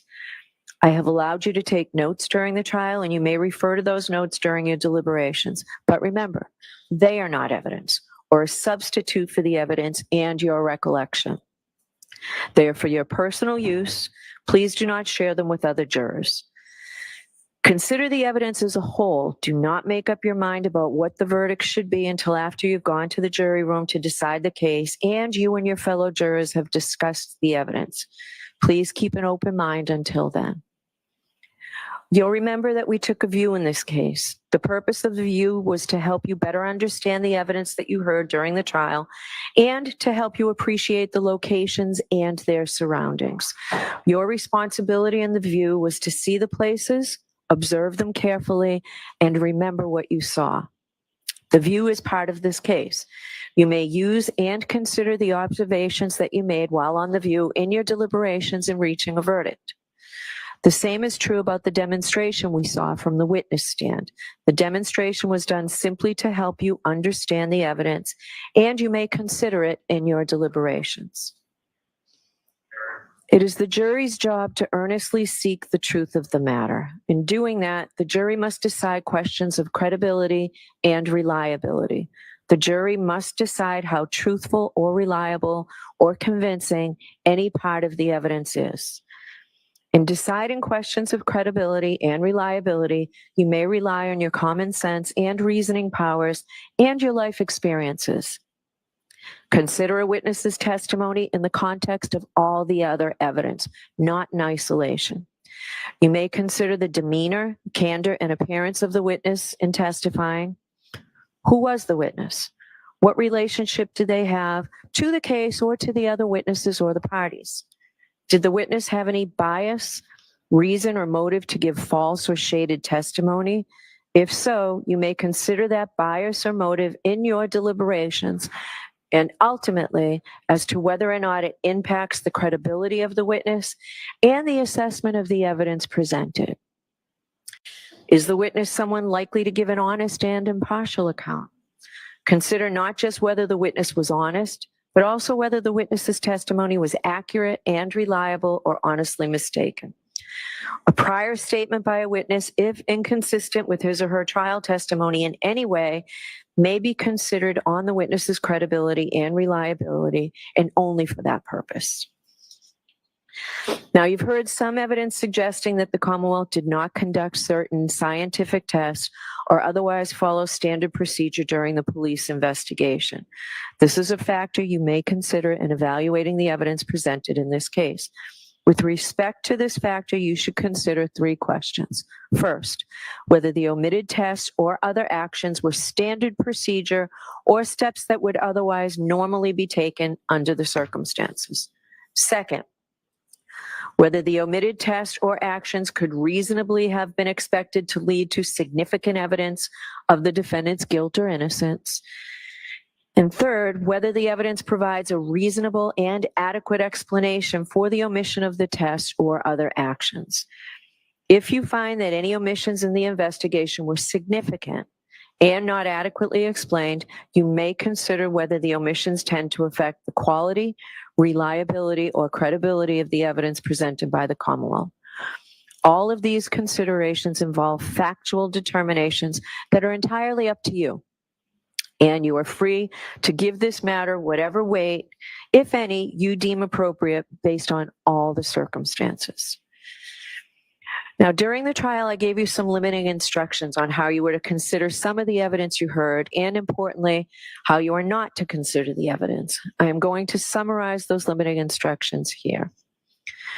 Ms. Reed is not charged with committing any crime other than the charges contained in the indictments. You have heard evidence about interactions that Ms. Reed had with Mr. O'Keefe and other witnesses in Aruba. The evidence was admitted solely for your consideration as evidence of the nature of the defendant's relationship with Mr. O'Keefe and whether it goes to her knowledge or intent or motive on January 29th, 2022. You may not consider that evidence as proof that she has a criminal personality or bad character. You may not take the defendant's prior acts as a substitute for proof that the defendant committed the crimes charged here, or to conclude that if she committed the acts in Aruba, she must also have committed the offenses with which she is charged here. You can only use the evidence for the limited purpose of how it goes to the defendant's state of mind, motive, and nature of her relationship with John O'Keefe. Before you consider any electronic communication in your deliberations, you must first find that it is more likely true than not that the persons who authored them were in fact John O'Keefe, the defendant, or the witnesses who testified about their communication with John O'Keefe and or the defendant. If you do not find it is more likely true than not that John O'Keefe, Karen Reed, or the witnesses who testified here before you were the persons who authored or transmitted the electronic communications, then you may not consider the electronic communications in deciding the case. Now, the Commonwealth has introduced photographs into evidence. The photographs may be graphic and unpleasant. As I told you when you first saw them, your verdict must not in any way be influenced by the fact that these photographs may be graphic or unpleasant. The defendant is entitled to a verdict based solely on the evidence and not one based on pity or sympathy. Consider a photograph only as it may show a medical condition, the nature of the injuries, or the details of the incident itself. You've heard evidence of statements made by John O'Keefe. These statements were admitted only for a limited purpose of establishing John O'Keefe's state of mind. You are not to consider this testimony as proof that the defendant has bad character or propensity to commit crimes. The testimony of witnesses recounting conversations with Mr. O'Keefe or messages the defendant's cell phone received from him can only be used as they go to the defendant's motive or intent on January 29th, and only if you find that the defendant was aware of John O'Keefe's state of mind at the time of the crime and would be likely to respond to it. There need not be direct evidence that the defendant learned of Mr. O'Keefe's state of mind, so long as you reasonably can infer from the evidence that she did learn of it. You've also heard testimony about statements allegedly made by Ms. Reed. Before you may consider any such statement, you are going to have to make a preliminary determination whether it can be considered as evidence or not, and for what purpose it may be used. You may not consider any such statement in your deliberations for the truth of any such statement unless, from all the evidence in the case, the Commonwealth has proven beyond a reasonable doubt that the defendant made the statement that she is alleged to have made, and that she made it voluntarily, freely, and rationally. In determining whether or not any statement made by the defendant was voluntary, you may consider all of the surrounding circumstances. You may consider any evidence that you have heard about the defendant's physical and mental condition, her intelligence, age, education, and experience. Your decision does not turn on any one factor. You must consider the totality of the circumstances. Some testimony came from witnesses who saw or heard something. Some witnesses also told you about opinions or conclusions they reached based on some special training or experience. But special training or experience does not necessarily make the witness's testimony any more believable or important than any other evidence. So you should consider the same questions about witness testimony that I mentioned earlier, including any bias or motive these opinion witnesses may have had to testify in a certain way. You may also consider the witness's level of experience and training, and whether they base their opinions on the facts that you find to be true. There were hypothetical questions asked of some of these witnesses. You may give whatever weight you deem appropriate to the opinion based on the hypothetical, but only if, after careful consideration, you find that all the assumed facts are true. Remember that witnesses, even those with special training or experience, do not decide cases. Juries do. It is up to you whether to accept or reject, in whole or in part, any opinion or conclusion that a witness offered during the trial. Now, you have the same powers with respect to the exhibits that you have and the testimony of the witnesses. Look them over and decide the weight, that is the value they deserve to receive in helping you resolve the case as you make your ultimate judgment about whether the Commonwealth has proved its case beyond a reasonable doubt. You do not have to believe something simply because it is written on a piece of paper or appears in a photograph. You are not, of course, required to disbelieve it because it appears there. You decide whether to believe what the exhibit purports to show and how much weight, if any, you give each exhibit. Now, you've heard me talk about the sources of evidence in this case. Those are the tools that we have to decide the case. Now, with the evidence in mind, what can you do with it? As jurors, you may bring to bear all your knowledge and experience. You don't check your common sense at the door to the jury room. Just the reverse. I instruct you to use your common sense. Give the evidence a reasonable and fair construction in the light of your common knowledge and experience. In determining the facts in this case, you may draw reasonable inferences from the evidence that you believe, because you are entitled to rely upon both direct and indirect or circumstantial evidence. Direct evidence is evidence of what a witness claims to have seen or heard or touched or somehow perceived with their own senses. Circumstantial evidence exists where a witness does not testify directly to the fact that is sought to be proven, but you are provided with evidence of other facts and then asked to draw reasonable inferences from them about the fact that is sought to be proved. Such inferences may be considered with all of the other evidence in reaching your verdict. Circumstantial evidence is competent to establish guilt beyond a reasonable doubt. Now, what do I mean by an inference? An inference is a logical deduction or conclusion that you may, but are not required to draw from evidence that you have accepted as believable. Inferences are little steps in reasoning, steps in which you take some known information, apply your experience in life to it, and then draw a conclusion. Sometimes you can draw more than one inference. You have to decide which inferences are reasonable and decide which seems more reasonable to you. Remember, when you are dealing with inferences, you never have to infer anything. You may, but do not have to draw any inferences whatsoever. An inference drawn from circumstantial evidence need not be necessary or inescapable, but any inference which you do draw must be reasonable and possible. It must be logical. It must be a natural one, which is not too remote in the ordinary course of events. You may not guess. You may not speculate. You may not engage in surmise. You should not pile inference upon inference until the pile gets so high that it tips over logically, or the chain gets so weak that it doesn't hold together anymore. When you run through your inferences, check the starting point and the ending point to make sure that they're still reasonable. Further, when the evidence tends equally to give rise to either of two inconsistent propositions, the Commonwealth has established neither proposition. In order to convict the defendant, you must find that all the evidence and the reasonable inferences that you have drawn, taken together, prove that she is guilty beyond a reasonable doubt. Let me give you an example of an inference. Suppose that the issue you must decide is whether the U.S. Postal Service delivered the mail today. If you go home and someone in your household, a child, roommate, or spouse, hands you the mail and states that he or she observed the letter carrier deliver the mail and retrieved it from the mailbox, this would be direct evidence that the U.S. Postal Service delivered the mail. The witness perceived the event with his or her own senses and told you what he or she observed. The issue you would have to decide is whether the witness is credible.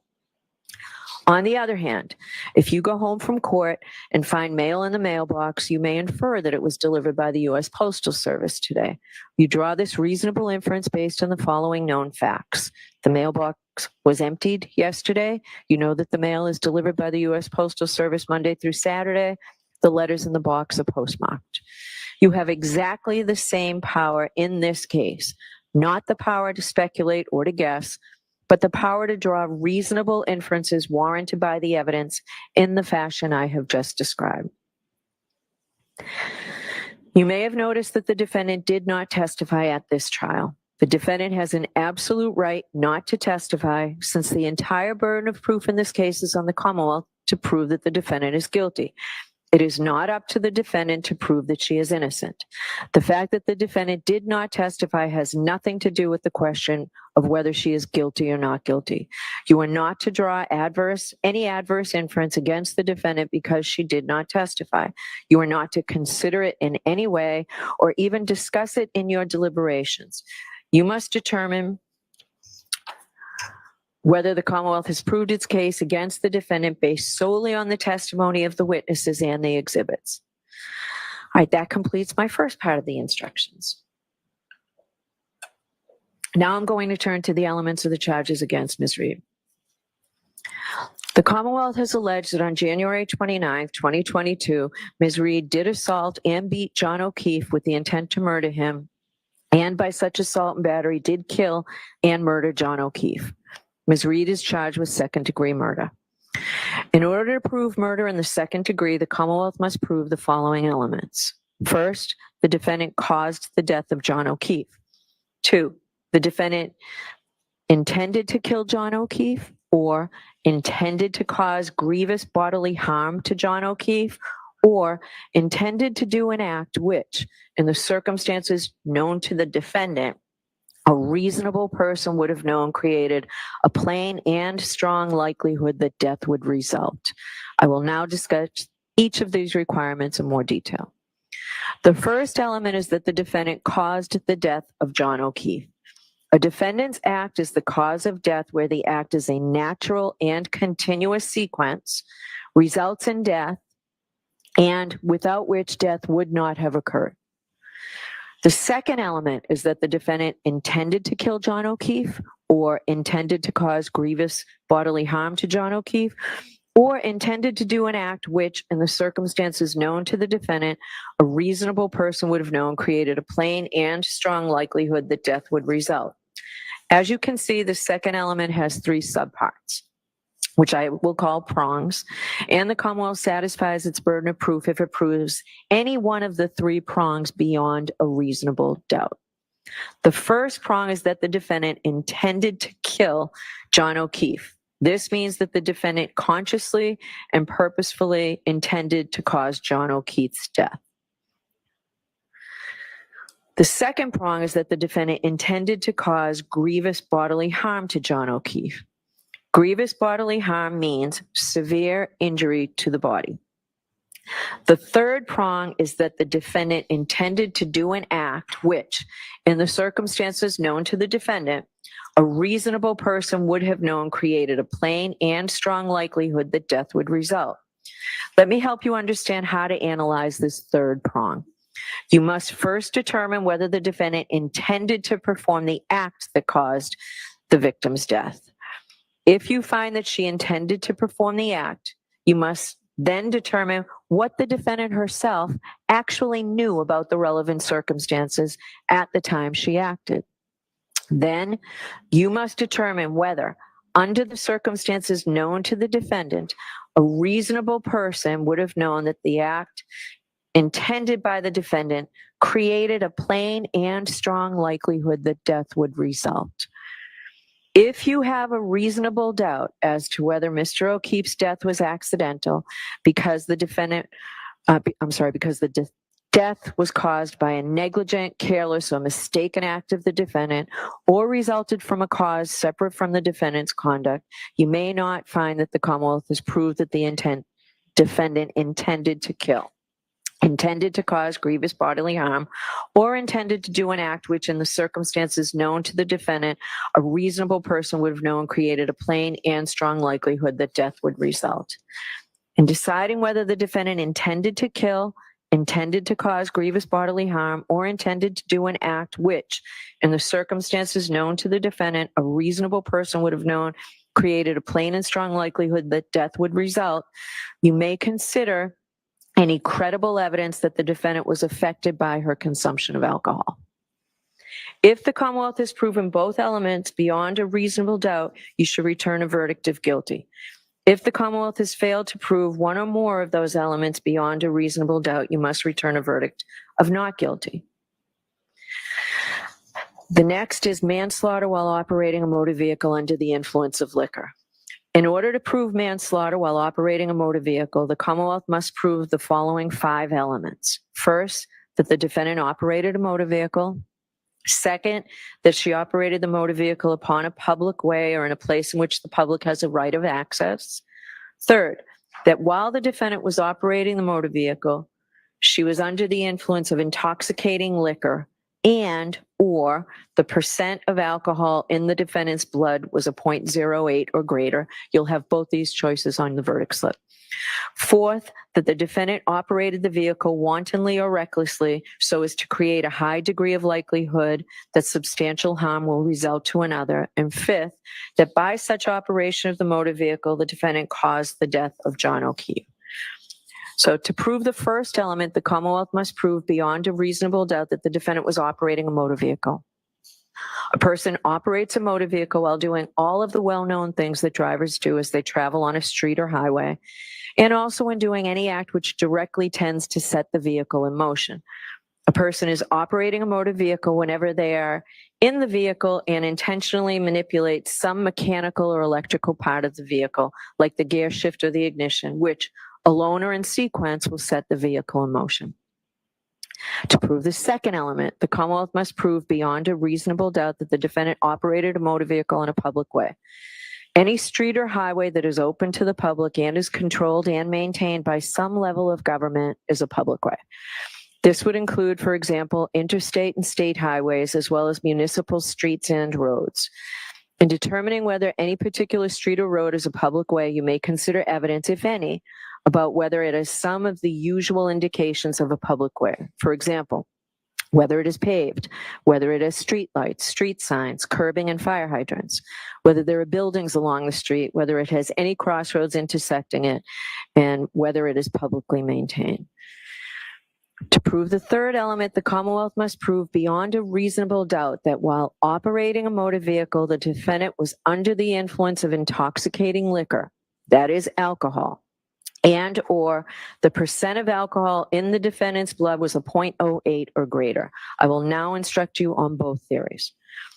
What does it mean to be under the influence of alcohol? It is not illegal to drive after consuming alcohol as long as the operator is not under the influence of alcohol. However, neither does someone have to be drunk to be under the influence of alcohol.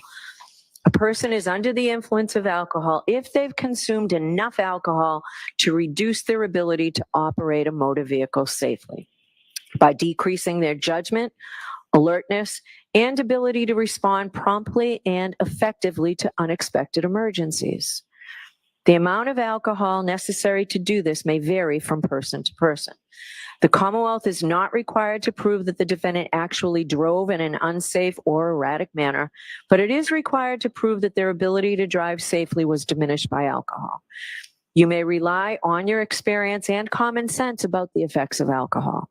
You should consider any believable evidence about the defendant's alleged consumption of alcohol, as well as the defendant's appearance, condition, and behavior.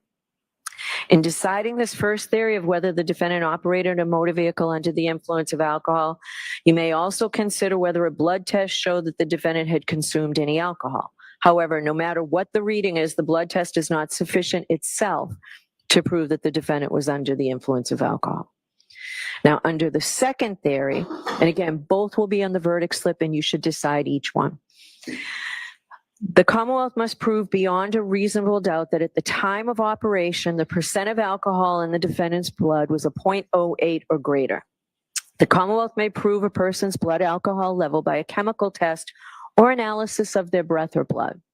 In deciding whether the Commonwealth has proved the defendant's blood alcohol level beyond a reasonable doubt, you may consider evidence, if any, about whether the test was administered within a reasonable time of operation of the motor vehicle, whether the person who administered the test was properly certified, whether and how the pre-test procedures were followed and employed, whether the testing device was working properly at the time the test was administered, and whether the test was administered properly. You may also consider any other evidence pertaining to the test. Mr. Court Officer, I know it's traditional to not allow anybody in and out of the courtroom while I'm charging, so I'm going to ask you to follow that at this point. Thank you. It's distracting, and I don't want it to be distracting for you folks, okay? The fourth element that the Commonwealth must prove beyond a reasonable doubt is that the defendant operated the vehicle wantonly or recklessly. A person drives recklessly when they ignore the fact that their manner of driving is very likely to result in death or serious injury to someone, or they are indifferent to whether someone is killed or seriously injured. It is not enough for the Commonwealth to prove that the defendant acted negligently. That is, acted in a way that a reasonably careful person would not. It must be shown that the defendant's actions went beyond mere negligence and amounted to recklessness. The defendant was reckless if she knew or should have known that such actions would pose a grave danger or death or serious injury to others, but chose, nevertheless, to run the risk and go ahead. Whenever I refer to the defendant's state of mind or her intent, you may consider any credible evidence that the defendant was affected by her consumption of alcohol. A defendant may have the requisite state of mind or intent even if she consumed alcohol, but you may consider such evidence in determining whether the Commonwealth has proved the element. Here, the defendant must have intended her acts in the sense that they were not accidental, but it is not necessary that the defendant intended or foresaw the consequences of those acts, as long as a reasonable person would know that they were so dangerous that death or serious injury would probably result. As such, the Commonwealth does not need to prove that the defendant intended to kill John O'Keefe. Rather, this is in the category of cases where public safety requires each driver, once they know what the situation is, to determine and to adhere to an objective standard of behavior.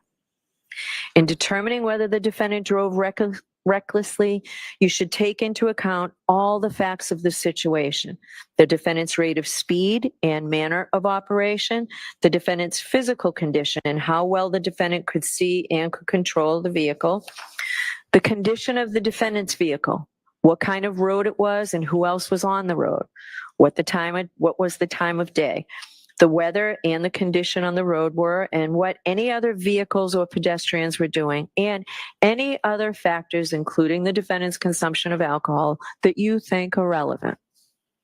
The fifth element that the Commonwealth must prove beyond a reasonable doubt is that the defendant, by her actions, caused the death of John O'Keefe. The defendant caused the death if her actions directly and substantially set in motion the entire chain of events that produced the death. A defendant's act is the cause of death where the act, in a natural and continuous sequence, results in death, and without which death would not have occurred. If the Commonwealth has proven all five elements beyond a reasonable doubt, you shall return a verdict of guilty. If the Commonwealth has failed to prove one or more of these elements beyond a reasonable doubt, you must return a verdict of not guilty. Now, the lesser offense of manslaughter while operating a motor vehicle under the influence of liquor includes the lesser offense of involuntary manslaughter. As a matter of law, the indictment that is before you, which charges the defendant with manslaughter while operating a motor vehicle under the influence of liquor, also charges her with the lesser included offense.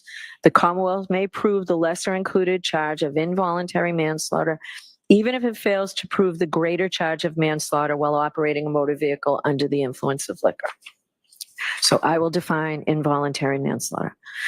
To prove that the defendant is guilty of involuntary manslaughter because of wanton or reckless conduct, the Commonwealth must prove the following elements beyond a reasonable doubt. First, that the defendant caused John O'Keefe's death. Second, that the defendant intended the conduct that caused John O'Keefe's death. Third, that the defendant's conduct was wanton or reckless. I will now discuss each element in more detail. The first element is that the defendant caused the death of John O'Keefe. Remember, Ms. Reed caused John O'Keefe's death if her actions directly and substantially set in motion the entire chain of events that produced the death. A defendant's act is the cause of death where the act, in a natural and continuous sequence, results in death and without which death would not have occurred. The second element is that the defendant intended the conduct that caused the death. The Commonwealth is not required to prove the defendant intended to cause the death. You may consider any credible evidence that the defendant was affected by her consumption of alcohol. The third element is that the defendant's conduct was wanton or reckless. Wanton or reckless conduct is conduct that creates a high degree of likelihood that substantial harm will result to another. It is conduct involving a grave risk of harm to another person that a person undertakes with indifference or with disregard of the consequences of such conduct. Whether conduct is wanton or reckless depends either on what the defendant knew or how a reasonable person would have acted knowing what the defendant knew. If the defendant realized the grave risk created by her conduct, her subsequent act amounts to wanton or reckless conduct, whether or not a reasonable person would have realized the risk of grave danger.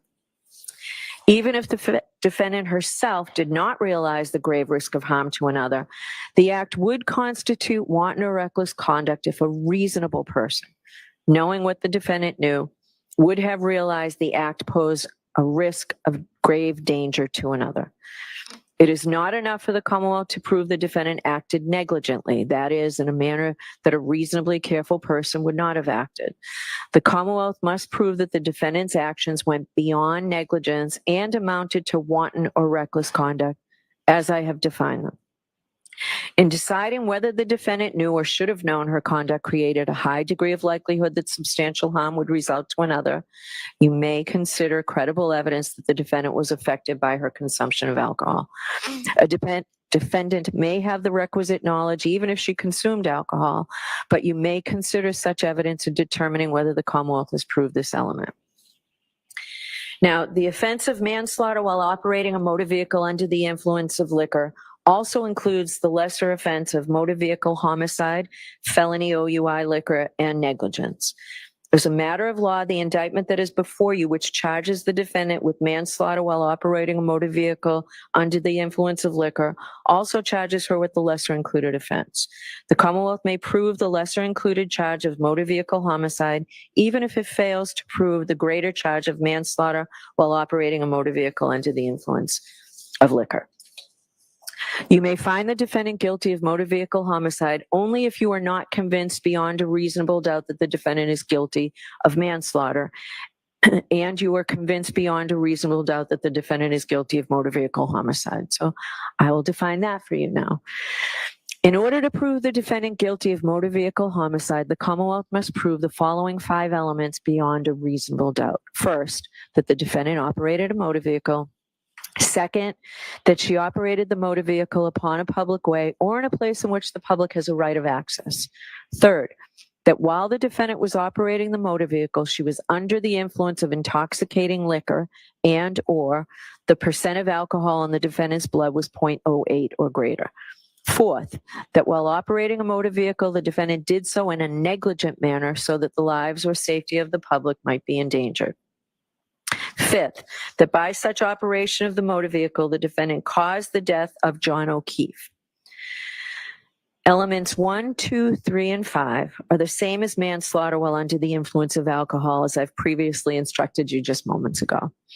The difference between manslaughter while operating under the influence and motor vehicle homicide is the 4th element. To prove the 4th element of motor vehicle homicide, the Commonwealth must prove beyond a reasonable doubt that the defendant drove negligently in a manner that might have endangered the lives or safety of other people. A person acts negligently when she fails to use due care. That is, when they act in a way that a reasonable person would not act. This can happen either by doing something that a reasonable person would not do under the circumstances, or by failing to do something that a reasonable person would do. The defendant acted negligently if she drove in a way that a reasonable person would not have, and by doing so created an unnecessary danger to other people, a danger that could have avoided, that she could have avoided by driving more carefully. The defendant's intent does not matter, so do not consider it in determining whether or not the defendant was negligent. There is no requirement that the Commonwealth show that the defendant intended to act negligently or unlawfully. Under our laws, public safety requires each driver to determine and to adhere to an objective standard of reasonable behavior. Therefore, what the defendant may or may not have intended to result from her actions is irrelevant. The issue is whether or not she drove as a reasonable person would have under the circumstances.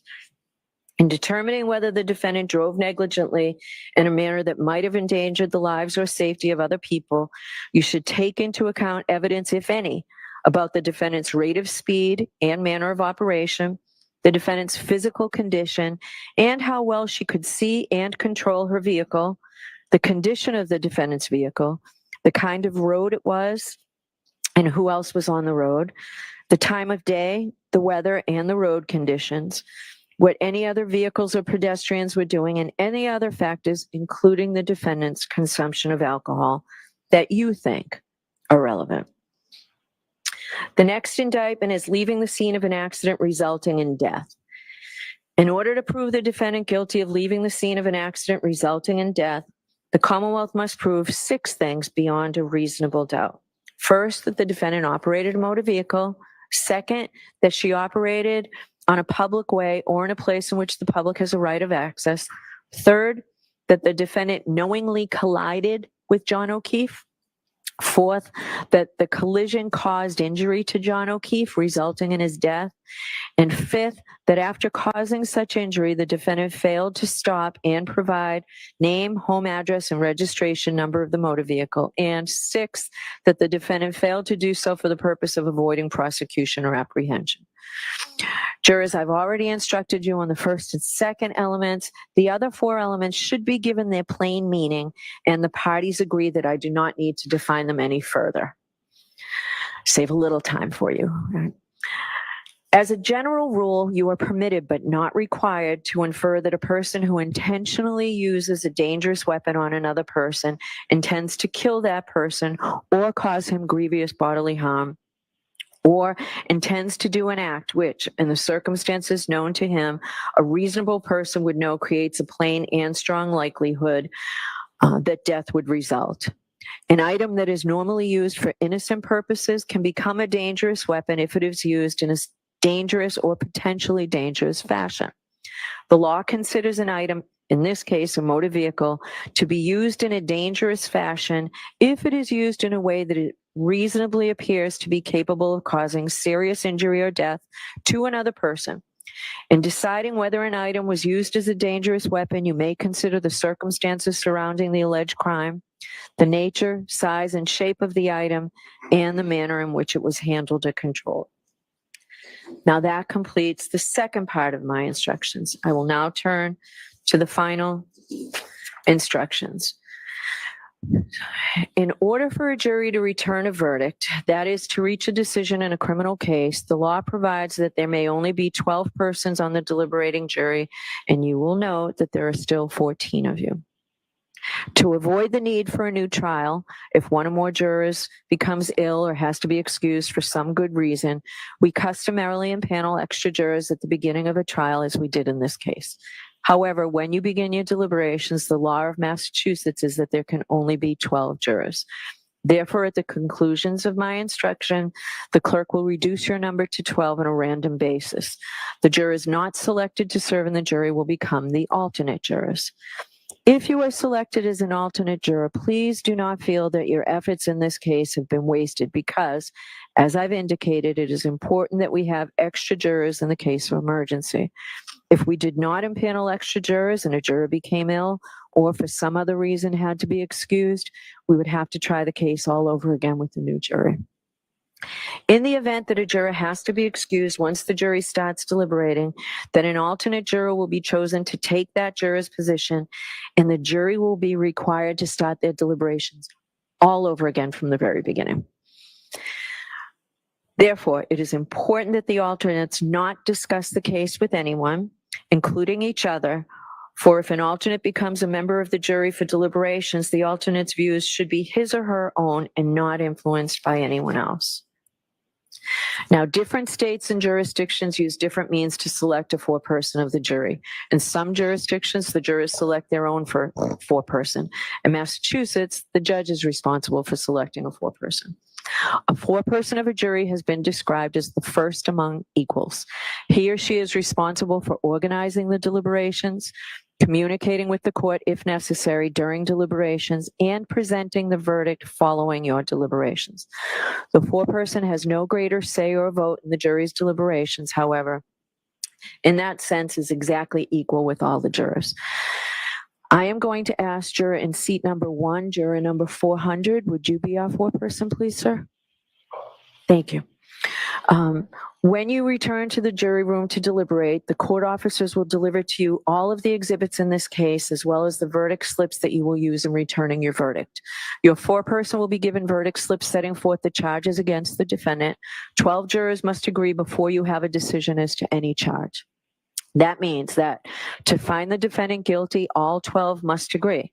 To find the defendant not guilty, all 12 must agree. You should continue deliberating until you have reached a final verdict on each charge. You should not begin deliberating until all 12 jurors are together in the jury room and should cease deliberating if any one juror is not present in the jury room. It is important that you not communicate with anyone outside the jury room about the deliberations or about anything concerning this case. Further, I instruct you that no juror is better qualified to determine the truth of the facts in dispute or to deliberate on a verdict solely because of education, background, or experience. The parties and I have chosen each of you as fair and impartial jurors, and your voices have equal weight. To reach a unanimous verdict, each juror must agree. Jurors have a duty to consult with one another and to deliberate with a view to reaching an agreement if it can be done without violence to individual judgment. At the same time, each juror must decide the case for himself or herself, but only after impartial impartially considering the evidence with his or her fellow jurors. Don't hesitate to re-examine your views and change your opinion if convinced it is wrong. But no juror should surrender an honest conviction to the opinion of fellow jurors simply for the purpose of returning a verdict. Although how you conduct your deliberations is up to you, I urge you not to begin conducting an immediate straw vote. Rather, I encourage you not to take any votes until you have completed a careful and thorough collective view of all the evidence. At this point, I want to remind you of an important issue that I raised with you at the beginning of this trial. I told you that our system of justice depends on judges like me and jurors like you being able and willing to make careful and fair decisions. All people deserve fair and equal treatment in our system of justice, regardless of their race, national origin, religion, age, ability, gender, sexual orientation, education, income level, or any other personal characteristic. I also pointed out that we all have our own built-in expectations and assumptions, even if we are not consciously aware of them. And I talked about some of the ways we can try to deal with them. First, slow down. Do not rush to a decision. Hasty decisions are the most likely to reflect stereotypes or hidden biases. Take time to consider all the evidence. Second, as you start to draw conclusions, consider what evidence, if any, supports the conclusions you are drawing and whether any evidence casts doubt on those conclusions. Double check whether you are actually using unsupported assumptions instead of the evidence. Third, as you think about the people involved in this case, consider them as individuals rather than as a member of a particular group. Fourth, I might ask myself, would I view the evidence differently if the people were from different groups, such as different racial, ethnic, or gender identity groups? Fifth, listen to your fellow jurors. They may have different points of view. If so, they may help you determine whether you are focusing on the facts or making assumptions, perhaps based on stereotypes. Of course, your fellow jurors could be influenced by their own unstated assumptions. So don't be shy or hesitate to speak up. You should participate actively, particularly if you think the other jurors are overlooking or undervaluing evidence you find important. In fact, when you explain your thoughts out loud to other jurors, you are also helping yourself to focus on the evidence instead of assumptions. If you use these strategies, then you will do your part to reach a decision that is as fair as humanly possible. That is your responsibility as jurors. Now, during the course of your deliberations, you might have a question concerning the law in this case. I'm not suggesting that you will, but you might. Perhaps I said something you did not understand. If you have any questions, please feel free to bring them to my attention by writing a note dated and signed by the foreperson and sending it to me by way of the court officer. Because your role as the jury is to determine the facts of the case, I cannot answer any questions you have concerning the facts of the case. I have no role in this case when it comes to deciding what the facts are. Neither is it possible to provide you with a transcript of the testimony, even though we've had a phenomenal court reporter throughout this whole trial. If you send a question to me, I will respond after consulting with the lawyers. Please do not ask a court officer or anyone else to answer any questions concerning anything material to the case. We will not answer a question or take a verdict between 1 and 2. You'll have lunch brought into you and decide whether you want to stop your deliberations during lunch or deliberate. At the end of the day, if you're still deliberating, I'll send in a note asking if you want to continue deliberating or break for the day and return tomorrow morning. Don't tell anyone, including me, how the jury stands numerically or otherwise on the questions before such time as you have reached a unanimous verdict. You are going to notice shortly that the court officers are going to take an oath, and you will hear from that they too, as well as all other persons, are forbidden to communicate in any way or manner with any member of this jury on any subject touching on the merits of this case. Remember that the decision of the jury must be unanimous, and the foreperson should be certain that each member of the jury is in complete agreement with the verdict. After the final vote of the jury, the foreperson should check the appropriate boxes as to each charge, then sign and date the verdict slips and notify the court officer that you have reached a unanimous verdict. You will then be brought back into the courtroom where the foreperson will deliver the verdicts to the court. I'm going to see counsel before we reduce your number to 12.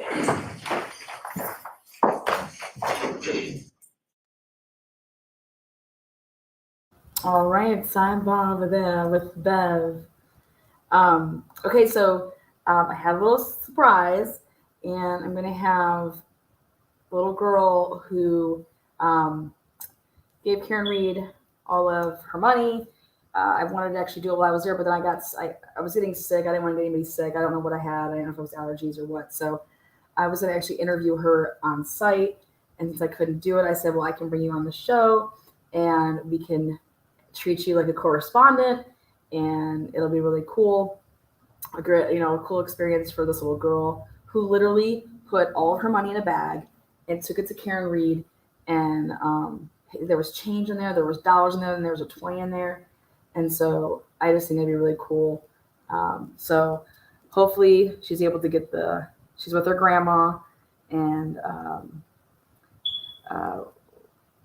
let me go in here and send, just text me email. Because remember, we're on a little delay here, so perfect timing. Bev just ended. How do I send? Just text me your email, and then I can do it. So I kind of guesstimated how much money she had, and I tried to cash app it, PayPal it on over to her grandma, and told her to go get something that she wanted for at the end of the school year. Okay, let's see if this works.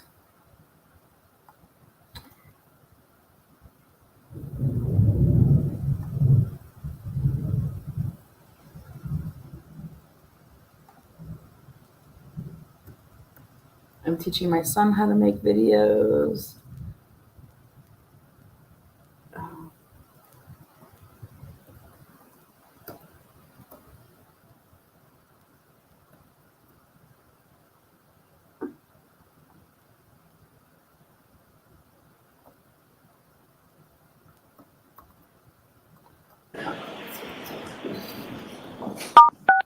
You are unmuted.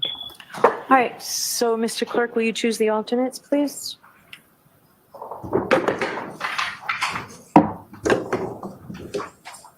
Okay, here we go.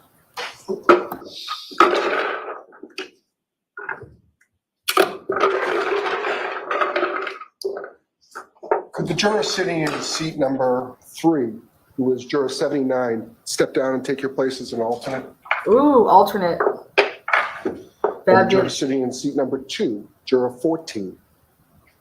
2 and 3. That was a big blow. All right. So, ladies and gentlemen, we need to swear in the court officers. They're going to be in charge of you during your deliberations. I suggest that you listen to the oath that they are taking so that you can be aware of their responsibilities. Now you can swear them, Mr. Clerk. You swear that you will keep this jury and alternates in some separate but convenient place until they agree, that you not suffer any person to speak to them, nor speak to them yourselves, nor ask them if they are agreed, nor suffer them to disperse until they're discharged of their verdict, except by further order of the court, so help you God. Thank you. All right. So, jurors, I need not remind you that you have an important responsibility, but I believe that you will bring to all the wisdom and the judgment and conscience that you possess in reaching your verdict. Can you hear us? All that we can expect from you is that you decide the case with integrity and with intent. We all expect you to reach an impartial verdict dictated by your logic, without bias, without prejudice or sympathy, and not prompted by any facts except those that you have heard in here. You're in the show. Everyone can see and hear you. Yes. We're looking for Say hello, everybody. judgment Hello, dictated by your everyone. reasoning and the fullest discharge and of transparency. your oaths as jurors. You may now retire. Are we ready for a not guilty verdict? Yes. Yes. Yes, there she is. How are you? Maybe put it to your ear. Can you say something? We're gonna get Bev also. We're gonna get Bev also. Hello. you, Dal. Can you hear me? Oh, way to go. You just. There we go. Well, I was trying to text her and tell her that I sent you in there, but it looks like you're in there. Hi. Can you hear me? She can probably hear you. I can't hear her. I know. They officially went to deliberate. No, Yes, they you have officially went to this, deliberate. What? The jury officially went to deliberate. The jury officially went to deliberate. We're gonna get a Wow. not guilty. So how long have you been here today? We've been feeling for hours for this. Right. Not guilty. Like, it's actually a bunch of little kids, like that. Like, you know, like, it's right here. Can you can't hear her? No, I would have loved to meet, like, I would have loved to like go to my class and teach right now, you know, like.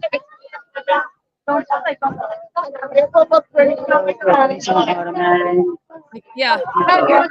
What'd you do, Jax? Okay, I'll try it for you. Can you guys hear me? Try now. Hi. Hi, I can hear you guys. Can you say something?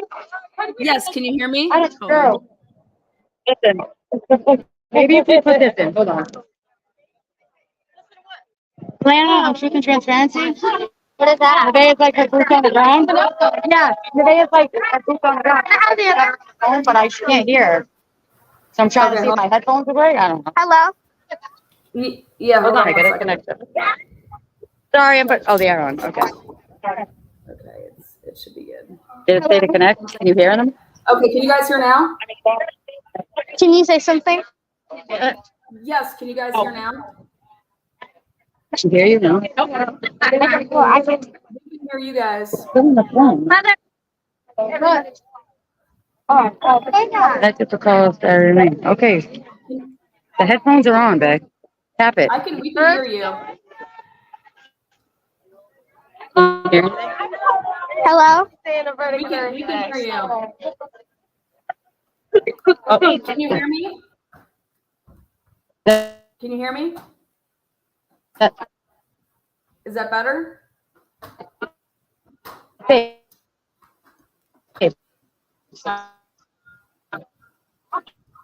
guys, we're having a little bit of a. Everybody wants to tell you that you're amazing.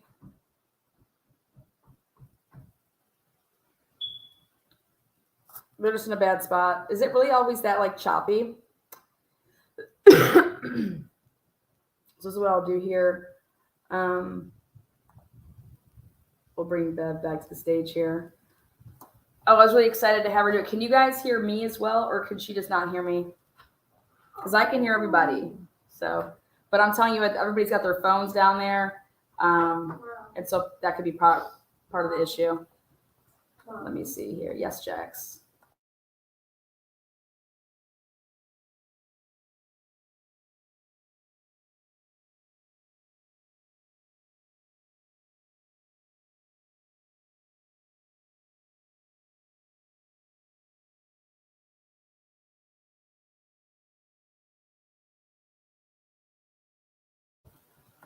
Wow, they did the verdict. Clock is on. All right, I'm going to see if I can get this to work with Jesse. I'll be right back, guys. We're going to keep this rolling just so everybody knows. But here we go.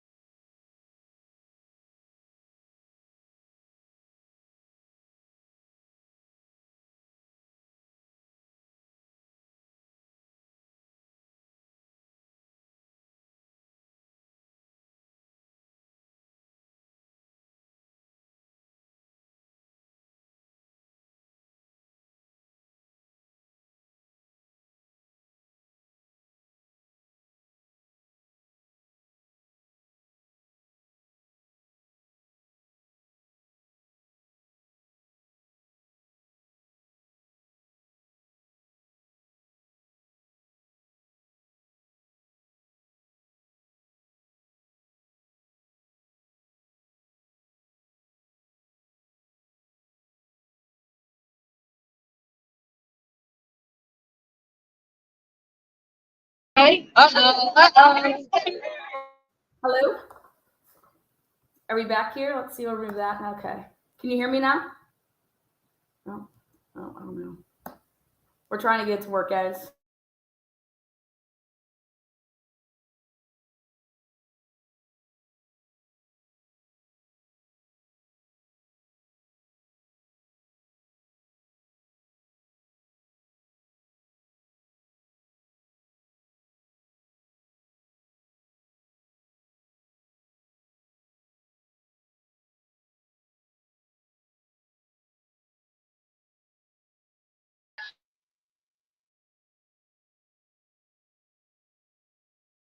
All right, again, like I said, trying to get this to work.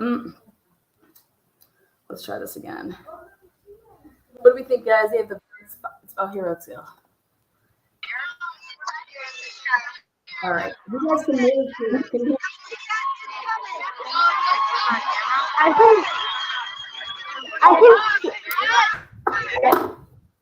Are you able to hear me? I can. Yes. You can? Okay. Well, how are you? Is that better? Is that louder? Yeah. So, did Karen come out of the courthouse yet?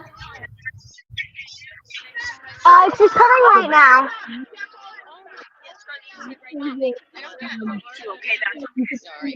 Good job. Thank you.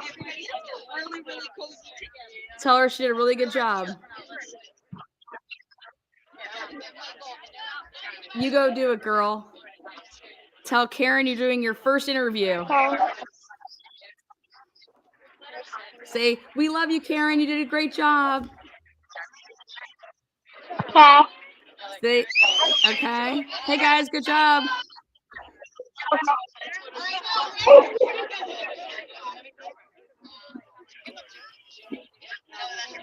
You guys This is my friend Hadley. How you doing down there? Free Karen Reed. Free Karen Reed. She said her. She said free Karen Reed. Well, did you guys bring your bags of money today? No. No bags of money today? She told. One second. She asked me a question, so I said no. We're Karen Reedians. I said we're all Karen Reedians. You guys are all Karen Readers? Yeah. Good for you. Well, you did a very, very cool, selfless deed by giving Karen Reed all your money. So, I can hear it. Turn your camera. Turn your camera so you can see Karen. Turn your camera. We could show Karen. So, like. How do I turn the camera? There you go. There you go. That's official. Right there.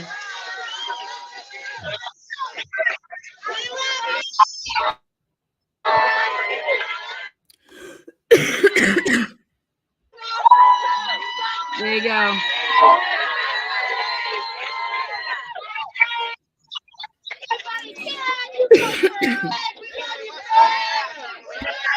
We're waiting for Karen. Wait for Karen. Karen and the lawyer. Make sure you give her a high five. Give Alan Jackson a high five. Do you have a good question ready for him? You got to have a good question ready for him. You got to ask him to do a pirouette. Say, Alan Jackson, do a pirouette for me.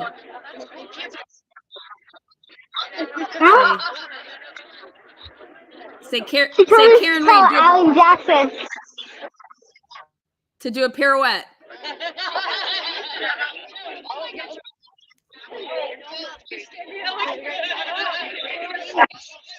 Free Karen Reed.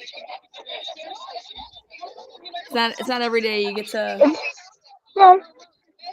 have Who's Got Talent. I feel like we're auditioning for Who's Got Talent. What was that kid show that they did? You got to get these kids to be the next announcers, putting Ryan Seacrest out of business.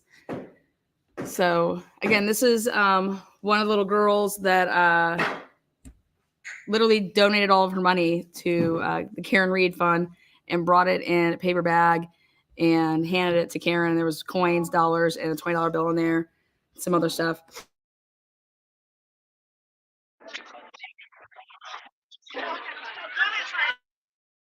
Are you guys in like a bad area over there? Yeah, Star Search with Ed. Yeah, there you go. Star Search, that was it. It's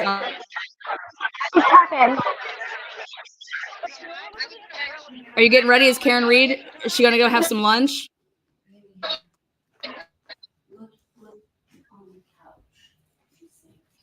It's on top of the couch.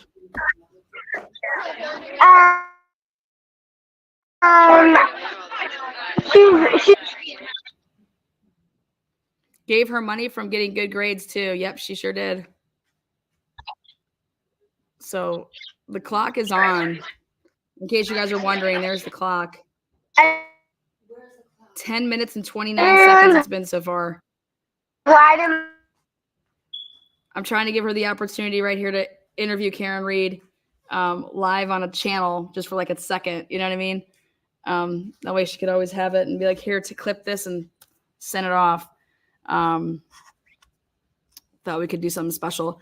Hopefully, like I said, down there's all those people down there. There's a ton of phones. So this is what you have to deal with. Also, I'm going to yell at grandma over here, say, what the heck kind of Wi-Fi were you on? Girl, what kind of hotspot were you on? Girl. No, I'm just kidding. No, she literally gave all of her money to Karen Reed in a bag. Everything she had, she brought it and she put it in like a plastic baggie. And it almost made Karen cry. Yeah. I mean, who wouldn't it make cry? Like, I think the Alberts would have cried. Okay, maybe not them. But so we are on trial, verdict, watch. 11 minutes and 30 seconds. So I want her to be able to go ahead though and enjoy her moment being down there. I love to see that parents are teaching their kids about this stuff, because when you learn this at a young age, you truly appreciate, all walks of life and what people go through and put yourself in other people's shoes. So I think that's really good parenting, to show your kids at a young age, like what this is all about. You're educating them. So it's reality. It's history. It's also bonding. It's something that you'll always remember. So I'm going to give my voice like a little rest here. But I'm going to have her on if the phone's working, awesome. And then I'll be jumping on back and forth. But we do have the verdict. There it is.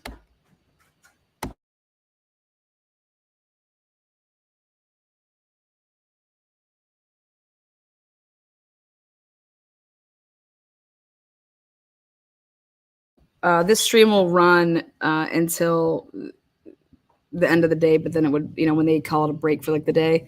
So I think they're going to deliberate until like 5. And then if they're not having a verdict by 5, then they call it a day. Isn't that what she was saying? I didn't catch the end of it. So yes, 2-hour summons and let out by 4. Okay, it's 4. Okay.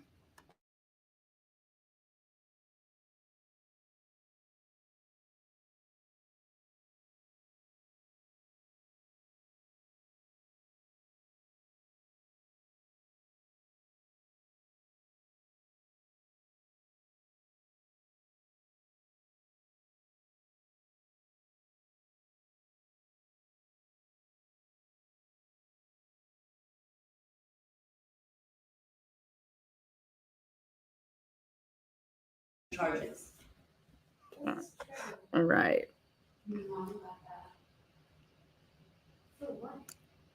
Ask her.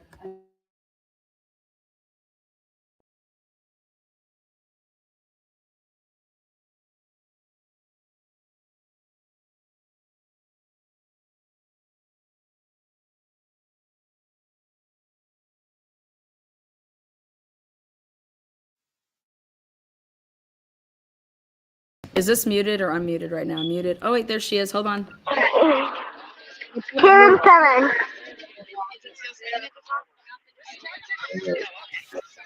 Karen's coming. Okay, sweet. This is your chance here, girl. Let it fly.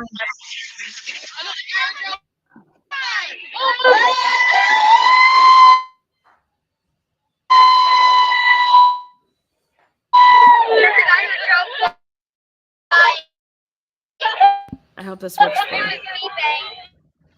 You got it, girl. Tell Karen she did a great job. Tell Karen she did great. Say free Karen Reed.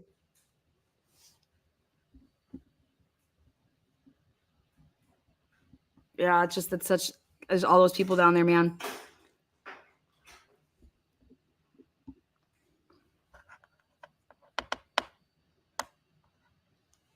What's up, Heather? Oh, I was really looking forward to it oh man. Again, this is a little girl, Jessie, who gave Karen Reed all of her money. It was so cute. All of her good grade money. And then we were walking around trying to find her family because I wanted to basically give her the money that she gave to Karen Reed back to her. And so we try to do that. So we were able to get in touch with her family, and then we tried to make this all work out that she could like interview a couple people. But as you guys can see, her phone's not keeping the power. So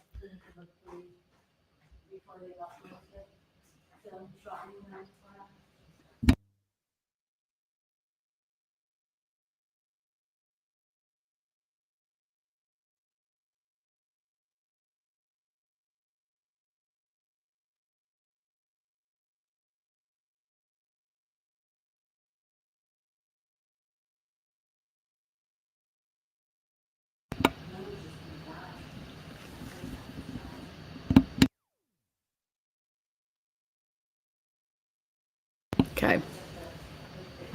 Hope the jury have their verdict ready for dessert. There you go. All right, guys. Yep. So just keep it parked right here. 16 minutes in, and the jury's calling them back. Hey, guys, you guys can just come on back. We're good to go. I mean, can you believe that if that would be the case? A jury's in 16 minutes. That would be like that when I said OJ. It would be like giving you the finger to the cops, you know? Yeah, I think that's what should happen. Well, no, I think they Give the should- finger to Lally. No, I think they should say, look, you didn't present anything and we looked at everything and we still came back not guilty. Take it serious. Mm-hmm. Yes. Well, I mean, there's really nothing taken. They're in. No, guys, they're not in. I was kidding. I was sorry. That was a bad joke, I guess. All right, guys, we'll see you in a bit.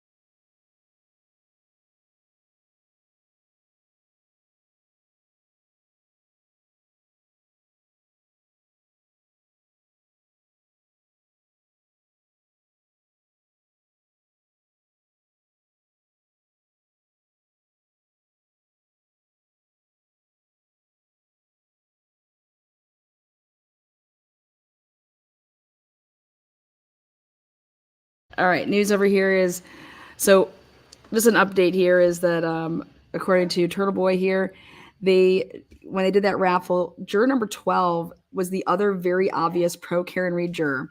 She couldn't have held back her disgust during the proctor testimony. So the jury is 6 men and 6 women. Karen Reed's jury, 6 men, 6 women.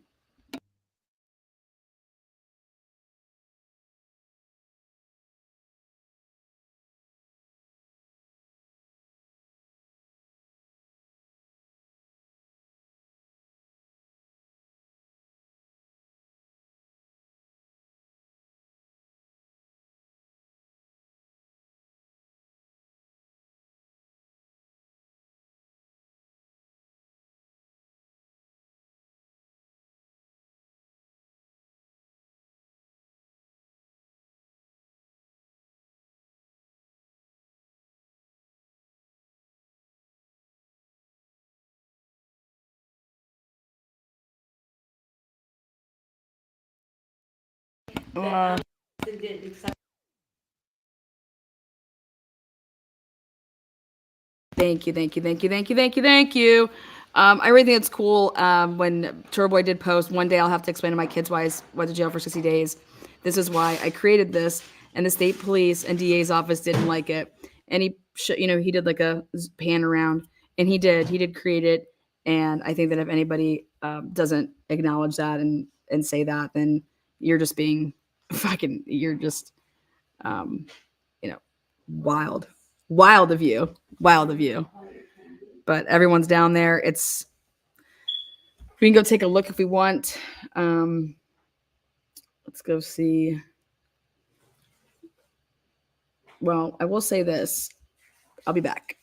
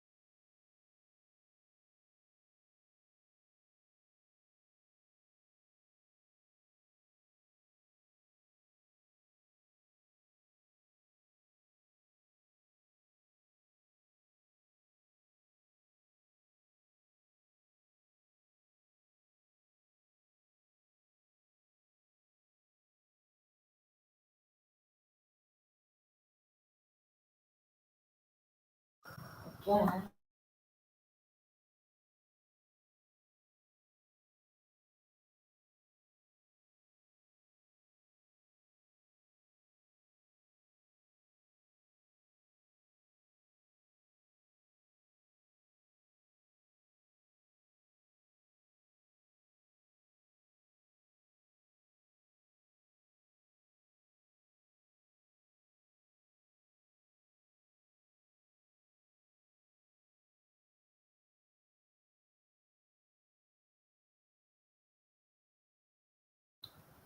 All right, guys. Rumor has it is that the tow truck guy, somehow Sean is reporting that the tow truck guy said that they lied. The person in the Sallyport video was not him, just in case you hadn't heard. He broke the news a little bit ago. So there you guys go. The tow truck driver came forward to say that that was not him in the video and that they lied. You guys, the feds are all over this. This is unbelievable. This is amazing. I'm here for it.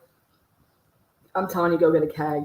Go get a keg because you're going to need it for the Karen Reed continuation. Okay, because it's not just this case. Karen Reed is going to take down all of these people. This is amazing. You guys, this is history. You guys are a part of history.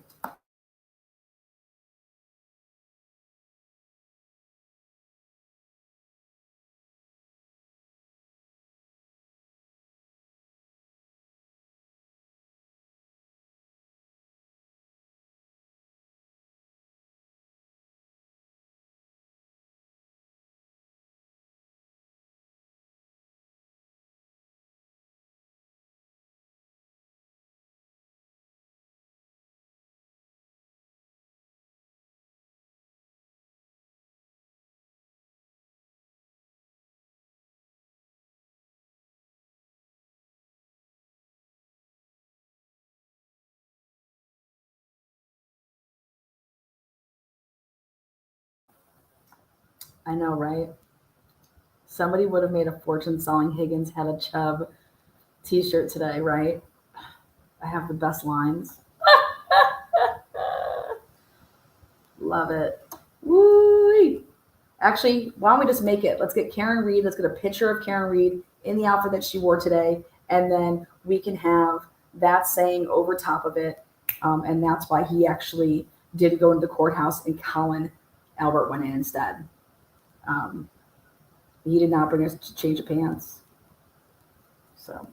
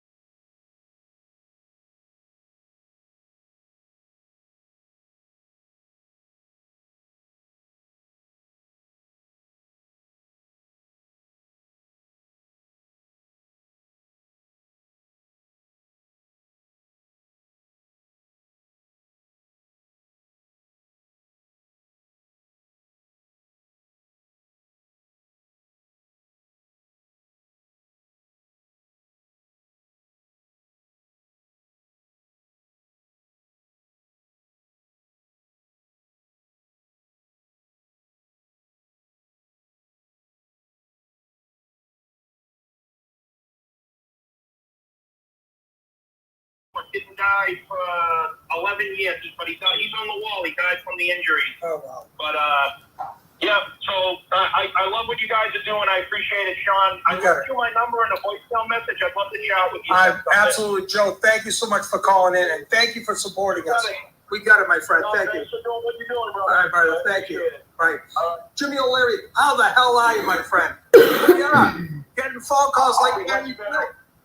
What's the verdict, is it? This is, I feel like Larry Glick on the nighttime show. I don't have any t-shirts to send anyone. I used to get all kinds of t-shirts from Larry. I just love Sean had to play his little voice there for us. Now I can stop listening to both channels, right? Hey Sean, I'm just gonna like play your voice over here. No, I wouldn't be able to, I wouldn't do that to him. But yeah, I would just bounce it around because I want to tell Sean, you know, I love it. I love his passion, just, you know, everything that he's doing. Love that he's sticking up for the truth. Feel so bad about what happened to his family, you know?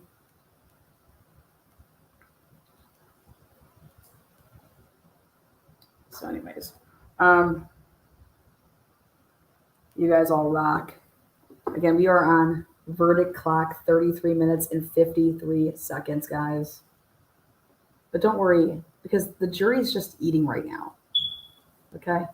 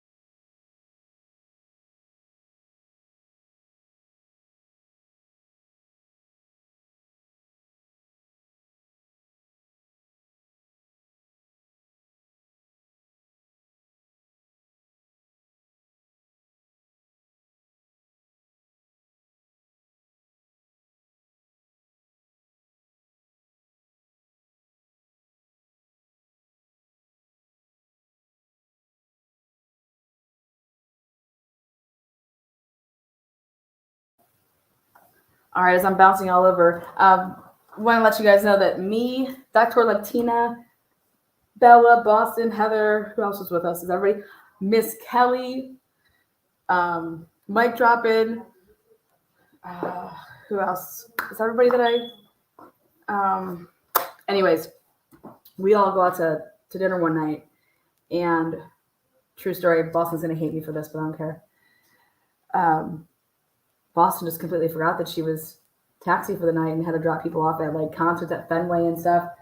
Well, also Boston forgot how much gas she had in her car. Boston could not make it back to us, so she didn't get to enjoy in the amazing dinner that Dr. Latina had with all of us. It was literally amazing. And I was at the tail start of my like not feeling too well. I could tell something was up. And but it was we had an interesting waiter, but I just want to say thank you, Dr. Latina here. Dre Latina is one for the books, man, a real human being, best heart, just fucking good true friend, and a great supporter of the true crime community. Love her. But Boston, she didn't make it back to get any of her food because she ran out of gas. Girl, you're never gonna live that down. Love you, Boston. Love you, baby. So 42 minutes and 29 seconds. How many lobster rolls has the jury taken down?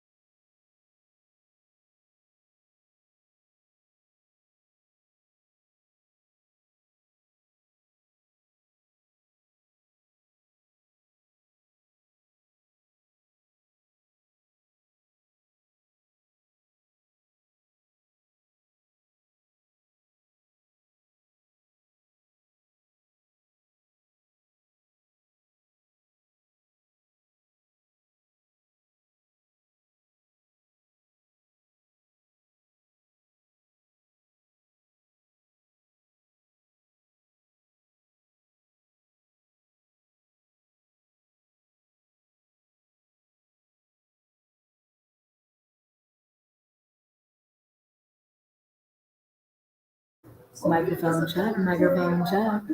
What we got here is that the jury has been deliberating for 1 hour and 27 minutes. I am going to replay some of my favorite moments in testimony if things happen to go through the night. So we'll see. We'll see what's up. Jack says hello to everybody. 1 hour and 27 minutes, and the verdict is not in yet.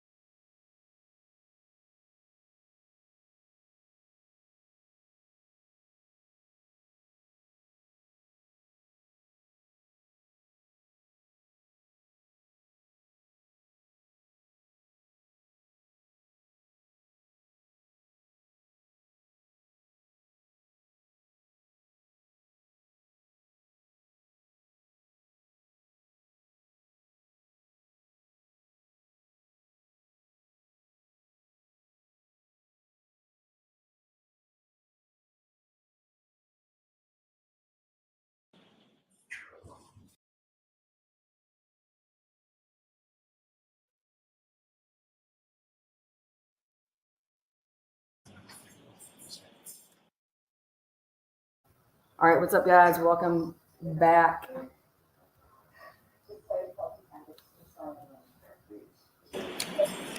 What's going on?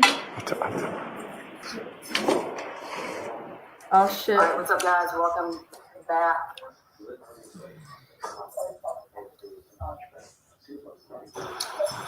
Shit. What's going on?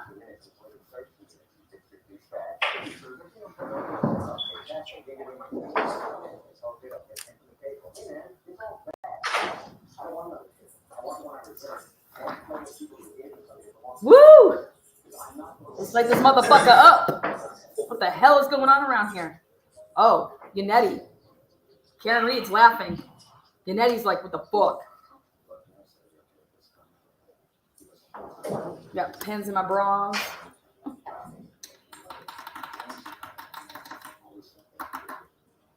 I had to fly off the couch. I was just chilling with my suits on. What do we got? They want to know if they can convict her just of DUI? No way. What the fuck is he? Wait, the jury's coming in?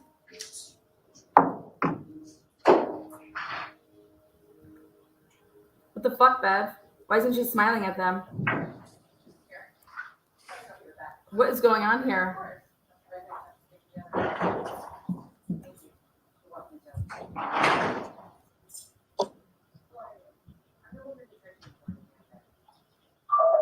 Thank you. Be seated. All right, jurors. So as you know, I sent you in a note at 4 o'clock asking if you wanted to come home and come back tomorrow. You said yes. I apologize. It took us so long to get everybody together to do this. So I'm going to excuse you for today. When you come back tomorrow, you will start again after coming into the courtroom. So I do have to give you those 3 cautions, and the cautions also concern the alternate. So please do not discuss this case or any aspect of this case with anybody. Do not do any independent research or investigation into this case. If you happen to see, hear, or read anything about this case, please disregard it and let us know. We've all worked so hard for this last 8, 9, 10 weeks, however long it is. Let's just make sure that you continue to be as secure in how you've done things this year. We really appreciate it. So we will see you tomorrow morning. Have a good night. All rise, jury up. So they don't have a request?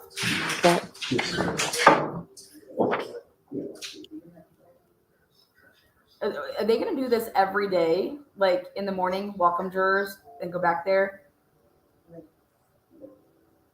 And all right, we'll see everybody tomorrow. Thank you, Your Honor. Be a recess. I don't know if those are.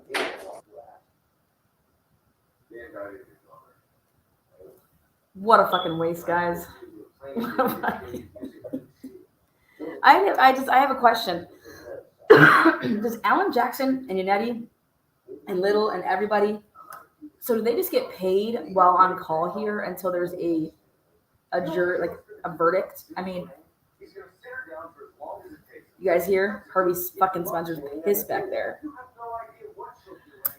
All right. I might let this roll. Oh, Hey God, there, no. Karen Reed, No, trial watchers. no! You know what a lot of the trials we cover remind me? It's that you. I gotta go, guys. Have a good night. We'll be back tomorrow. No.